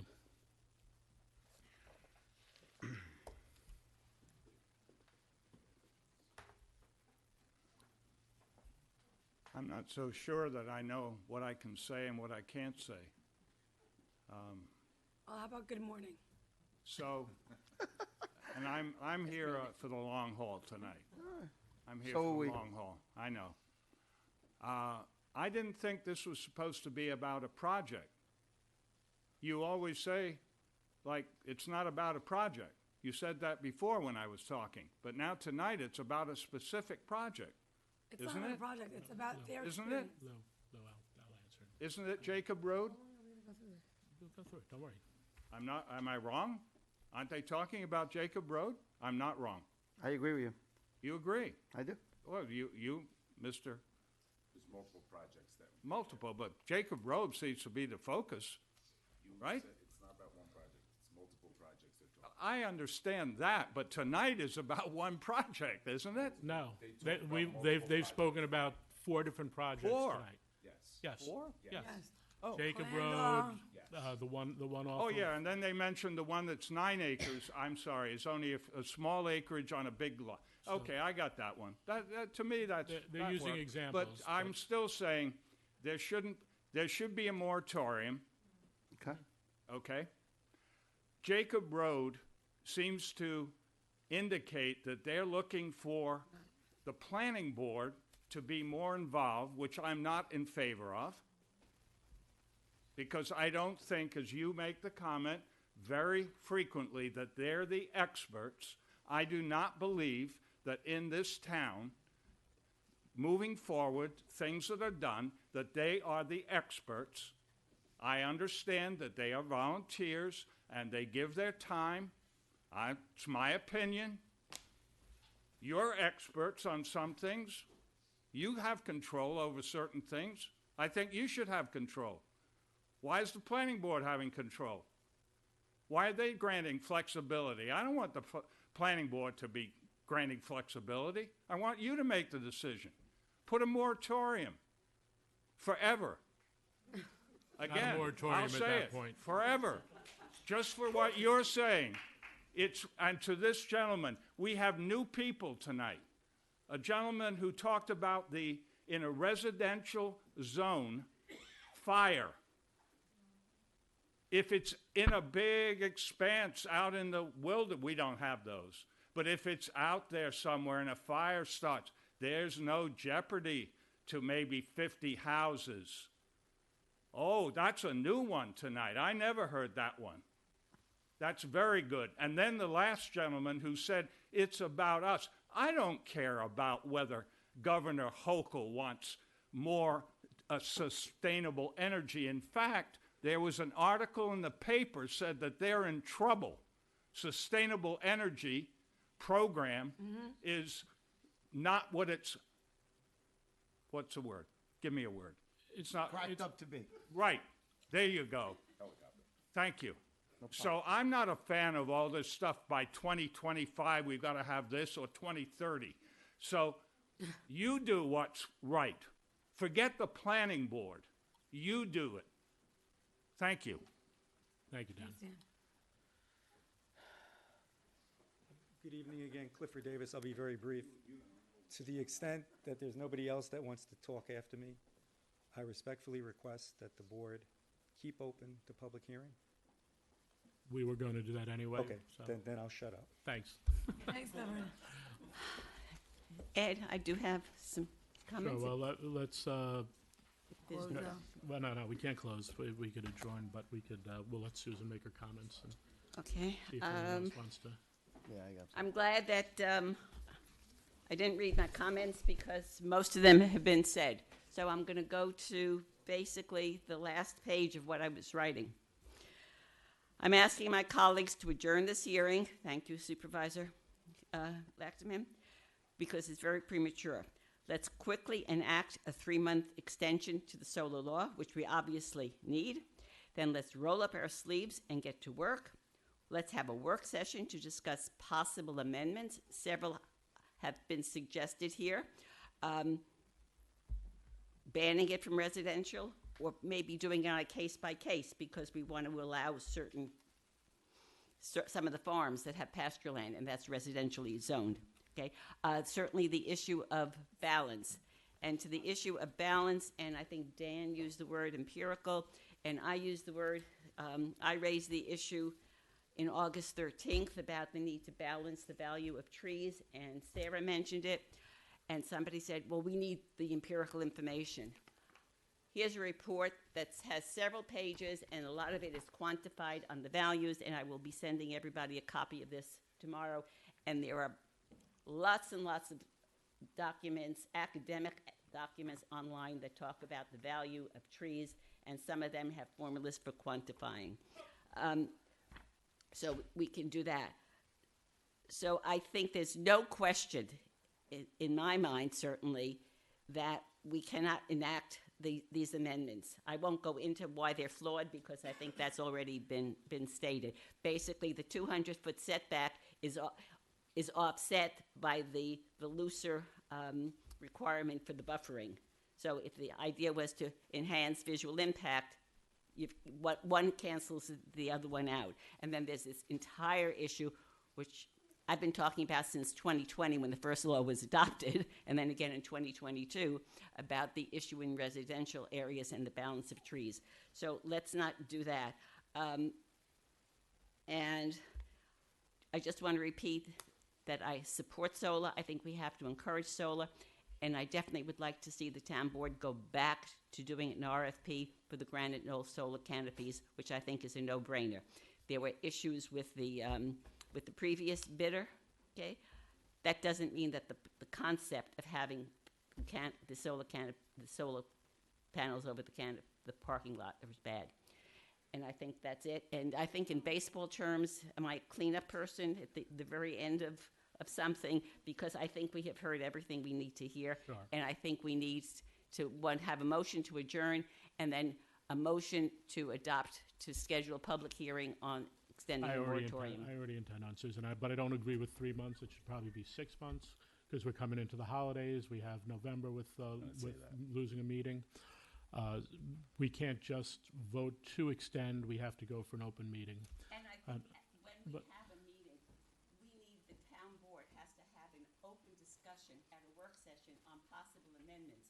And once the 5 of us We will get there, agree, yes. then we tell staff what to write, we don't wait and then have no discussions, because these amendments here, there was never a town board discussion on them. They were just written by staff, and there was never a public discussion. Well, this is the discussion, right? So, This is part of it. but this is part of the discussion. So Susan, I will ask though, if you have articles, you don't have to wait till after the meeting to send it out. Please let us know. I would have loved to have seen that in advance with the balance of trees. Yeah, I was gonna have that in my statement, Right. some of the, Okay. with the quantifiable Right, numbers. but please share it with us in advance. So- So, look, I want to point out, I just want to say something real quick. I'm all for smart solar, and I do think that the planning board, they do their due diligence. I've been to the meetings. I've seen some of their presentations. They do their due diligence. And Jenny, you said that, we're not making Yorktown special. I've been in Yorktown for 60 years. And you know what? Half to 3/4 of Yorktown was farmland at once. And you know what? Before your house was here, it was a farm. And I lived right behind Wilkins Fruit Farm. And I went to Wilkins Fruit Farm and I worked up there. So Yorktown is still a special place. And it will always be a special place. I take a little exception to that. We're not doing our job. And the planning board's not doing their job. And you know what? I'll put the department heads against anybody what our ideas are. So, Loves Yorktown. yeah, I just want to voice my opinion. That's all. yeah, well, since, Jenny, my first date with my wife, who left now, was actually at Wilkins Fruit Farm 34 years ago, and so 7 days but that being said, solar has been on the books for a while.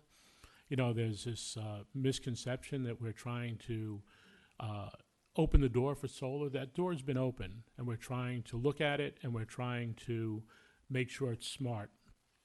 Before I ran upstairs, I heard the comment about what's happening in New York State and their goals, which I've always said I felt were too aggressive. I do not feel that, you talk about planning, you talk about master plans, you talk about how you look at it. New York State has not taken a firm look, well, let's even just look at shutting down our nuclear facility. A 2 a.m. vote in order to get people, to get a bridge renamed and get people out of there. Our state, I hate to say it, I don't really think they care about the individual communities.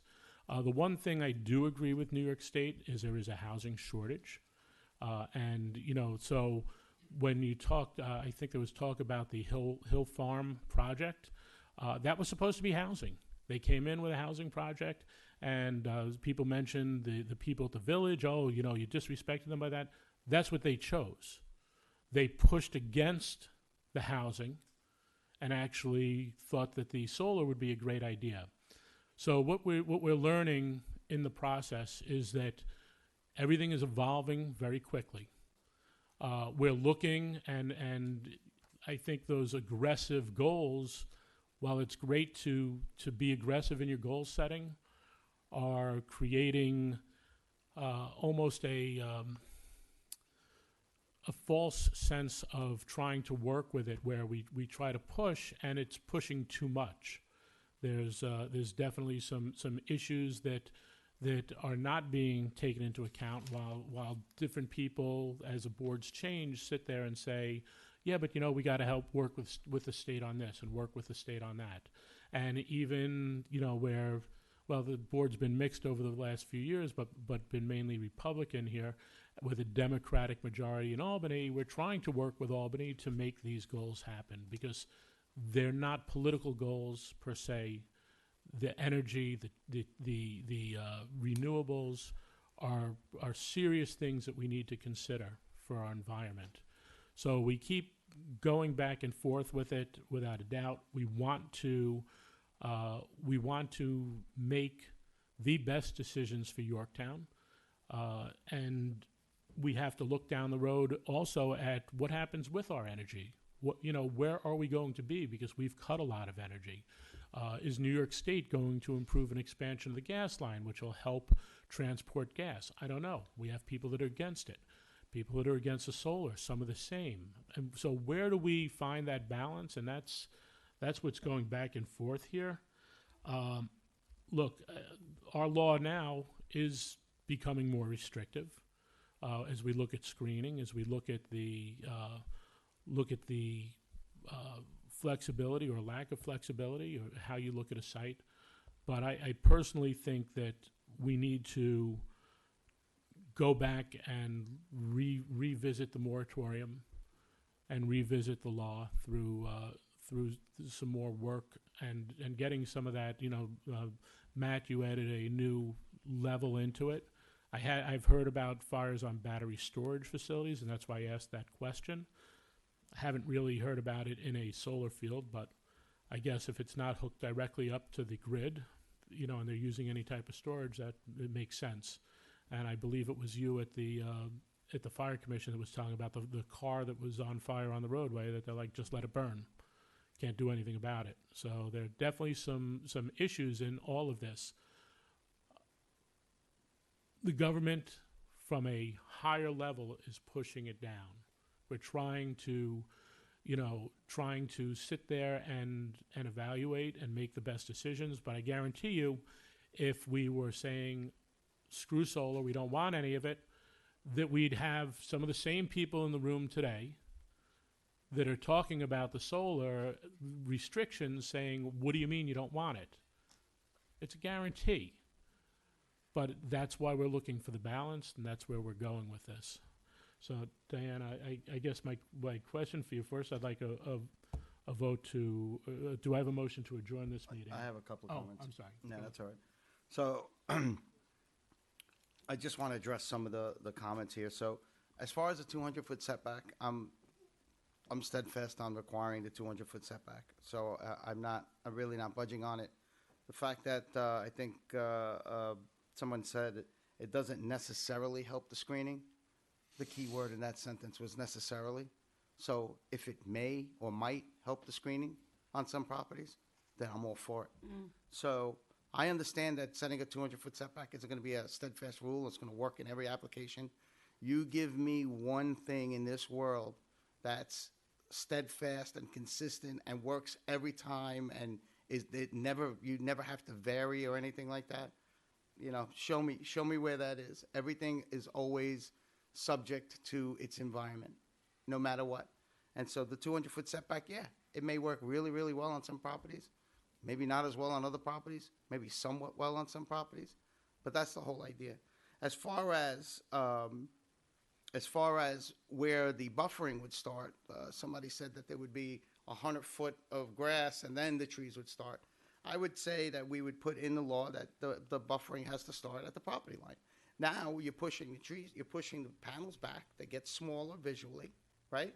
And then you also have an extra 100 feet if you wanted to add additional trees. But you would start at the property line, which we heard that even if it's at 100 feet, you would be able to well screen it anyway. So now if you could well screen it at the property line anyway, and you push it back, you even have a better advantage of making it as invisible as possible. As far as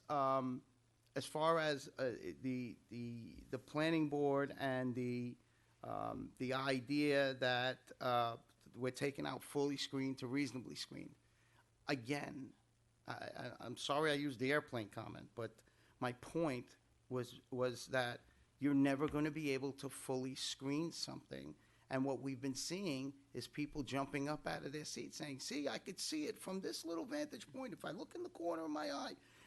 And so of course you're always going to be able to have something like that.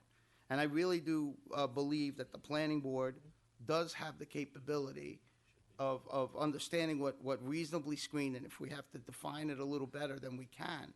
But the planning board is more than capable of determining what reasonably screened would be. And I think it's a goal that's attainable, because fully screened I don't think is attainable. Unless you put, a big wall, or how about we go to Star Trek and we use the Klingon cloaking device. You're never going to fully screen this stuff. Somebody's always going to be able to see it from some point. Depending on, as far as granting the planning board the ability to vary, I don't have a problem with that. But we do have a zoning board for that. And so if the planning board could still plan a project and say, hey, you know what? We think this project with the 200-foot setback, it'd probably be a little better at a 150-foot setback. Maybe you could do this. Go to the ZBA and figure out what they say to you. And then they push it to the board that's actually in charge of variances. I think that's how the process is supposed to work. So, I don't know why we would go delve into the realm of the ZBA when the ZBA is there and the process is still there, and the planning board could still recommend the best possible project. You're just going to have to go to ZBA for a variance. I think there was a statement that the developer, if the 200-foot setback gets put in, the developer is going to have to spend twice as much, and the developer is not going to do that. And so if the developer doesn't want to do that, then the developer doesn't have to do that. It is what it is. I mean, if the expectations of the planning board, who are more than capable of judging what reasonably screened is, ask you to meet these expectations, and you choose not to meet these expectations, then you choose not to meet the expectations. That's it. I mean, I'm not worried about that. I would like to see in the law a more frequent inspection, because I've seen it not just on solar farms, but I've seen it on a lot of properties. Over time, 30 years later, trees die, the developer, has a plan, and it gets bonded, and all of this stuff happens, and everything's great. And then the developer doesn't replace a tree, or somebody buys the development and doesn't understand what their responsibilities are, so trees die, and now you could see the development from the street more than you could have, but there's a couple of examples, I'm not going to call them out. So, I think if we had more frequent inspections, in order to make sure, who was the person, Eddie's Yard? Yeah. That he's very diligent on it.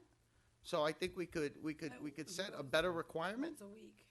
What's that? Replacing the. Well, why don't we address some of this in the work right. session? Okay. No, just. He checks his trees once a week. So, those are my comments. That's what I would like to see changed in this proposed legislation. Thank you. Just add that at the time when we schedule a work session, which I hope will be sooner than later, then I will have a long list of the suggestions that I would like to see put into the amendment. I'm not going to go through the list now. Okay. So let's, can I have a motion to adjourn? Motion. Second. All in favor? Aye. What do we need for, to advertise for a extension of the moratorium? Shot of whiskey. Okay. What's the earliest So- we could have a hearing? Can we do it how about we just aim for the second week in November, since we...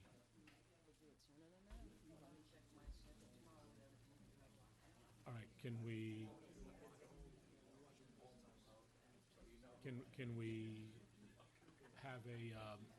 have a motion to advertise as soon as a date is picked? I can't hear you. I'm sorry, I didn't hear you. Can you? So I want to make a motion to advertise for a public hearing as soon as a date is set. That's fine, and as early as possible. Of course, Susan. That's Yeah, that's what we're talking about. So can I have a motion? Motion. Second. All in favor? Aye. Thank Sorry. you, Susan. That's okay. I know it's hard. You forget sometimes. Maybe because I'm anxious to get the moratorium done. Yep. All right. So, Randy, thank you. Interesting information. I'll try to come by for some cider. Okay. All right. So I want to convene a public hearing to consider proposed local law known as a moratorium and prohibition of large-scale battery energy storage system installations. So we are aware, at this point, I want to put a pause for 6 months on the on battery storage systems so we could readdress the law. We have our announcement. If you disagree with that and like to come to the podium,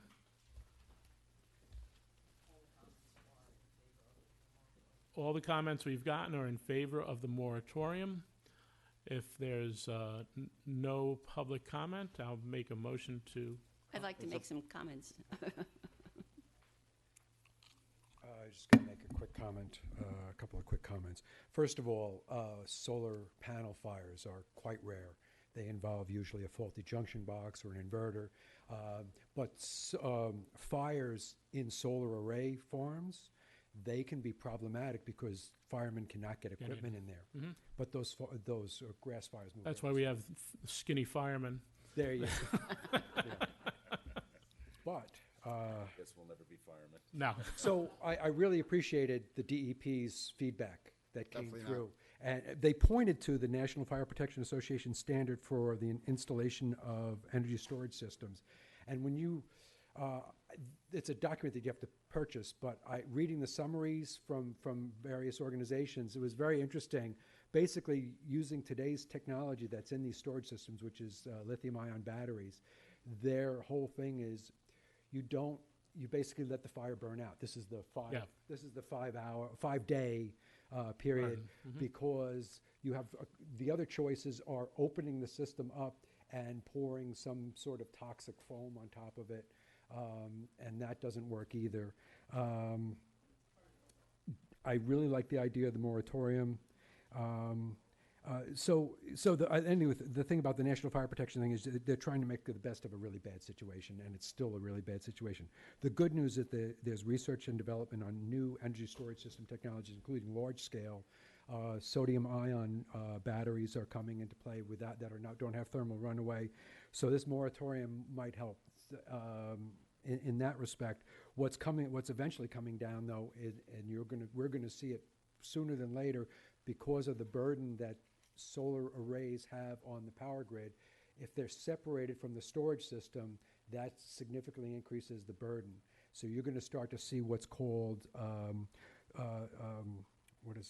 solar plus storage, or what they call solar energy system integration, where the two are combined on site. IBM has that. Yes, exactly. And there's a incredible amount of efficiency in that you're not during the day, you're not pumping that electricity across the grid. It's only sourced as it's needed. So those things are coming. I don't know if they're going to come within 6 months, but anyway. Well, we'll have to take a look at that, and please, let's. Yeah. So I'm for about- Yorktown 100. I'm putting together a summary of Awesome. of what's coming soon and what's coming later. Perfect, thank you. Sound good? Susan, you had some Yeah, comments? I have some comments. First of all, I think that I absolutely support the moratorium, but I don't know if Yorktown residents know that we already have 2 battery storage facilities. We have one behind Staples. They're small, and then we have one on Goma Court, not Goma Street, but Goma Court. And fire was a major, major concern when that was being done.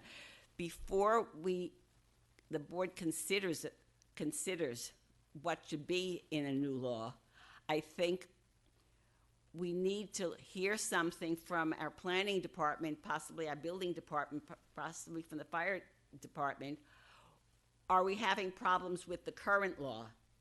Things, as you said, the technology has changed, okay?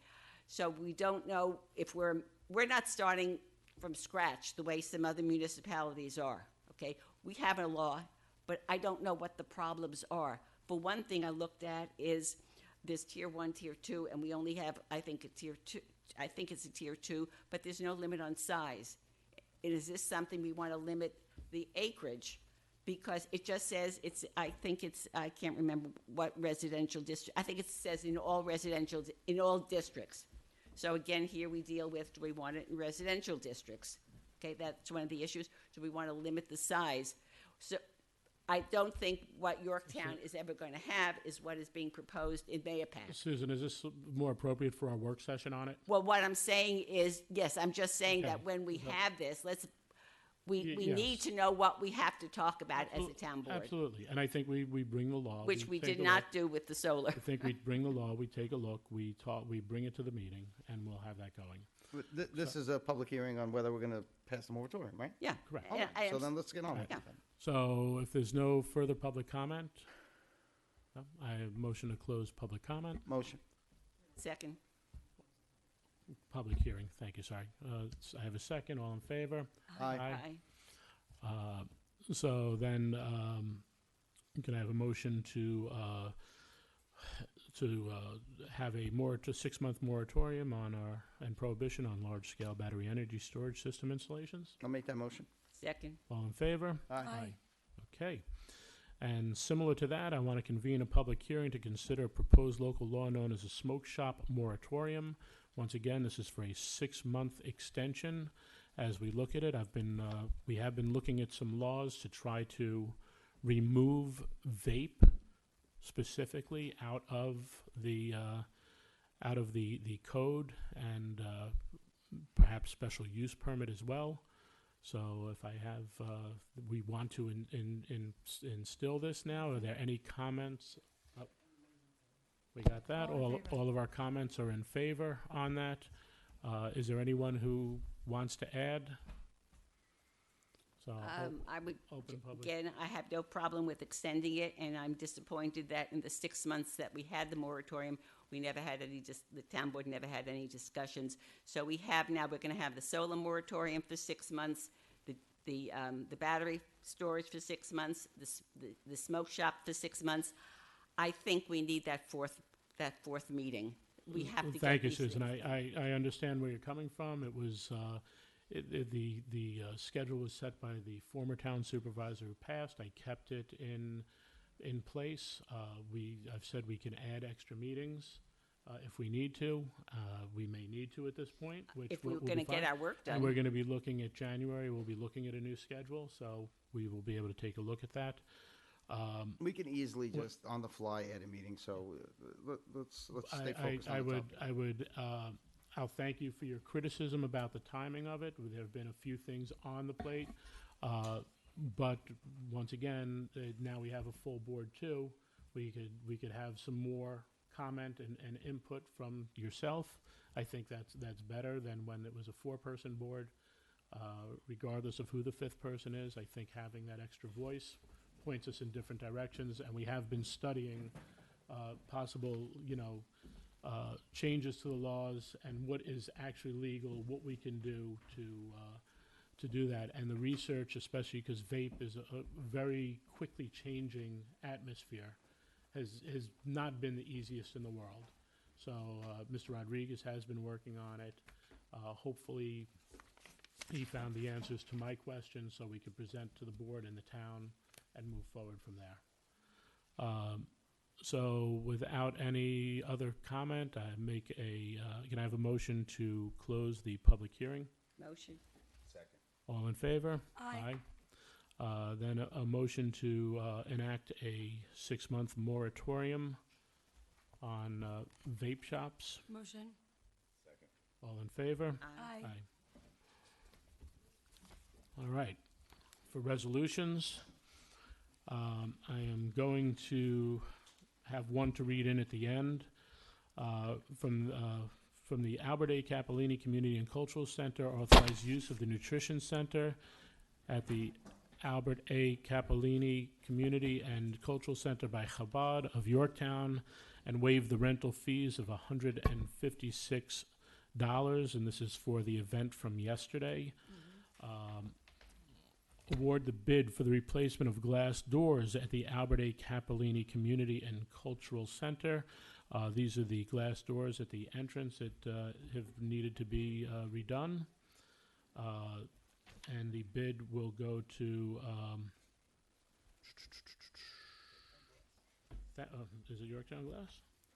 Yes, to Yorktown Glass.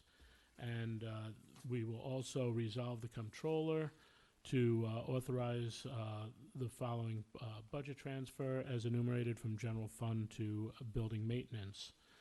From the Office of the Building Inspector, authorize the town clerk to advertise a bid for the purchase of a used 2021 to 2023 Jeep Grand Cherokee Limited 4x4. From the Office of the Chief of Police, authorize the town supervisor to sign agreement with TransUnion LLC to provide investigative research services to the Yorktown Police Department.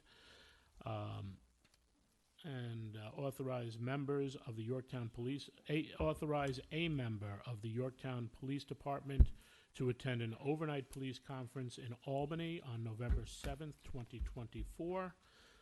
That's a one-night stay. From the Office of the Highway Superintendent, authorize the Comptroller to release the driveway permit number DR 1257 in the amount of $500. Authorize the Town Clerk to advertise a bid for a tub grinder excavator with shear to grind approximately 6,500 square yards of logs from the organic recycling yard. Can I ask a question on that? I'm sorry, Dave isn't here, but is that related to the Beast? Is that a separate piece of equipment? That's a separate piece of equipment, I believe. Because there were He always usually issues has the with Beast. Yeah, he would have had the Beast on there. I did ask him about it. I forgot exactly what he had told me, because we were talking about traffic too. Authorize the termination of, this is from the Office of Human Resources, authorize the termination of Luke Testa from the employment of the town of Yorktown. Authorize a supervisor to sign a proposal between the town of Yorktown and Pro Safety to provide on-site employee 8-hour forklift and bucket truck training. From the Office of Nutrition Senior Services, authorize the supervisor to sign an agreement with the County of Westchester for funding senior nutrition program services programs.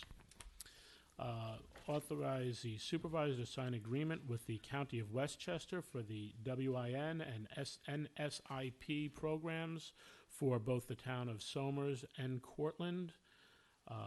From the Office of Parks and Recreation Superintendent, authorize the town to apply to the Greenway Conservation Trail Grant Program for a project entitled The Beautification of the Veteran Memorials Circle.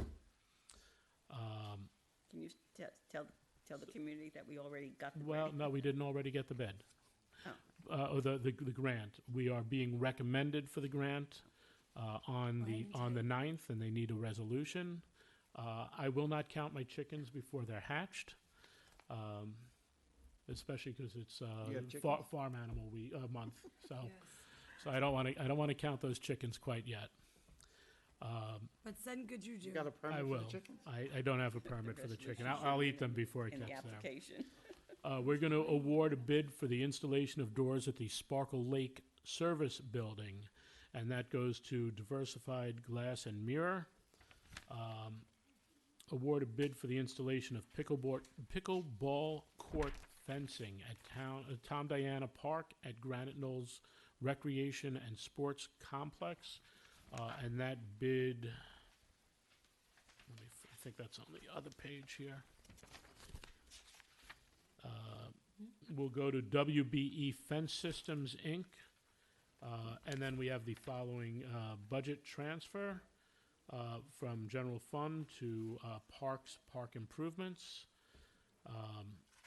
And that covers, I believe, both of those jobs.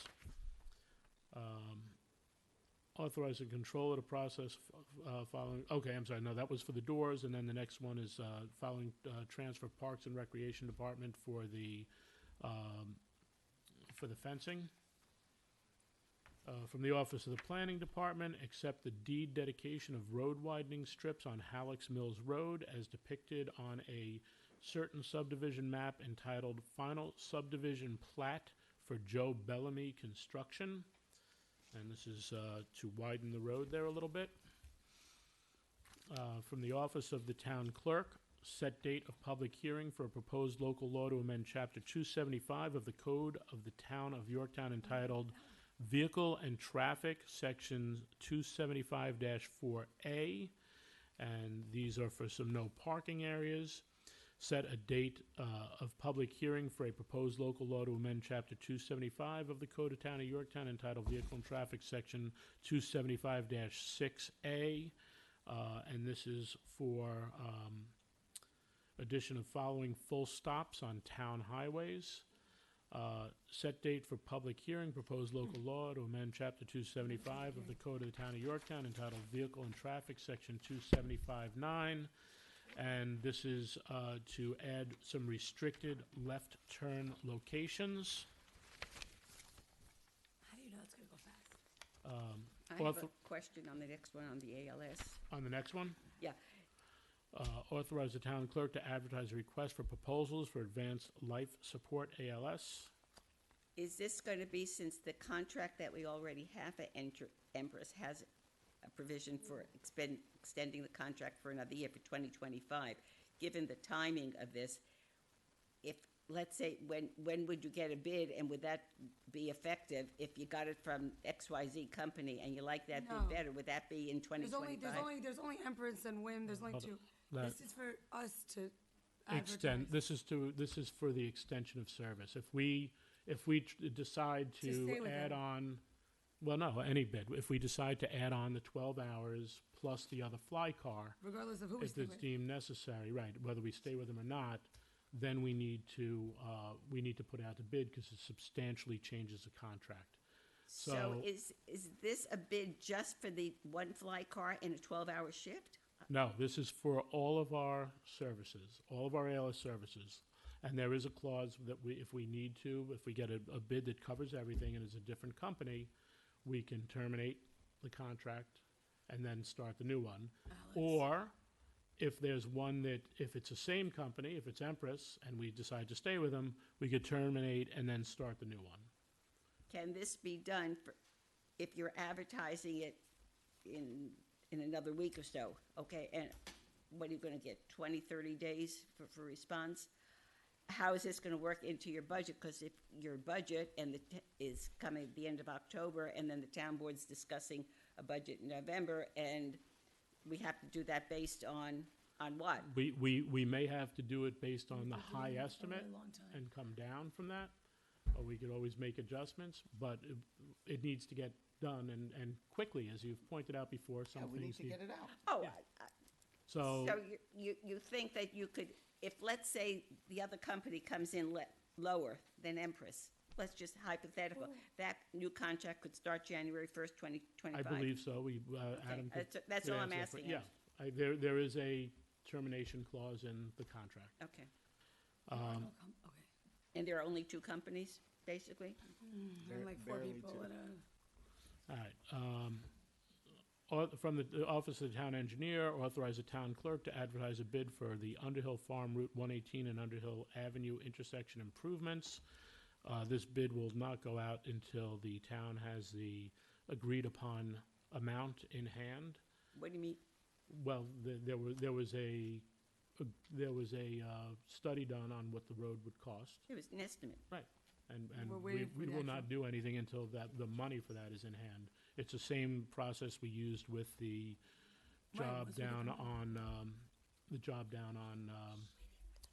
by Walgreens at the bottom of Stony Well, Street. you're saying until the money is in, that's the contribution that Unicorn is contribution that they're going to supposed to make. give, But yeah. you don't know what the total cost of the project is going to be until you get the bid. We already had set, when they did the original agreement, there was a set amount. And it was the estimate at that time with a 20%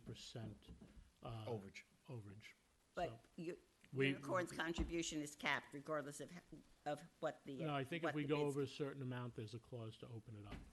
Are you sure? I I am don't think so. I thought it was I'm capped. pretty sure there was a clause on that, but we've extended the job, so we have to worry about that as well. We're not gonna do anything until we have the money, right?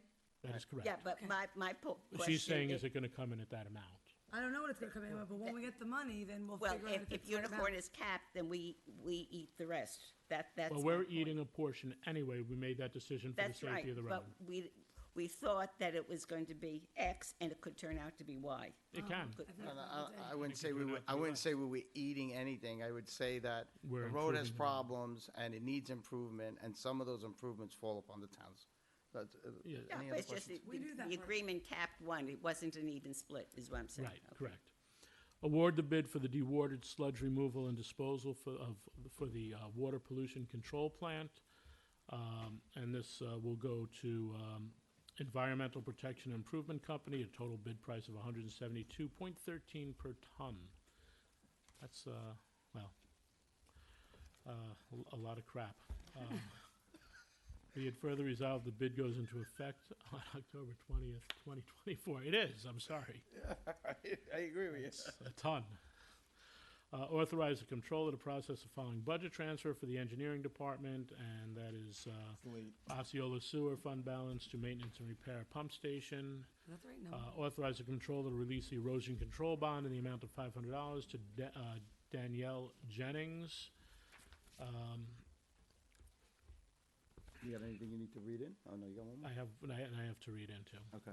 From the Office of the Water Superintendent, authorize the supervisor to sign an agreement with Cortec, Inc. to conduct the inspection of the Quinlan water storage tanks number 1 and 2 for the cost of $75.05 even. Can I have a motion? Motion. All in favor? Aye. Aye. And then to read in, from the Police Department, suspension of police officer pending determination of disciplinary charges. Whereas on October 1st, 2024, the Chief of Police preferred disciplinary charges against a member of the Yorktown Police Department, and whereas the Chief of Police forwarded said charges to the Town Board for a hearing pursuant to the Westchester Police Act of 1936, Chapter 104 of the Law of 1936, and whereas the Board believes it is in the best interest of the town that the police officer involved be suspended without pay pending a hearing and determination on the charges. Now therefore be it resolved that pursuant to Westchester Police Act of 1936, a police officer, employee payroll number 300157, against whom disciplinary charges were preferred on October 1st, 2024, is hereby suspended without pay effective October 2nd, 2024, until the completion of the hearing and determination of the charges. I have a motion. Motion. Second. All in favor? Aye. And you know what, this may not end up being needed, but I'm going to read it in anyway, so they have that. Subpoena and litigation to enforce subpoena. Resolve the town retroactively authorizes the issuance of a subpoena, ducis tecum, for the production of documents under New York Town Law 51, Part 4, in furtherance of the investigation into certain allegations of improper conduct concerning a town employee, and be it further resolved, the town authorizes the initiation of litigation to enforce said subpoena. Motion. Second. All in favor? Aye. One more. Well, once again, for those celebrating Lashana Tova, Happy New Year. May the New Year be sweet. And we will, can I have? Yes, Lashana Tova. And can we have a motion to adjourn? Motion. Motion. Nope. All in favor? Aye. Good night, Yorktown. Good night, Thank you. Yorktown. Good morning, Yorktown.